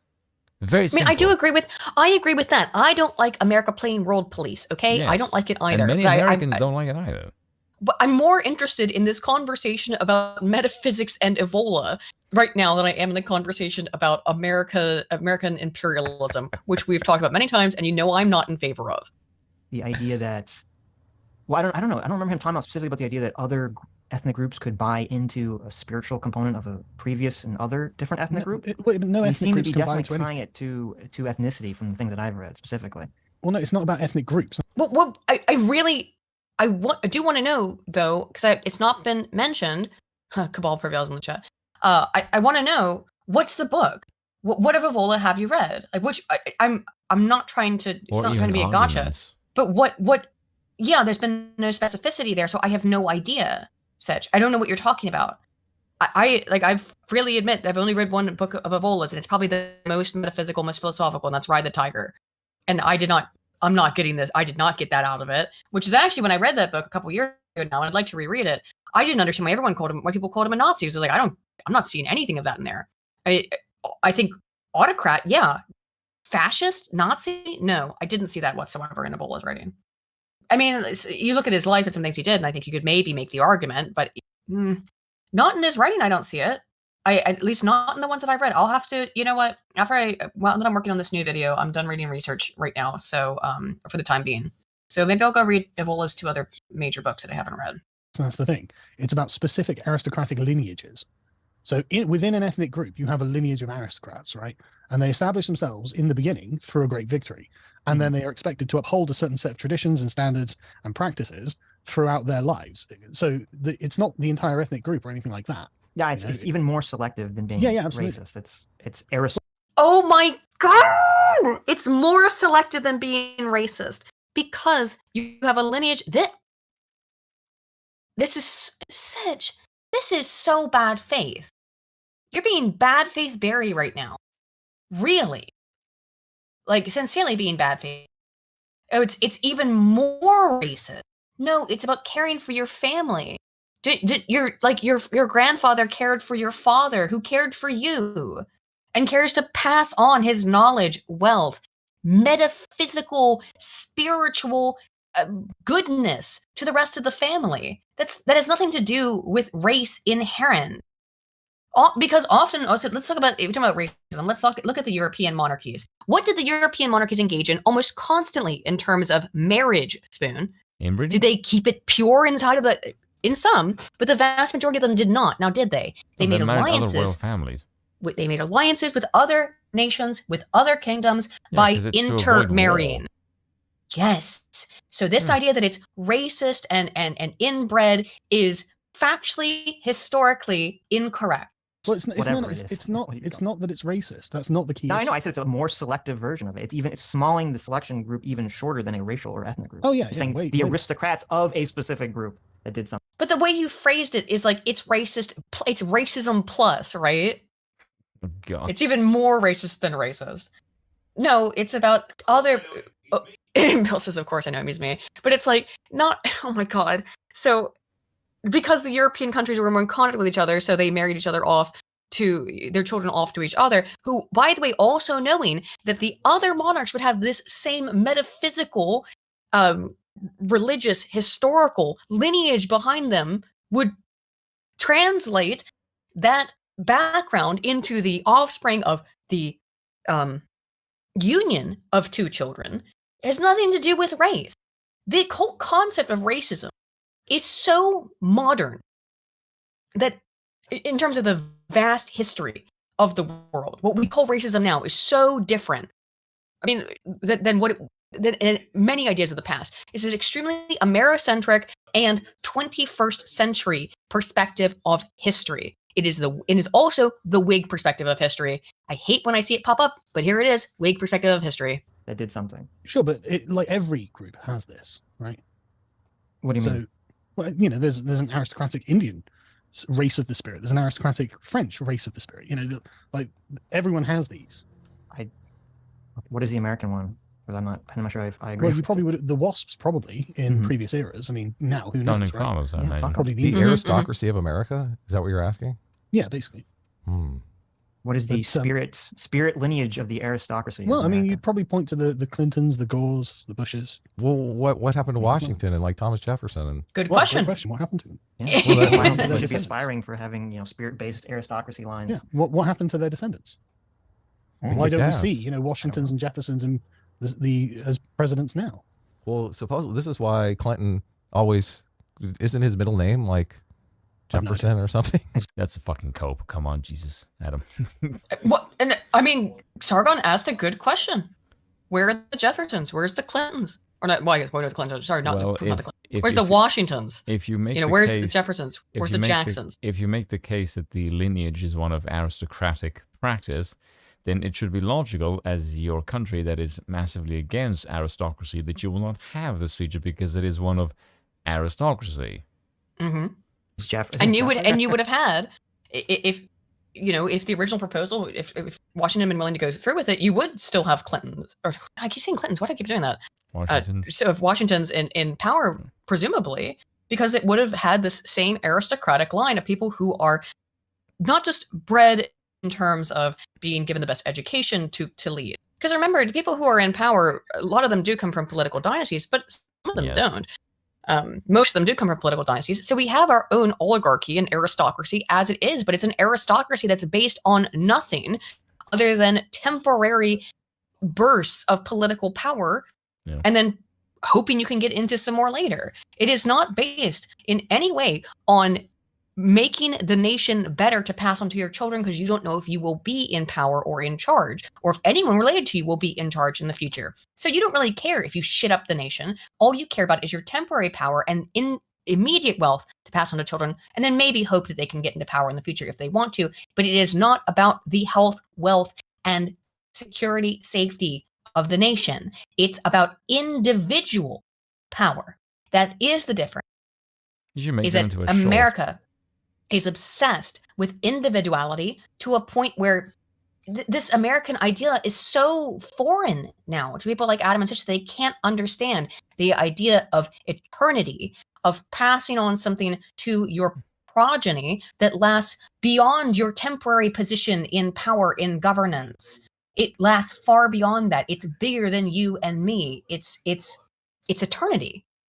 Yeah, but that doesn't ever register the American mind nowadays, because their entire government is designed not to be like that. Because that's the idea of the old.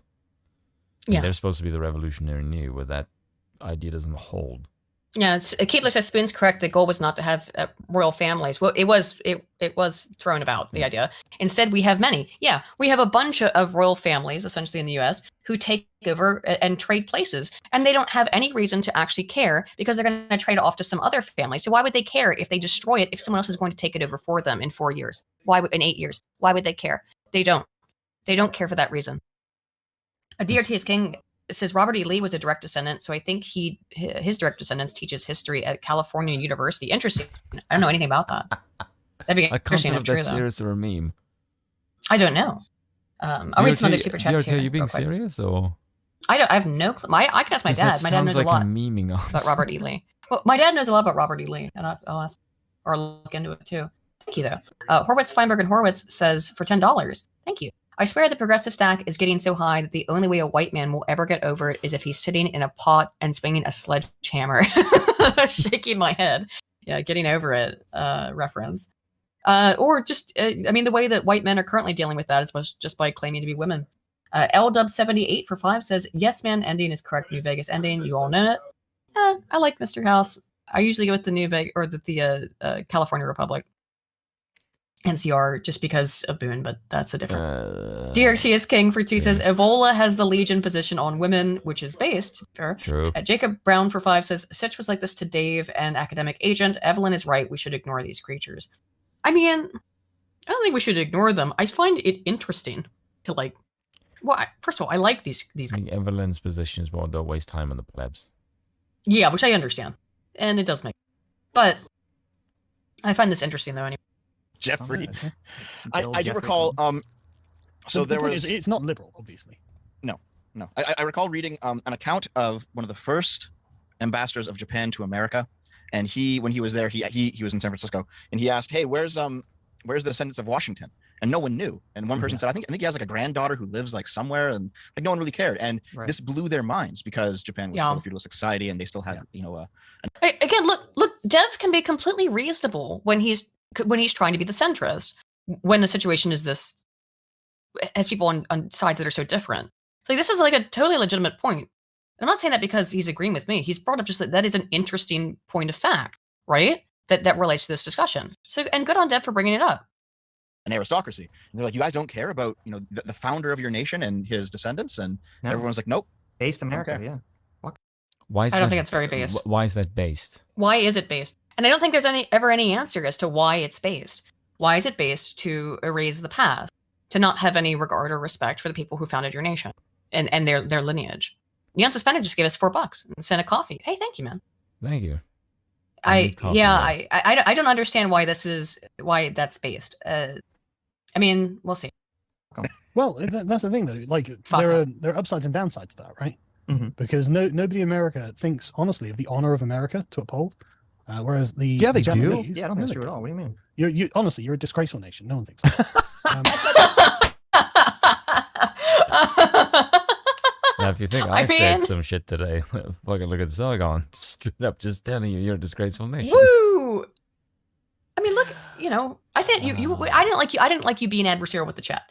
However, I mean, there's a lot of things that but as when an American Sargon does it, it's fine, is it? There's a lot of things in America that I think are disgraceful. I don't like you being adversarial with the chat, is what I don't like. Okay, but if I said all the same shit, you would agree? Depends. I think Sargon's right on that, though. I agree with him. I think it's disgraceful what America's I think it's disgraceful what America's become. But I'm not being adversarial with the chat about it. The chat finds it funny. Like the thing is, the chat doesn't take me too seriously, and I don't take them too seriously. It's like a nice, gentle back and forth. You're having a little meme. For God's sakes, it's the chat. Okay. We're I thought you were being really serious. I thought you were being serious, and that's why I was like, no, it's bans, man. Oh, for God's sake. All right, you're banting. All right, okay. Screw it out. What are you talking about? You are. Oh, come on. What do you mean? Who's the most famous pop star in America at the moment? I don't know. What does that? Who cares? Yeah, everyone knows it's Lizzo. It's who cares? Lizzo. What? Okay. Everyone instead knows, of you know. Oh yeah. It's okay. Hang on a second. I really dislike this dismissiveness that's been happening. Who cares? A lot of people care. Don't touch. A lot of people care who the biggest pop star in America is. Yeah, those under the age of 16. But it doesn't matter. Like this is a person who is formulating and framing culture, is she not? This person, Lizzo, a fat, like, black woman who has no apparent talents. I mean, like, I've heard some of her songs, but it doesn't even sound like a great singer to me. Is glorified, and that means that she's becomes illustrative and a representative of American culture. So yeah, it does matter to some degree, but this idea that, just doesn't matter. I really think this is Sargon's completely on the right path here, and I really think that that Adam and Stitcher are. I don't know why. I don't know why they think that it doesn't matter, that culture doesn't matter, when most of what you guys talk about is culture war every single day. But all of a sudden, culture doesn't matter. I'm confused. Carl, how do you know that? That's awful. Exactly. How Carl, do I can't believe you know that. That's awful. That's because everyone knows. Because we don't know. America is not a country that sends a lot of self-respect vibes out into the world. Am I wrong, Deb? They let her play, was it Jefferson's flute? Yeah, I think so. This flute that hadn't been touched in 250 years? They let her play it? Am I wrong, Deb? Fat black No, woman. you're 100% wrong. What are you talking about? This is like America's the most like America's the greatest country in the world. Like this was like the meme forever. Country in the world. Okay, Americans go to other countries. Is it a meme though? I mean, I think is that not what you believe? I'm curious. I really don't know. I think that's what they believe. Oof, bruh. But here, I want to hear what Sargon says. Trees, and they're like, we are the greatest country ever. You must all bow down to our greatness. Sitch, what it is that you are proud of. The Americans tend to be Madison's proud of their own Thank you. plebeianness, in a sense. No, that's not true. No, that's very not true. true. You guys, No. you guys are very happy, and there's some merit to this. It's not all bad. You guys are very happy that plebs can come to America and make it. Well, there's a lot of good. Yes. There's a lot of good in that, of course. It's called the American dream for a reason. Sure, but there's where's the Canadian dream? What's the Canadian dream? To live through the night without being assaulted by a moose? I mean, like this is interesting that Dev took Sargon's side on this, or took a more centrist position, honestly, on this argument, and then it just became attack Canada, but not over something real. Not over something real that you would criticize Canada for. Interestingly, at this point in time, the American dream is material prosperity, and that's it. Yes, it's been that way for and maybe 80 only gone. years, 100 years, 80 years. Yeah, I think. Yes, I don't think it always was, it. but that's what it's been for at least a century, I'd say. Yeah. That's not. If your only goal or ideal is Americanism is material wealth, then that's why we're spiritually dead. That would be why. Do you know what helps your nation? And this is probably the most underrated thing, but people don't think about this. The biggest thing that helps your nation is the fact that you speak English. Because if you spoke any other language, you wouldn't have nearly as much of a pull. Well, the reason why most of the world speaks English is largely because of the British Empire. It's because of the British Empire, and then the American Empire as it succeeded the British Empire. But again, we're talking that mostly stops. No, let's cope, Aiden. Come on, it's because of the English. English is the one that made people speak English. Oh wait, no, I agree with you. I'm saying the American Empire continued on with it for a period of time. It's been a long while now. But yeah, the American Empire, such as it existed, also contributed to that. But yes, it was the British Empire that spread English all over the world. Obviously, anything else is historical revisionism. Canadian dream. It's the same as to be able to get assisted suicide. Is that the Canadian dream? The Canadian dream is unironically just the American dream. We're just America, and people in Canada need to fucking deal with that. But do you know what that American dream is? Hold on. The point though is that there's nothing aristocratic about America. Right. That's a good thing. Right, but that's meritocracy. Right?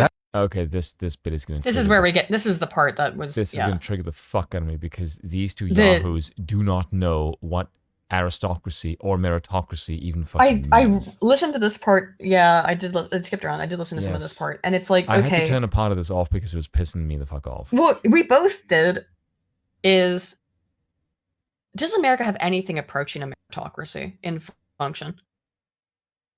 It's still the wealthy who end up people in positions of existing power. They wouldn't. You speak English because of who you were colonized by.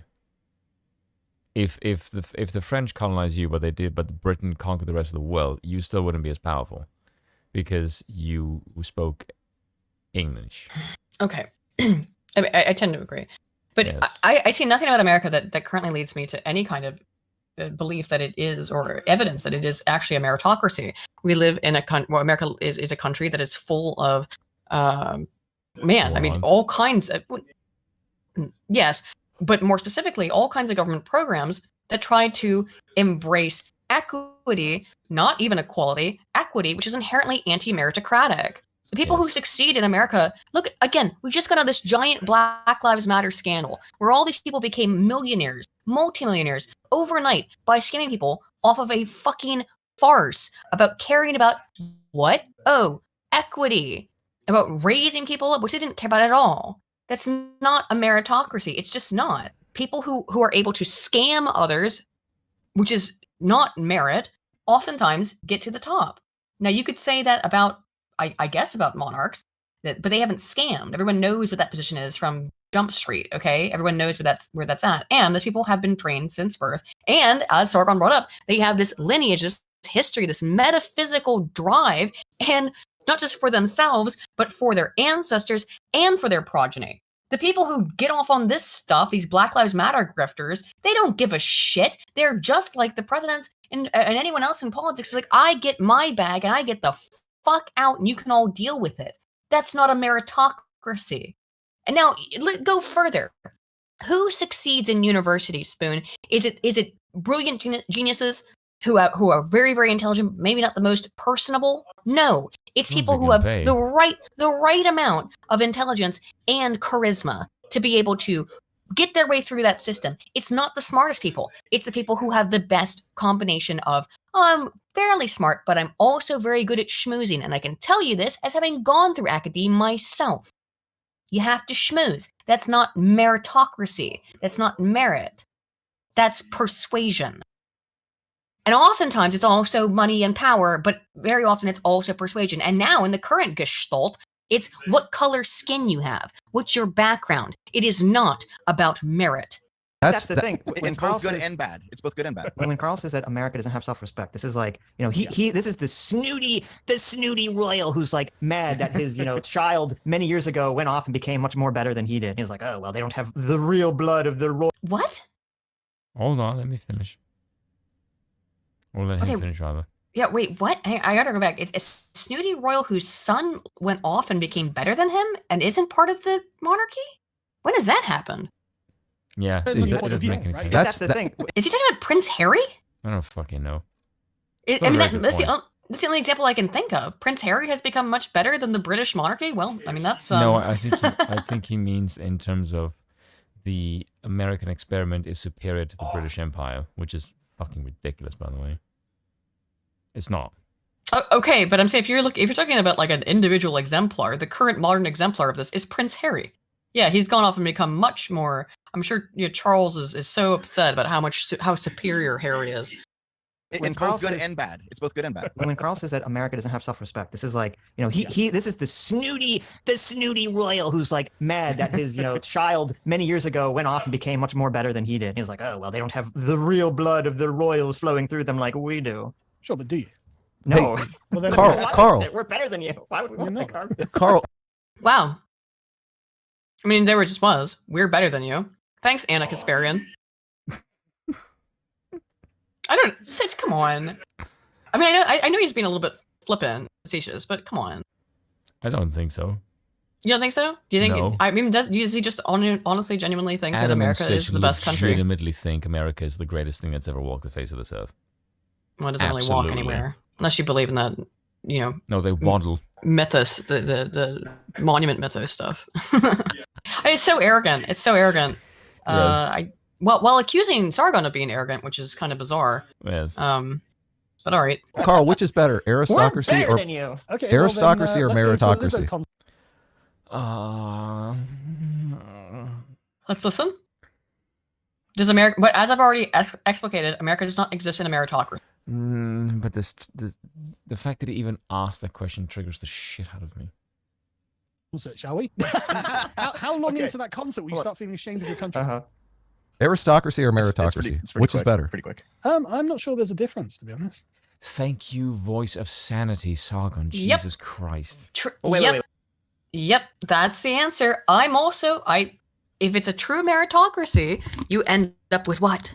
An aristocracy. Yeah, a true meritocracy. The reason why America's aristocracy is so broken, corrupt, and vile is because it's not a true meritocracy. That's why. That's the problem. I somewhat disagree with that. By that I mean the Clintons, the American political oligarchs, right? Do you really think that the aristocratic class in America, such as it is, they didn't get there out of being superior in any way? Yes, but hold on, because Sargon is going to make a point. I'll extrapolate on it. Wait. Responding to the Lizzo thing, it's like, let's go see how the Mizzy situation ends up. Mizzy could not exist in the United States without getting shot by someone. Well, that's true. You've got lots of other problems with urban ethnic types, don't you? Mm-hmm. Sure, but well, Mizzy deserves to be shot, by the way. But watch that, because Sargon is going to beat the fuck out of him with one shot. Okay, if we're going to do a comparison, right? Mizzy is annoying, but not dangerous. Okay. Well, I'll just point you to your videos on. That is a really good point. What, that Mizzy is annoying but not dangerous? I don't think that's true. America's urban problem is violent. Whereas Mizzy is just annoying.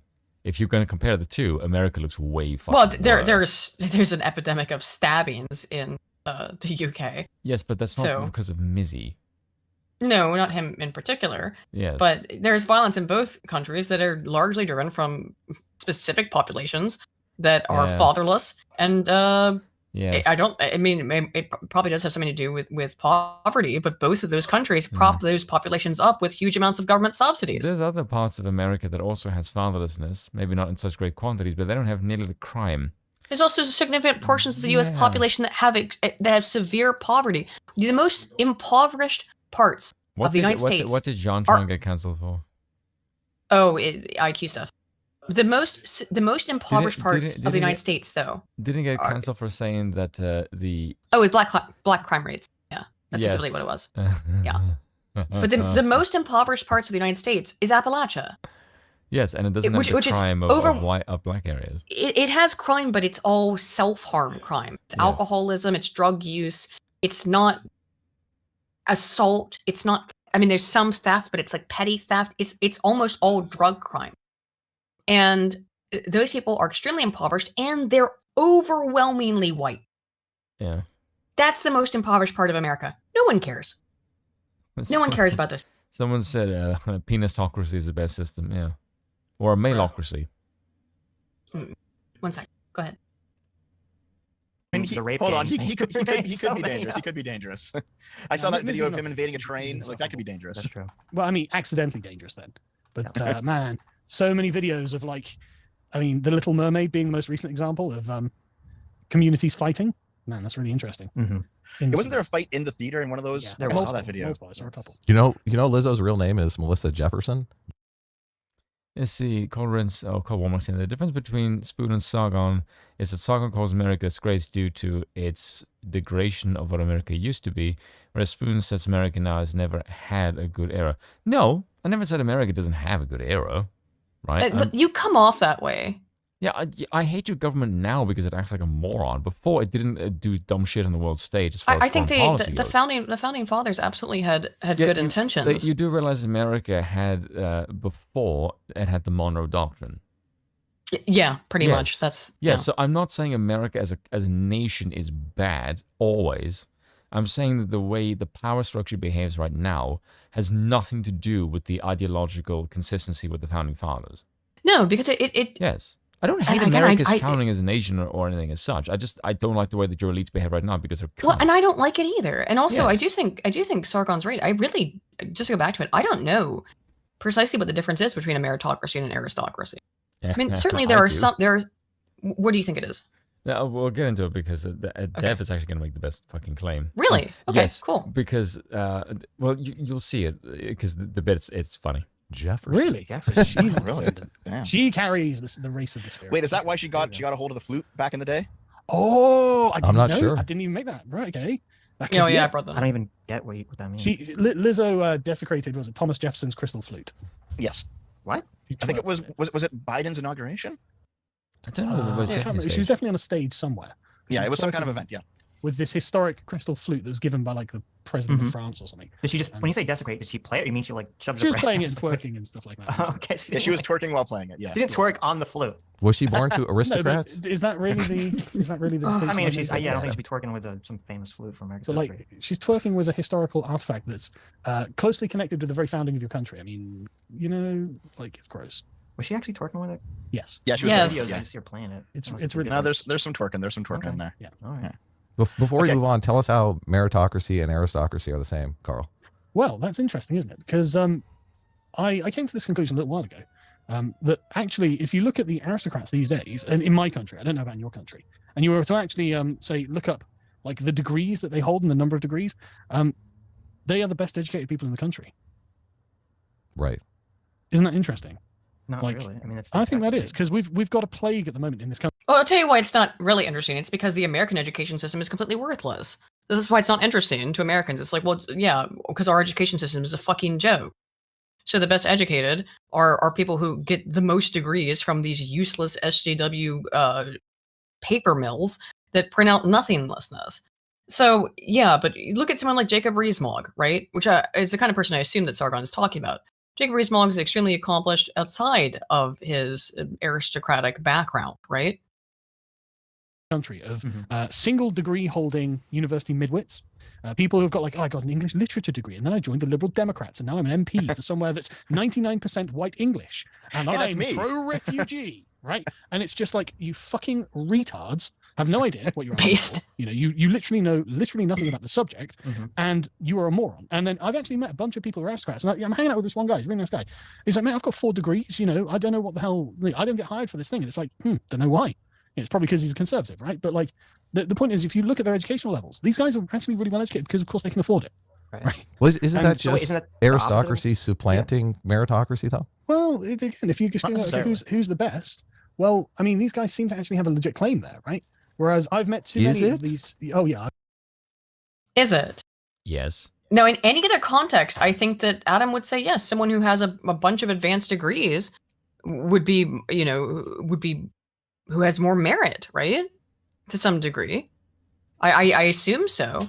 As long as it's not a bunch of degrees in feminist dance theory, right? As long as it's not degrees in lesbian dance theory. If it's hey, don't be rude, Bill. Good night. As long as it's not those kinds of degrees, if it's degrees in mathematics or philosophy or even political science, which I hesitate to call that legitimate, but you know what I mean. Degrees, economics, right?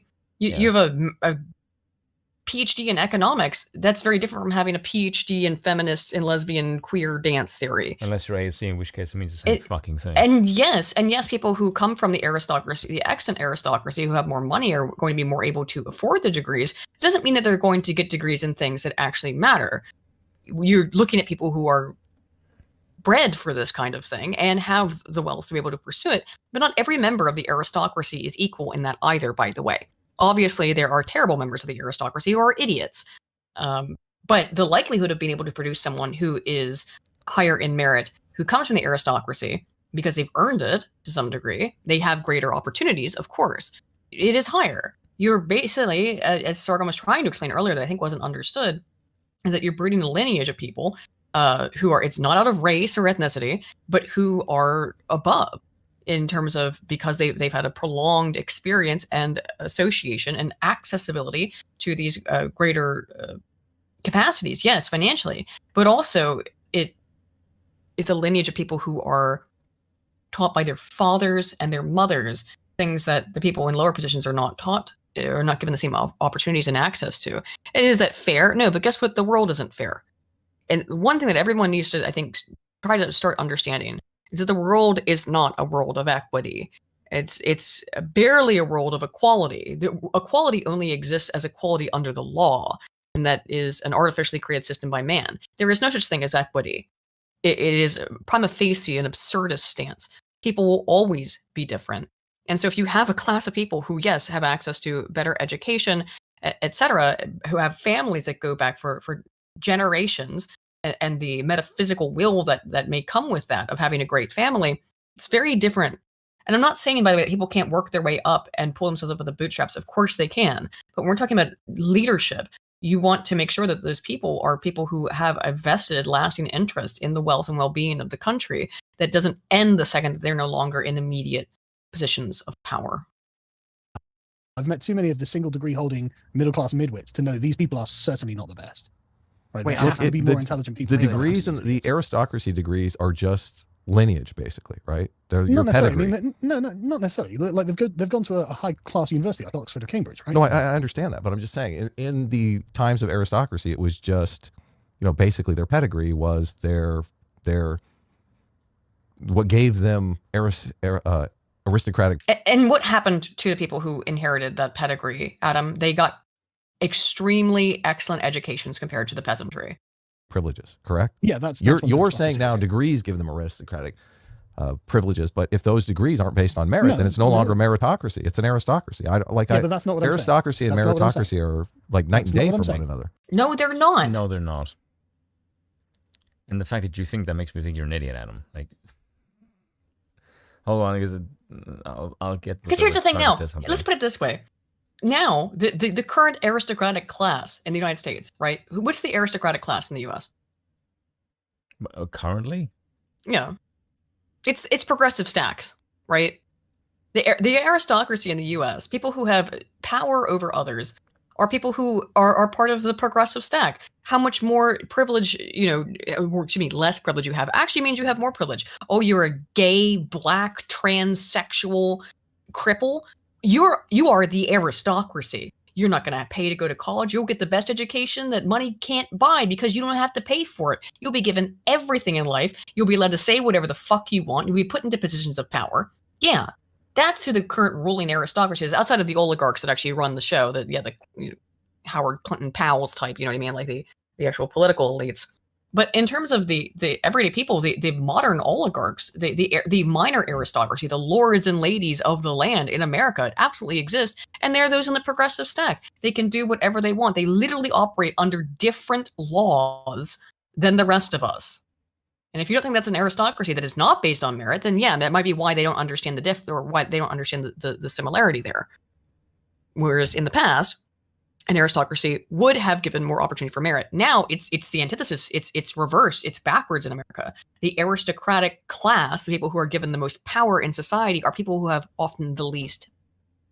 Okay, that's not what I'm saying. What I'm saying is that the people who would like to be in a meritocracy are actually largely fucking thick, right?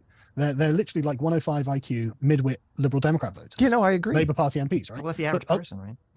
Sure, right? But then if you're like, okay, but I want meritocracy. It's like, okay, but if you look at the IQ of the aristocracy, and let's be fair, 1,000 years of having the best thing means you're probably going to have some natural advantages. Yep. And so they can go to Oxford or Cambridge because their parents can afford it. So you've got the best tutors, you've got the best learning environment, you've got the best of everything. Doesn't mean you're the best, with better degrees. No, but they, on average, absolutely will. Yep. Of course will. It would be crazy for it to not be. Well, but wait. Okay, wait. There's a couple of things. Look, I'm not saying I'm in favor of locking out lower classes from anything. I'm lower class. I am, though. It's called voting. Because the lower peasantry do not have the brains to actually pick the best people. And therefore I don't want them because it's just not efficient. Yeah. Obviously, I don't want to be locked out from things. What I'm saying is, if you take a more clear-eyed and non-liberal assessment of this, you realize that these people are actually, on average, better than the average middle-class midwit. So yeah, but like okay, a I'm true confused. monarch. Wait. Yeah. No, it's just I can explain this easily. Wait. That's not with monarchy. That's literally just fact. But, I don't know Hang on how one the sec. hell you've seen that. No, stop. I thought the first thing you said regarding the subject was that the aristocracy was better educated on average. They are. Yes, that's incontrovertible. Yes. I don't. How is that even a question? Yeah. Yes. Yeah. That's the first thing you said, right? And they probably were historically too. Right, but then I don't understand because then you said, well, nowadays the people that have the same level of education Are not educated. Well, that's why I don't understand. The same level doesn't mean the same quality, right? Yes, thank you. Okay, this is the bit that I want to pause at. And please, for the love of God, tells me that Sargon is going to make the point that if you have the old aristocracy, that the university and prestige that they had was based on the fact that where they entered universities is something that very few could afford, and they happened to be the class of one of them. And because this is what gave them prestige, and the university apparatus was considered the institutions of the elite, it means that there is something prestigious about them being on the fact that the entry requirement is high and rare. Whereas if you get everyone to enter them, you just dilute the quality because now everyone can fucking get them. Precisely. That's exactly it. Is that the expectation in America in particular is that everyone needs to go to college. And in fact, now it's that everyone needs to not just get an undergraduate degree, everyone needs a graduate degree to even just get a basic and job. PhDs are meaningless if everyone has a fucking PhD. Precisely. And that's the thing is, everyone has a master's, where everyone has an undergraduate at this point. And they're trying increasingly, it's becoming worse and worse, and almost everyone now, like so many jobs, like basic jobs, require now graduate degrees. That's between 6 to 8 years of education. And often it doesn't matter what it's in, it's just you have to have the piece of paper. That's it. And that is not merit. That is, you had to go and pay money or do this formula.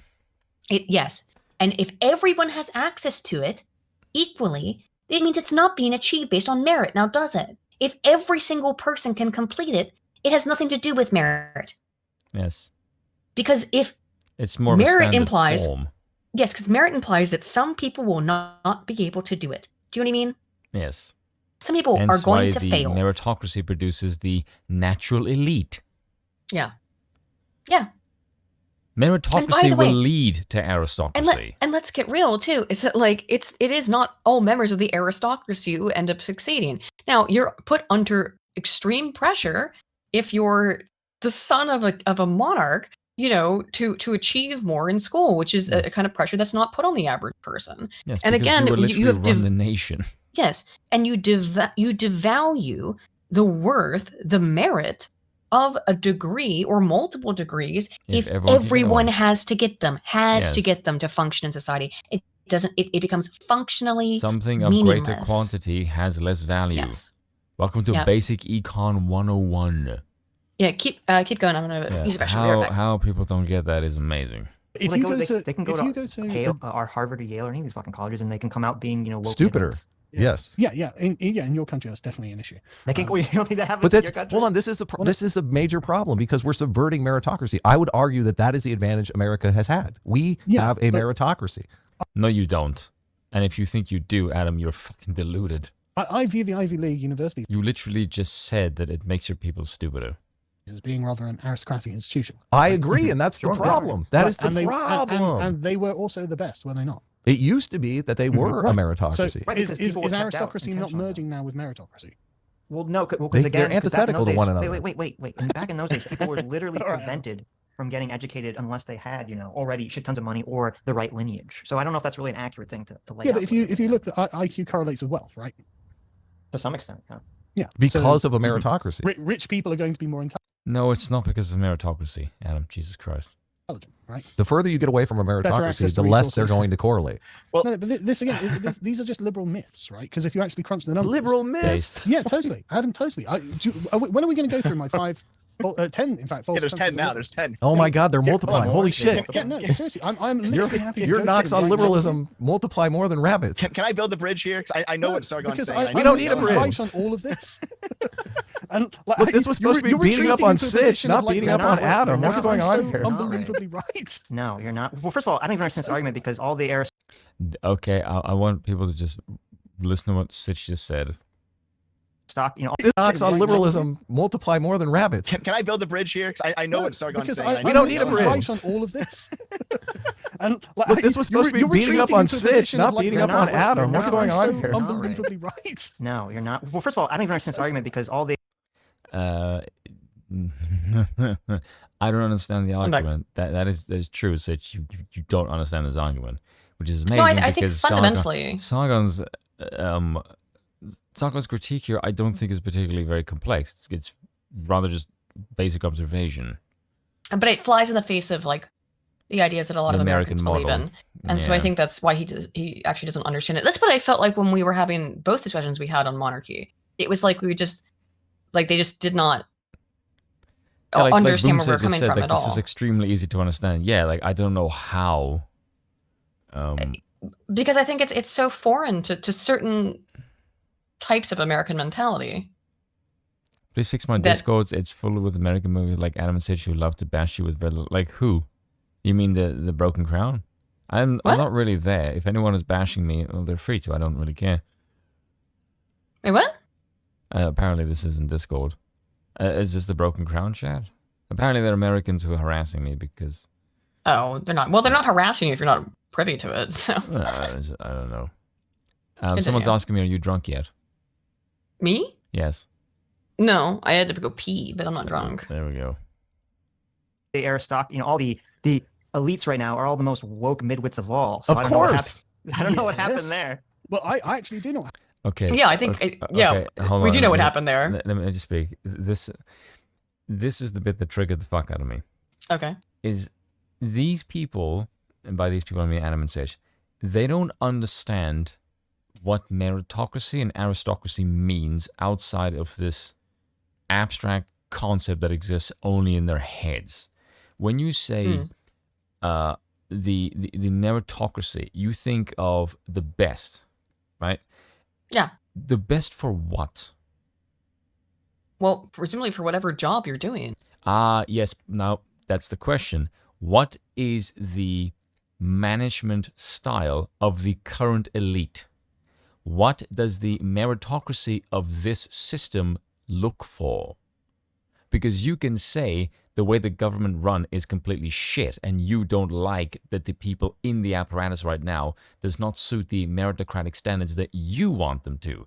But considering how the elite want to run the nation, the people that they pick, they have a merit. It's just not the merit that you want them to have. Oh, okay. Well, we talked about earlier. We were dunking on AOC. Well, she was considered by the people of New York to be worthy of being their representative. Yes. But she's an idiot to us. Is there any merit, though? Has she earned that by... I mean, she has a degree in political science. A merit to them is that she sounds like someone who gives a shit about them. That's their merit. She says what they want to hear. Yes, and that's the merit for those people. Yeah. But it's not merit to anyone with an ounce of common fucking sense. It's not merit in an objective standard. Yes, there's no objective standard to meritocracy because meritocracy means different things to different people. It also means different things depending on the type of regime you have. So that's my fucking problem with this argument is that these people are arguing for meritocracy from a completely different perspective. Adam and Sitch's one is, what is the meritocracy selected to run the democratic regime a la the American regime? Sargon's one is the aristocratic one, which is how does this run for the monarchical one? And curiously, these two people cannot fucking, Adam and Sitch can't understand Sargon's one. Sargon can easily understand the American one. That's the fucking difference here. Yeah, I think also it's a curious the former one is a bit curious, or the one that Adam and Sitch are espousing is a bit curious because it is quad eram demonstrandum, quad erat demonstrandum is that you are but it's quad erat demonstrandum, which is that so good. Yeah, it totally is that. Well, hang on, listen to this. Is that they would have to believe that because the people voted for AOC, she has merit because she was voted for by the people to have merit. And that is cyclical logic, and you can never escape from it. It's like, she must have merit because the people voted. They believe that she has merit, therefore she does. You talk about magical thinking, that's magical thinking.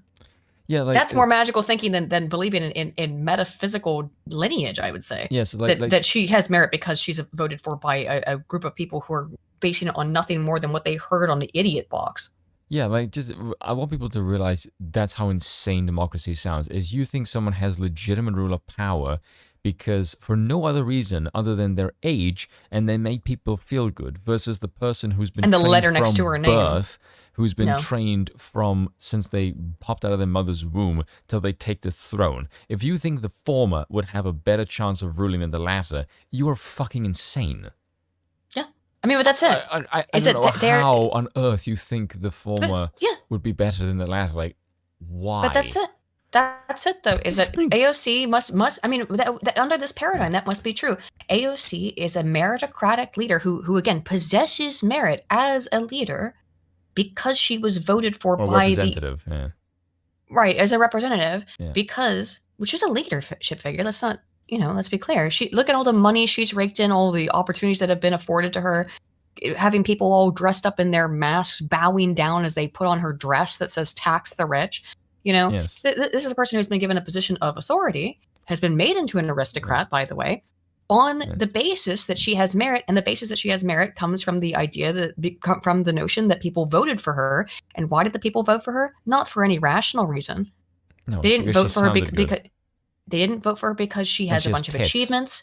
They didn't vote for her because of her achievements, because of her education, because of what she says. They voted for her because she has a D next to her name. And she's booba. That's not merit. And booba. That is not merit. I just find it so funny. Elevated into the aristocracy. People think, a monarchy is like so overrated and outdated. It's like, let me get this straight. You think a lineage system from father to son, value and groom to take the throne to run the nation and to think long term of lineage is less effective than a bunch of fucking morons who know absolutely nothing about politics, and that is how you derive power from people who have absolutely no idea how to run the country, and they're held to no account whatsoever because the next person comes in and does the exact same fucking thing. Yep. How on earth do we ever run the world with a current government system? If you put it like that, it's like, Jesus Christ, how the fuck did we not kill ourselves already? Yeah. Because it's mind-blowingly stupid. I don't see how anyone thinks the democratic model is better than the monarchical one. It's fucking baffling to me. Well, Jake the Justice, Aiden, Trump was also elected and he wasn't given his merit that he won the Electoral College. Trump has illustrated his merit. Yeah, that's the difference between Trump. Trump has illustrated his merit over the course of an entire lifetime of being a real estate mogul. I mean, yeah, he's declared bankruptcy, but he always came out on top. You know what I mean? He everything that he's gone into, even if he's had failures, he's ended up coming out. And he's still in the game tells me that there's merit to his endurance. Him being voted for by the people and not winning the popular vote is actually not a strike against his merit. Yes. Right? It just means California is fucking stupid. The Electoral College is just put in place to make sure that two states don't determine what the rest of the country does. Yeah, so again, Texas we're and monarchists. California. We're monarchists, so we don't believe that such a system should exist at all in terms of voting.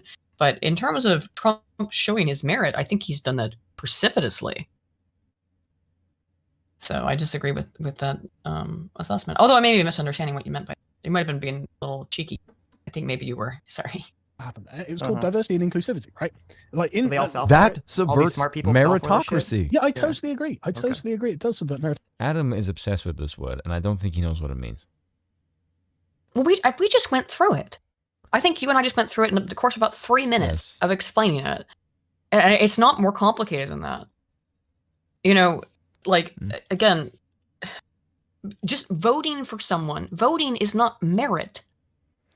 Yeah, I do agree that Trump was the exception, not the rule. And I think the reason why Trump was the exception... Trump is an exception to a shit ton of stuff, to be fair. So and I also think it's because there is a certain anger that was felt by the American population, and to a lesser extent the world as well, is that we do not have the best representatives.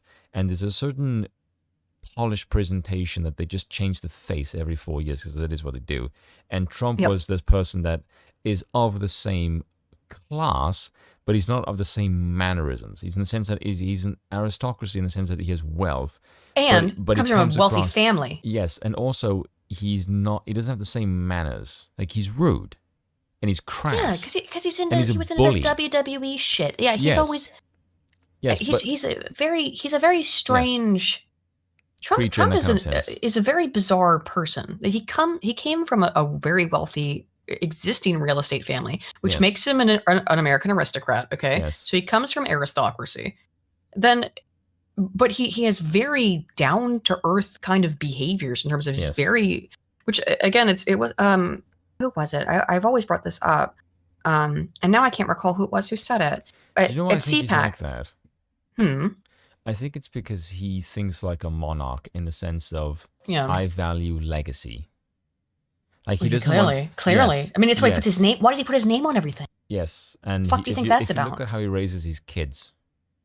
Mm-hmm. He says his kids like, don't drink, don't smoke, don't do any drugs. I want straight A's. Like he raises his kids like my kids have to be someone. Like he thinks like an aristocratic type of mentality that my kids like this is the thing why I didn't care that he put his kids in the administration is because like his kids are like him. They're not stupid. They actually have business acumen. So the nepotism argument. That's so funny when they get so mad about the nepotism. It's like, but hang on, but he trained them to be good at business. Yes. Because in that way he is extremely monarchical. Yes. Well, we don't really mind it much because like we're monarchists. So like right. So he's run his family like a dynasty in a way that it's far more transparent, by the way, than like the Clintonian dynasty. Also, the Kennedy dynasty has. I would rather he did that with his kids because. Like, if his kids get a taste for the federal apparatus and see how it works, like, they would naturally see, oh, this is what dad did good, this is what dad did wrong. If I go into this apparatus as well, then I can see what he did wrong and what he can do better. And I can do better than dad, which is what you should want. And very curiously, like I just said, though, there, is that the political dynasties are given a wide berth in terms of secrecy in a way that the capitalist dynasties like Trump's family are not. Like Trump's stuff has always been very out in the public because it has to be because he's being subject to all kinds of investigations and stuff like that, which I'm in favor of people with a huge ton of money running real estate empires of being investigated. But we don't, for whatever reason, with the exception of Trump, usually don't bequeath that same kind of scrutiny to political family oligarchies or political family dynasties, right? I mean, up until very recently, it was ridiculous when Trump said to investigate her and lock her up with Hillary Clinton. It was like on her. It's like, no, it's the Clintonian dynasty. It's the the Kennedy dynasty. It's the Bush dynasty. You don't you don't look into them. They just exist, and they were not given the same kind of scrutiny. Even George Bush Jr. got a lot of scrutiny, but that was over 9/11. Whereas Trump being from outside of the political sector initially and continually gets far more of exposure to that. Because he was not part of their particular. He's definitely part of the elite, but wasn't part of their elite. Yes. And that was the difference. That's why they were so mad at him. But I think Trump. Yeah, he's an aristocrat. He's part of the same class, but not the same tribe. Yep. But again, someone who has had a bunch of opportunities that none of the rest of us have ever had, obviously, but it put them to good use, and seems to actually give a shit about the country. Maybe that's wrong, but that's all I got out of it. I do think in Trump's case, I think that is his own ego, but I do think. But I think he wants to make America better, not just for. But the American people, but for his own family. Yes, but I do think that he does look at the country in that monarchical sense of. I think so as well. Yes, it is, and I also think it's because there's an element of his arrogance that just thinks you all suck, and I can run the country better than you fuckers can. And he well, he did. Yes, he proved it. Yes, and I think that is his legacy. Despite all adversity. Yes, and his legacy is look what I can do. Because you notice when he talks about what he does, he constantly talks about what he did because he's proud. Yeah, he did well. Yes, I mean, it gets frustrating when you listen to him start a speech, and he spends every speech he does, he spends 20 minutes just talking about what he did. But it's important that he does reiterate that. Be like, wait on a minute, because Biden can't say a single fucking thing he's ever done in his entire goddamn career besides the Crime Act, which actively fucking targeted blacks. So I mean, which he wouldn't want to talk about because the best thing you can stage and say, I did more in 47 months than you did in 47 years. It's true.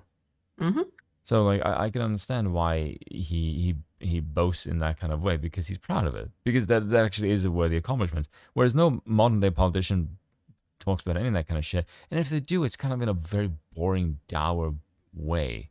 Yeah, Trump is like, the closest I thing. The budget. I did this. It's like you don't make that sexy. Trump, like I said, Trump's an aristocrat. Yes, So, and when people did call him an autocrat, they meant it in the fascistic sense, usually as a disparaging thing. But it's like, no, I think he is very close to an autocrat more in the monarchical sense. Yeah. As someone who he definitely is, yes. cares about this country deeply, and I think wants to pass on a better future to his children. And that's, I could be wrong. I know people hate Trump, and it's fine. And there's lots of things he's fucked up on. By the way, everyone fucks up to certain degrees, but Trump had all the background to do it. In terms of, he has extensive education. He had the backbone to do it. He had the backbone to do it. He had connections with people, which didn't end up going so great. But he was certainly someone who has had a long history of experience of being in a very tenuous and dangerous position of power that gave him a unique education. It's around that term. Experience. Right, of personal experience in what to do. I also think the fact that he was in real estate, and in a specifically very, in the worst time. Yes, and a very slimy place where he had to deal with a lot of shady fucking characters. And I think that is what allows him the ability to size people up really well. And I know people will say, because I know people will give him crap for the coof thing, or he should have done this, he should have done that. Because the thing it is, if you look at the size of the bureaucracy, it is fucking enormous. It's been around for over 200 years. It has been designed, or at least for the last 160 years, I would argue, roughly, probably more. It is designed to keep someone like him out. So it is a hugely infested monstrosity by the time he gets in. And to think he is going to be this borderline dictatorial level-esque executive that can make these wholesale changes that people wish them to, is just not how your system is designed to function. Yeah. So to give him shit for not being able to have the capacity to work with people when you have a system that is explicitly designed to stop someone like him from wrecking the toys, I think is massively undervaluing the gridlock of your own system. It is also putting way too much blame on one guy for not doing what the system is specifically designed to prevent someone like him from doing. So I think so. Yes. Yeah. So I do think if he were to get back in and he were to wreck shit, the thing that I find very curious is there's two ways to look at Trump were he to get a second term. Is when he, say hypothetically, he smashes some parts of the federal government, would he break a lot of toys in the sense that it would drastically change the federal government, or would he just fire enough to scare the shit out of the ones that exist? He didn't do that, so but we'll see. We'll see. But here's the thing. Here's the thing. I understand why he didn't do it in the first term, because he has to run for re-election. Whereas if he's in the second one, he's like, I have 4 years to just basically do carte blanche, because they're going to try and get rid of me no matter what the fuck I do. And I don't have to worry about re-election. Now I can just fucking go gun-ho, and I can just murder everyone that gets in my way. I think a second term Trump would be a lot more dangerous, because the idea of re-election is not over his head. Yeah, I think it's probably largely true. Yes. Anyway, was there how much more of this was there? There's 10 more minutes. Okay. Meritocracy, right? Yes. I mean, in the UK, our problem was Tony Blair getting everyone to go to university when so many of these people shouldn't have gone to university. Right? Yep. So you don't, because the argument is, well, look, if we take... Wait a minute, what? That's contradictory to what? But that's okay. So, but Adam, you just supported the idea of a meritocracy then. Oh, a proper meritocracy where no, these people shouldn't all go to university. Okay, well, come on, let's go. If everyone goes to university, then they'll all be smarter and they'll all be better educated. But all it actually did is reduce the prestige of the institutions. Yep. Thank you, Sargon, for rational common sense. But again, I think Adam actually agrees with him. I mean, he just said he agreed, but I think he does. Is that some people shouldn't go to university because it's not going to help them. You're going to see why in a moment. By making okay. The reason there was a big push to get everyone to go to university was because more and more jobs require university education going forward. No, that's bullshit. It's because the university apparatus wanted to make money off the backs of people, and so did the banks. It became a prerequisite after. Okay, if you actually look at the timelines on this, look at the timelines on this stuff.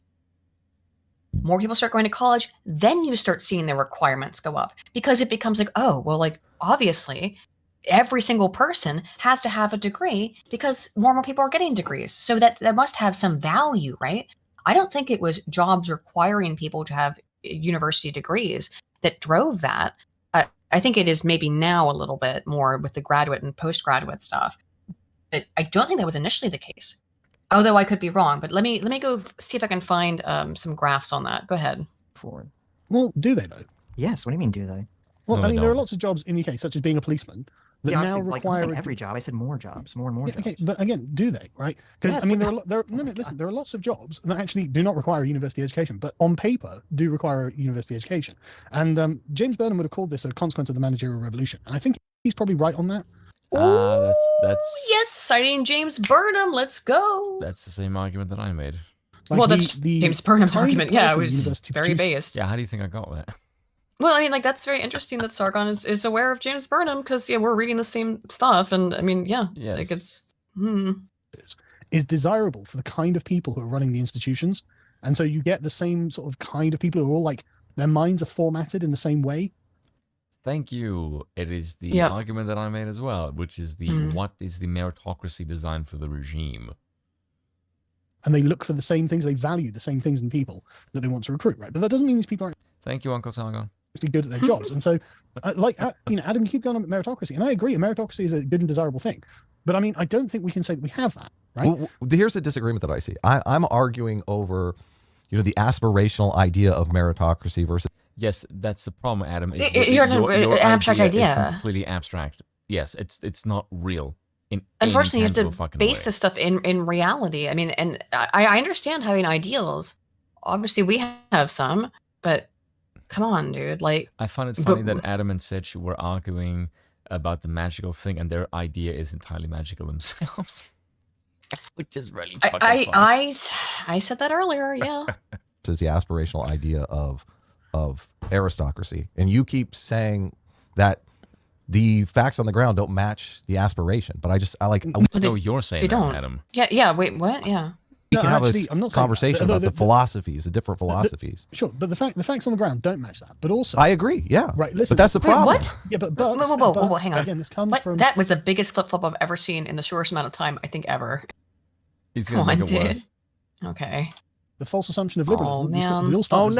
No! Adam, I'm not joking, right? This was supposed to be us beating up on Sitch, your assumption here is that there is some. We're beating up on you, Adam. No, you're assuming there is some kind of equality and parity between these groups of people, and there simply isn't. Well, no, I'm not. Look, you can have a conversation about the philosophy of meritocracy, that the most competent person for any position, any vocation, is going to be put in that position, regardless of where they came from, what race they are, what religion they are, what's their station in life. Sure. Okay, real quick. I want to just have a quick aside, because I have the statistics on this now to prove that it seems to be correct. Okay, so in 1992, only 18% of jobs required people to have a bachelor's degree. By 2016, this became 25%. In 1992, at that point in time, 19% of people had bachelor's degrees. By 2016, by 2018, that had risen to 23%, which is higher. If you see again, the requirement was higher than the number of people who had bachelor's degrees. 25% required, 23% possessed. So the job market might have been outpacing it, but I'm not sure if that's. I think that was more.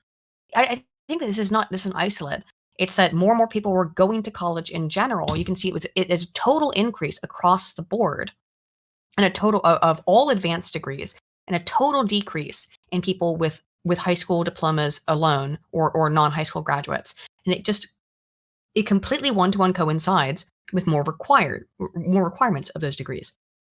So I don't know what the causal link there is, by the way, but I would suggest that why did it suddenly become?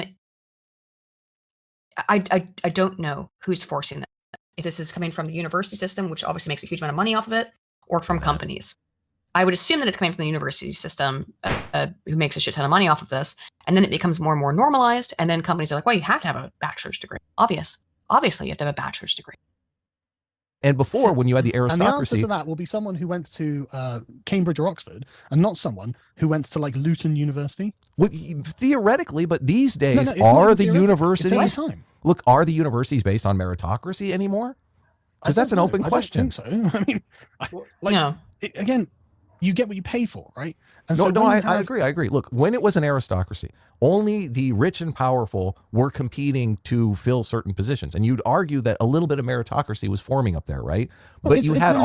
Well, yes, because just because they're the same rank doesn't mean they don't compete with each other, Adam. Well, exactly. There was in-group competition of that. Yes, so how do you not get that? Let's also get this, as well, is that, look, there's not enough jobs that exist. I mean, technology has changed this a lot. It has changed this a lot. But the reality is that, these people there's intra-group competition for these positions as well, even among the aristocrats. So it's ridiculous to act like, well, then you're just guaranteed a job. It's more that people would have been edified, not just in formal education, but in terms of all types of philosophy, family, all this kind of other stuff that they would have had as a background for them. That would have given them a very different perspective on things than people who come from the lower classes. And by the way, it has never meant that people from the lower classes were incapable of achieving higher level status, by the way. It's just, it is more difficult. That's true. That is true. But the idea that everyone should have a college degree just devalues what a college degree is. Just like printing more money does not make that dollar have more buying power. It actively devalues the degree. You're increasing the quantities. You're not increasing the quality. Yep. That's common fucking sense, that is. All of these people that were locked out of competing because they weren't part of the aristocracy. What America did was they said anyone can compete. And okay, Adam. But they're not competing, are they? Yeah, okay, but Adam, I liked in Dev because I just want to agree with Dev. And that, as a human resource problem, just opened us up to just anyone being able to do anything. And that's why America rules. Okay, I'm going to disagree with this. No, the reason why America rules, so to speak, is because of your landmass. Yes. And your resources. Mm-hmm. If you look at what other nations have been done, considering the size of their resources, like they would fucking crush you. Yes, it's America's natural resources. Yes. And the size of our landmass. To think it's anything else is honestly patently absurd. And also, it's because you're surrounded by water, so you don't have to worry about people invading you. Yes. We're not on the European continent with a bunch of other highly developed societies in the same way. Yes. So whenever you hear anyone say, "Oh, we have to decrease our defense," okay, I'm just going to say this. Anyone who thinks China is going to literally escalate military tensions with you, at least on the American continent, is just a fucking lunatic. Not anytime. Never. No. We're forced same with Russia warfare. and the Cold War. Like the Russia was never going to fucking attack you with any nuclear weapons or missiles. That's just insane. It's rubbish. Yeah.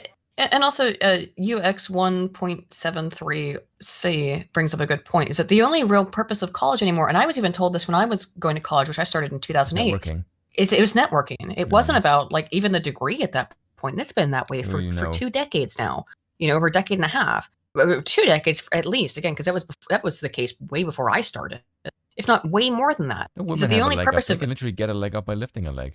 Yeah, exactly. The only purpose of being here is to make connections.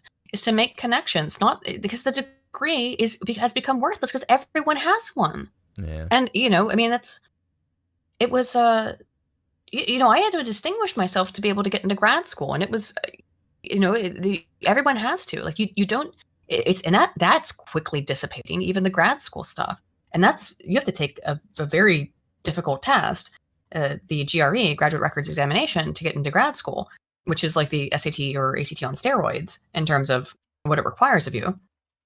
And even that small level of meritocracy, they try to get rid of at every stage. Because, so you get an SAT score, I believe mine in the translated version, because ACT I think has remained the same. My ACT score is 32, and my SAT is, I believe, in the modern version 2150. Or that was the old version. Yeah, I think it's on a different scale now. But 2150 and 32 are my 2 respective scores. Those are pretty good scores. But for someone who's not part of an established family, by the way, and the reason that one of the reasons the colleges do this is because they think that you're not going to be prepared to go to college at these used universities. That was not, I mean, I got into George Washington and Georgetown, which were my 2 top picks, and American University, all my top picks. I couldn't afford to go there though, but I went to a fantastic school. However, you can get like a 5 on the ACT and still go to college at a community college and get a degree. And at the end of the day, at the end of 4 years, you still have a degree. You have a degree, and I have a degree in communication. They have a degree in communication, but we're not the same. It devalues the degree. Do you know what I mean?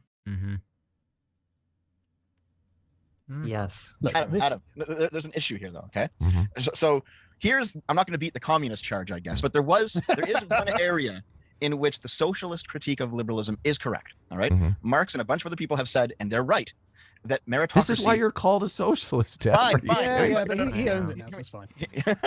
I don't, but I'm just going to lean into it. Listen. They all said, and they were correct, that meritocracy necessarily creates aristocracy anyway. Yeah, I agree. If you have society, they harmonize again, don't they, Adam? But Phyllis, look, you. There we go. Yeah. Well, it's taken now 25 minutes to go from "what do you even mean by that" to "oh, I agree." It's not going to be the first time. Hold on.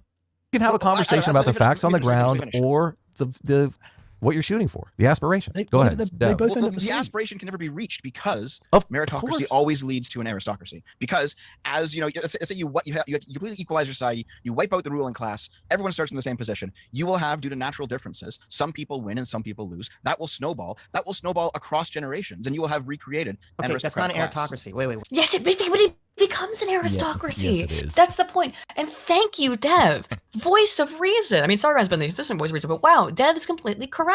And he put it in a very succinct way that is completely correct. You start from absolute zero. From absolute zero. You eliminate fucking equal. You eliminate all existing power structures. You make everybody completely equal from Jump Street. And guess what? You are going to find some people who are going to pull ahead. They're going to make more. And unless you put in a whole bunch of commie systems to keep people down who are doing better, right? Then they will inherently succeed more. They'll gain more wealth. They'll gain more power. They'll gain more influence, and they'll pass that on to their children, who will then have greater opportunities in life because their parents achieved it. It inherently means that meritocracy leads to aristocracy. Thank you, Dev. That was completely correct. Yes, it is. Wait, no, stop. That is Stop. I don't know how you're defining this, because if you just do a normal definition, define it. You see what I mean? Why this pissed me off? It means that the highest classes are only available to people based on their hereditary, bloodline. Okay. Yeah, but That's royalty, Sitch. That's not aristocracy. Wait. Exactly. Wait. What you're talking Well, he's American. I don't expect him to understand the difference. about is that if everyone can compete on an equal playing field, so that everyone can kind of advance according to their intelligence or their drive or whatever, yes, you're going to get to a point where certain families, whether they have good genetics or whatever, are going to continually win out over time. Yep. However, that doesn't mean that everyone else is locked out the way they are in an aristocracy. But that is an aristocracy. That's the world we live in. Yeah, but okay. What the fuck? Okay, but this is okay. But this is a bit where this is just a stupid argument. Even if you could get the people in and out, right, and the aristocratic class was more open, they would still be the best. They would still exist regardless of whether the aristocratic class is open or closed. What the fuck is the solution? Just to reset society? Because that would be the solution, right? Is that once it starts to be that there's an aristocratic class. That's because that would be the solution, right? I would assume is that it looks like there's an aristocratic class. It's starting to appear, as it always is wont to do. I guess it's time to redistribute all the wealth and start from zero again, right? That would be the answer, I would assume. And then just keep doing that every 50 years for the rest of all time. It's very for guillotines. I mean, that's a very very far left opinion. Yeah, very far left opinion, though, I'd say, is that because there's this proclivity of some people to do better than others, and we need to have them all have equal playing field. And that would be it. We need to eliminate aristocracies by resetting society every 50 years. Okay. What the hell is that curve? The bell curve? V. Yeah, it's not with the V, the P. Something distribution. what a p-value? Oh, no, the Pareto distribution. Mm-hmm. It's basically that. As you will have like the top 10%. Yeah. The 10% of the top 10% is what basically like earns the money, is what's listened to. It's basically that all of that distribution is going towards the top 10, and that's going to be the group that always runs fucking society. But here's the thing, though. Yes. If say we were to implement something like this, which Stitch hasn't directly advocated for yet, but would be the solution to this problem. I think probably the only solution to this quote unquote problem, which isn't really a problem, which is to reset society constantly to zero. And you're zeroing societies. Well, yeah, you're permanently stymieing all societal growth, and you're making sure. Why would anybody ever work? Why would anyone work hard ever in such a society? Yeah, if they knew they couldn't pass that stuff on longitudinally to their descendants. Which dictator did the year zero? Was it Pol Pot? Oh, was that Pol Pot? Chat will know. Yeah. Oh, the Khmer Rouge, yeah. Yeah, it's basically doing that. Like, fuck that. That's dumb. Aristocratic system. Okay, so you can't say it's going to lead to that. That's not true. Right, but you still have an aristocratic class. No, you have a class of people that are just at the top, but that is the aristocratic class station. Yeah, talk about. They're not locking everyone else out through bloodline. Aristocracies are not as closed as you think they are. There are ways that they can lock people out, though, especially in our capitalist So what do you system. guys mean when you say aristocracy? The aristocracies are not as closed as you think they are. I mean, for example, there's always been the phrase new man, right? And that's someone who has recently entered into the aristocracy through either wealth or promotion, military victories, whatever it is, right? New men obviously don't carry the sort of lineage that Evola talks about. And so they're always talked about in a condescending way, but it's been a phrase that's been used for literally thousands of years in aristocratic circles to describe this phenomenon. They're not as locked out as you think. Right, but in the modern era, we're just not seeing meritocracy. We're just not seeing it. Right, but okay, wait. First of all, we're not. I thought, don't we always talk about the statistic where it's like, some person reaches a bunch of money, and then essentially it's like the second or third generation, goes back. It's to all the gone. Yeah, all their money. I have it right here, Sitch. I'll put it in the chat of the Zoom chat. You can pull this up, Adam, if you want. It's the money.com article, the statistics. So that kind of 70% destroys of this rich whole notion families of the aristocracy. I'm not sure that it does. I think that the current system kind of destroys the idea of aristocracy more so than it doesn't. But I know the exact statistic they're talking about here, and it's that one person makes money, yes, but it's because we don't live in a meritocracy now, do we? That's kind of the issue, isn't it? Right? No, it doesn't. No, it doesn't. It actually proves it, because so this says 70% of rich families lose their wealth by the second generation. So the 30% that don't. And then it's something like 10% continue on after the third generation to keep being rich. What is that class? They are an aristocracy. Yep, there it is. Trump. Yeah, there it is. Trump would be American aristocracy. Because if we live, and those people who go on to keep the wealth of their parents have proved their merit, have they not? Yes, because they've kept the wealth. They've kept the wealth. And that leads them to usually not just keeping the wealth, but enhancing the wealth. And therefore, they become what? Aristocracy. There we go. And it's because... Well, real quick, I want to read some super... Real quick. Journiki for 5 says, it's alright, Spoon... Or it's alright, Aiden. Spoon bullying the chat is sexy. Cold War Mike for 10 says, the difference between Spoon and Sargon is that Sargon calls America disgraceful due to its degradation from what America used to be to now, whereas Spoon states America has never been a good era. Oh, we read that one earlier and you disagreed. Yeah, that's not true. I don't believe that. Dreadnought for 5 says, they're ignoring the fact that a peasant can rise to the nobility by an extraordinary action. Anyway, which is meritocratic. Also missed my last chat. Did I, Dreadnought, 1 second? Sorry about that. Mr. Beast thing convinces me that what leftists are really angry about is that people are suffering loss. Or are suffering less, excuse me. Deep down, the left had the morality of sadistic serial killer that people suffer and die. Yeah, I did a video about that recently. That they would rather... They would rather everyone be more poor than them get less money. It was one of the findings of some of the research I found. It was really horrifying. It's the dark morality video. It's got some horrifying statistics in there. Oh, that lefters are basically just like horrible evil people that's just driven by envy and hatred. Yes. They're driven by envy and greed. Yes. Mr. Twisted Frenzy for 5 years says, hypothetically, if Trump did become king of the U.S., do you think he'd be open to adopting a new name? I'm not sure how I feel about King Donald. No, I think he'd go by Trump. He would go MAGA King Trump. Yeah, he puts his name on everything. I mean, I think he absolutely would. King Trump, I don't think he have a problem with it. It does have a very kind of modern-esque ring to it, though. King Trump. It's very modern sounding. Yeah.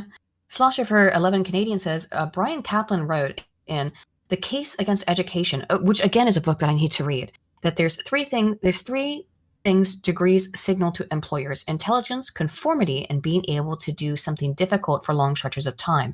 Conformity is a big part of that.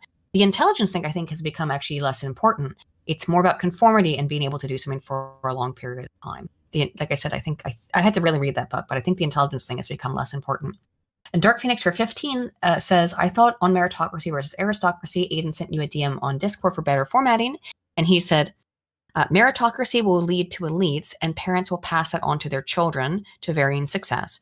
The potentially dangerous idea that come with aristocracy is the assumption that the elite cannot come from outside the already established family's lineage. I think we've addressed that, though, at this point. I know you said you're 15 minutes behind. But that's complete rubbish, though.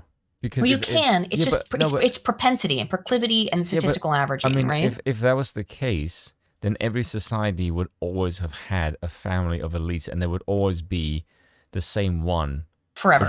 Yes, and that's not the case. So obviously, the families change power and hands over time, especially with marriage across continents, like we've had during. That's the whole thing. The monarchies. The Europeans.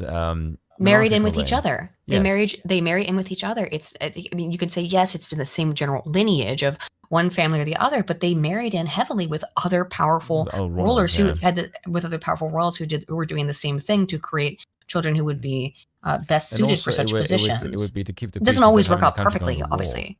Yes, and obviously it doesn't always work out perfectly. Yes. Yeah, you get lunatic, genocidal, homicidal monarchs, particularly in the Middle Age period. Yeah, of course you do. But I think, and there was nothing also in those societies that explicitly kept all lower class people out from being able to compete, right? It was just that you weren't going to be, you could become part of the aristocracy. It was not easy, but it shouldn't be easy, should it? That's kind of the point, is it not? It shouldn't be easy. It should be very difficult. That's the point. Doesn't mean you're entirely gatekept out of it, but it should be difficult. They not only have the money. Okay, you need to define aristocracy, Doug. What the fuck do you mean when you say this word? Okay, let's see. How have we been having this conversation for 20 fucking minutes, and only now do you ask what the definition is?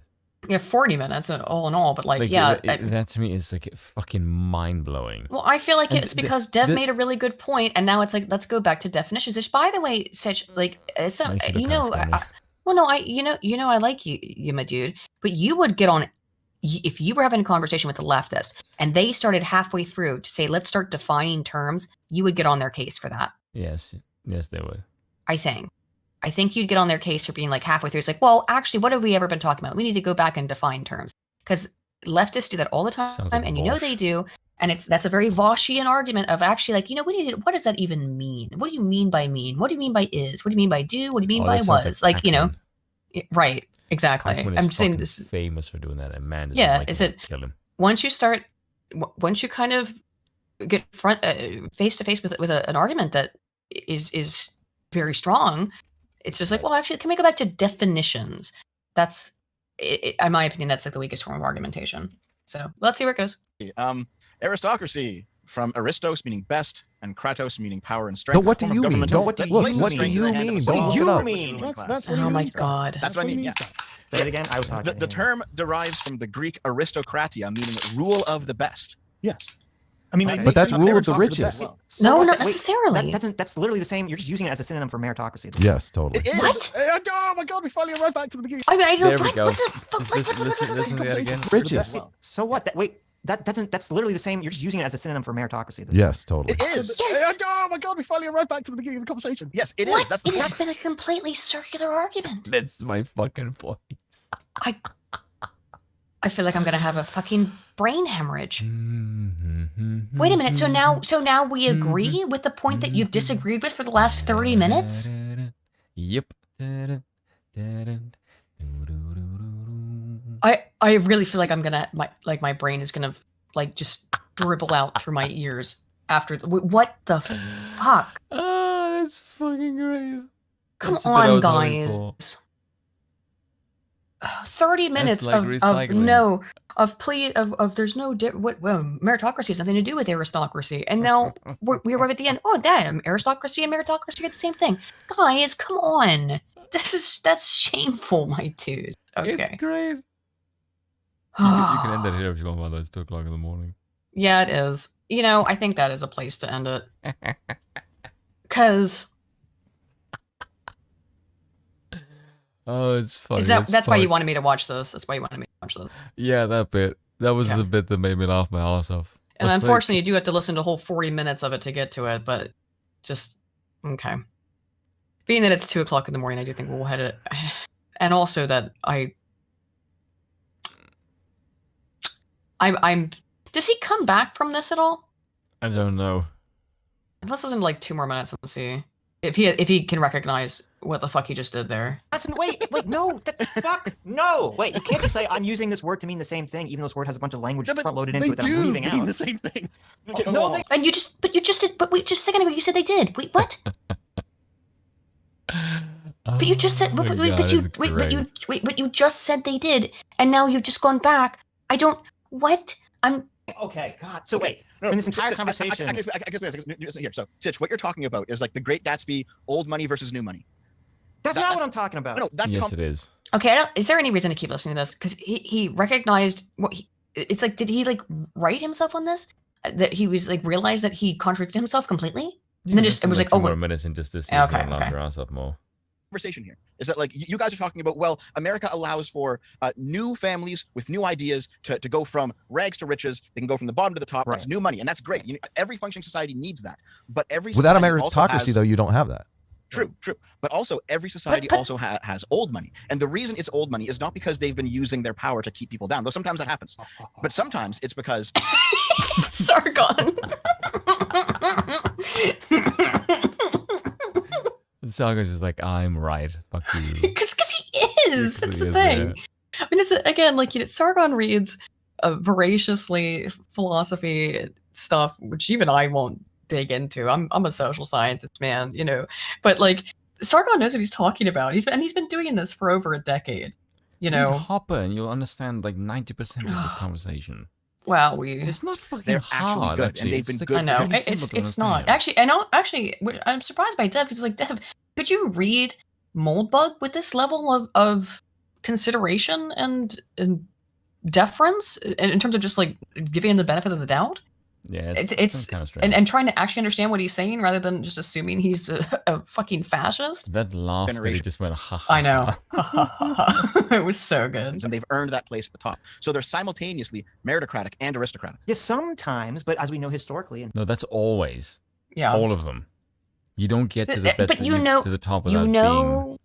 You know what he's about to say? Spoon's like, but what...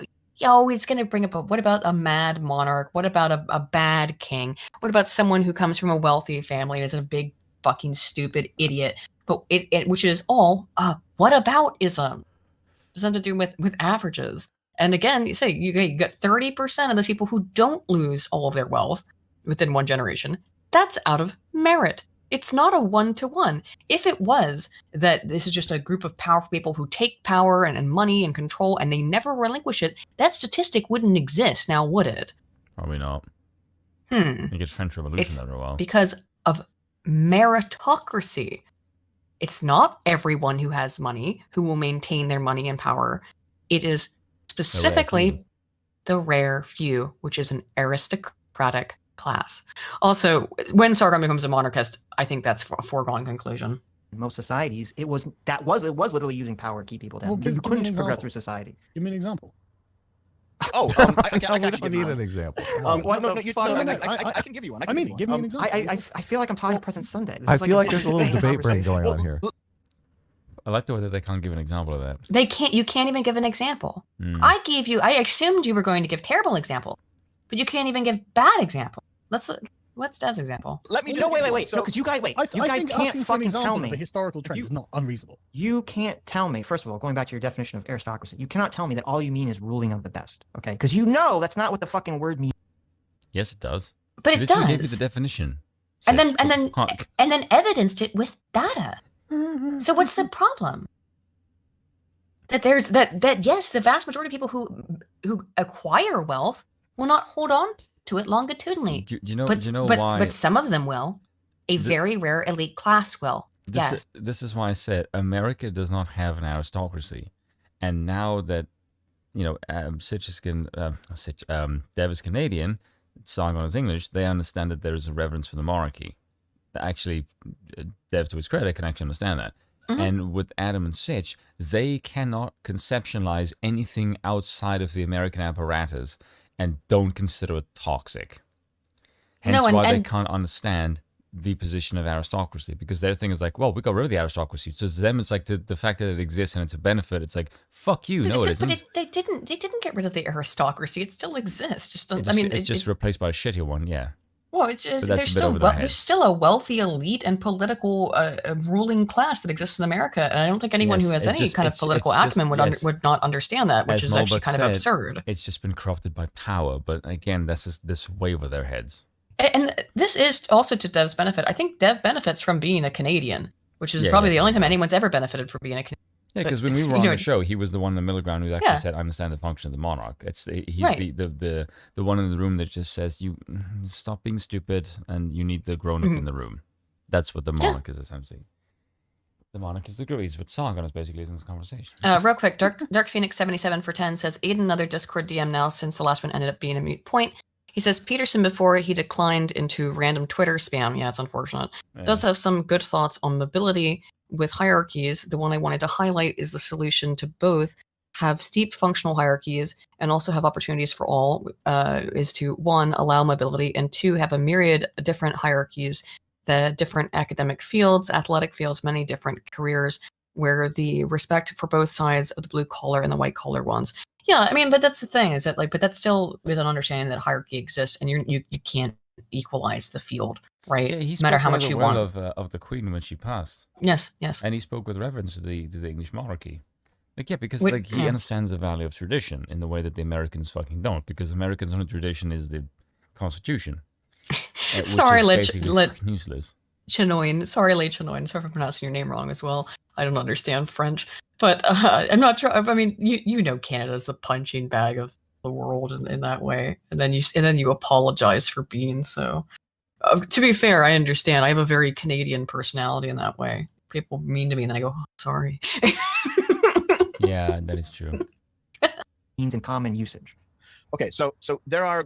Let's define something for this. So you can have like open aristocracies where you have clearly an aristocratic class that has earned their way there, and they've held their position there for centuries due to continually re-earning it every generation. And then you have one example of this, right, would be European knights, right? Okay, this is a good example of a merit-based aristocratic class. Okay, that's fine. And then you have a closed aristocratic system where the people who are there, they use their power to prevent new people from joining the class. Here, let me simplify it though. Like the American that would be Venice during its fall, because the merchant class of Venice used their power to prevent creative destruction, and the city basically. That's actually a really good pool, Dev. Holy shit! The closed aristocratic class of Venice actually did lead to that system falling apart over the long term, because it didn't allow for any form of meritocracy to enter the system. Particularly the art funding of the Venice aristocratic class. That's a really good pool, actually. I was reading some of that in Frederick List's book, the National Economy book, and he mentions the inability of Venice to or of Italy to adopt the economic prowess of what made Venice so powerful, when the rest of the nation of like Britain and Germany was able to do this on a scale that nationally the same way that Venice was able to do it on a city level. And that's why Italy fell, is because they didn't do that.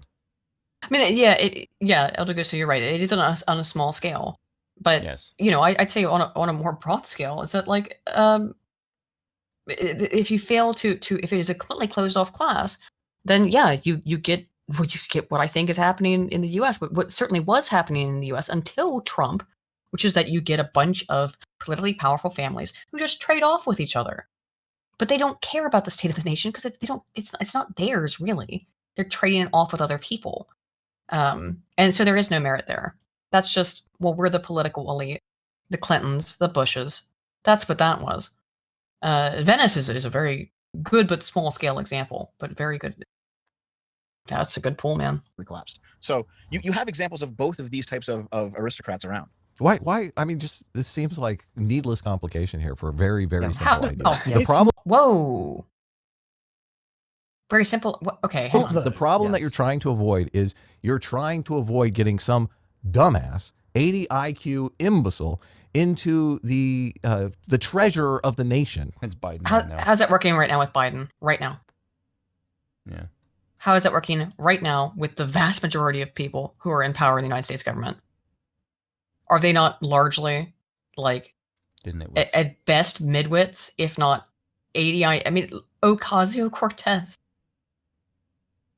Let's just talk about midwits. Dianne Feinstein. I didn't pull this up because we didn't get into this. Dianne Feinstein was reportedly said that she didn't know who Kamala Harris was and why she was in the. Where was this exactly? Hang on. Who was the Dianne Feinstein? So she didn't know who Kamala Harris is. I'll read it real quick. I'm not gonna bring up the article because I have to like change stuff around. But they pushed a wheelchair in, and then she said, okay, according to the Times, Feinstein was confused over Kamala Harris presiding over the Senate and asked, what is she doing here? That's the people you have in charge. There's your meritocracy. Because he's somebody's nephew, right? That's what you're trying to avoid. Names, right? Well, how is that working in America? Nepotism persists. It's naturalistic to the human species and the human condition. Yep. Oh, play, please. You're trying to avoid the case where Joe Biden is in charge of the United States. Oh, but that's failed. Look. No. Like, we're literally there. We're literally in this position. This is my and problem. if you don't like Joe Biden, let's say Donald Trump. Right. This is my problem with the conversation. Because the conversation started with, we're like, we don't, you in America, you don't have an aristocracy. It's not about. Okay. Wait, no, this is about that. This is about that. Okay. And then Adam said, hang on. on. A meritocracy. And then we're talking about the differences No, Sargon argued that you do have an aristocracy. And you, okay. So now we've become misunderstood. All right. And now, Dev, and I guess you were telling me that there is no difference and that you just mean the same fucking thing. So I don't know what we're talking about anymore. I'm completely lost here. So basically, the term meritocracy is kind of like a fig leaf. It's a wish. It's a wish that's never going to be fulfilled, right? So oh my God. Okay. I don't agree you're with defining that. meritocracy and aristocracy in weird ways that don't conform with like. Why is America a superpower? And wait, no. How are you even defining meritocracy? I don't even know. Well, I mean, you would surely define. Wait, but we've already defined it now 3 times over. What is happening? Okay, you know what, Spoon? Yep. I think I'm done with this. Yeah, all right then. It's been meritocracy has been defined. Aristocracy has been defined. We are now. 2 Americans got their asses kicked. And there's 9 more. There's nearly 10 more hours of this. We're never going to watch the whole thing because most of it's reading super chats. Yes. But like, okay, I mean, I think that's the end of the conversation for me. Yeah. We have completely devolved into the leftist. Well, what do you mean by mean? What do you mean by is? What do you mean by was? What do you mean by her? Wait, there. Like, it's like, okay, well, and after it's already been defined. So there's no more purpose, in my opinion, of continuing. I know you really wanted to look at this. It really, unironically, I have a headache now. Thank you. Have fun. Elder Guster says, Aiden, you would give honest praise and criticism to Dev. It doesn't work the other way around. He doesn't want to acknowledge it side of bashing you. Same with Scrum. But that's okay. He's within his rights to do that, obviously. He's free to do whatever the fuck he was. The moral high ground. Well, I mean, I kind of am, but that's a snooty elitist. Well, snooty elitist monarch. However, I think you need to be able to, obviously, Dev scored a major dunk there. He was correct. And I don't really care about sides or partisanship or alignment as much as I care about truth, right? And if Des is something that's true, then I'll say that it's true because it is. And I don't really give a fuck outside of that. Even if he dislikes me, it's fine. And then Dreadnought for 2 says, to be fair, Feinstein's question is pretty valid. Yeah, what is she doing here? Yeah, who is this person about Kamala Harris? To be fair, Kamala Harris can ask her the same question. Yeah, very true. Anywho, yeah. Oh my god, why are these guys so unable to apprehend what Sargon is saying? I think, and I don't mean to say this to be mean, but I think there's a little performative stupidity going on, Sitch. As much as I like you, my dude, I feel like you're doing a little performative stupidity, and I don't know why. And that's what the only thing I find confusing is I don't know why the performative stupidity is happening. Because I know you're a smart guy, so I don't know. I don't know why the. I mean, that's how it comes off to me. Maybe I really don't know what I'm talking about, but it seems that it was defined pretty clearly, right? At least I believe so. I think all of it was defined pretty. So, oh well, that was a very weird conversation, but oh well. You're welcome. I think that I was interested in talking about meritocracy, and I think those questions got answered. I think we had a good conversation here as well about the differences and, more accurately, the similarities in that. So what I would call meritocracy and aristocracy is that they are correlated variables, but they're also causally related. Is that meritocracy produces aristocracy, aristocracy produces meritocracy. It's a cyclical, predictive series of variables. Would you agree with that? Yep. I think we got it then. Aristocracy produces, or meritocracy produces aristocracy, aristocracy produces meritocracy. But if you're starting from absolutely nowhere, it must start with merit, right? Yes. It starts with merit, that produces aristocracy. Aristocracy produces more merit. Yep. Yep, that's how it works. Anywho, I know we've been going for a long time and it's getting very late here, guys. So thank you all for showing up, and thank you all for the super chats, and we will see you all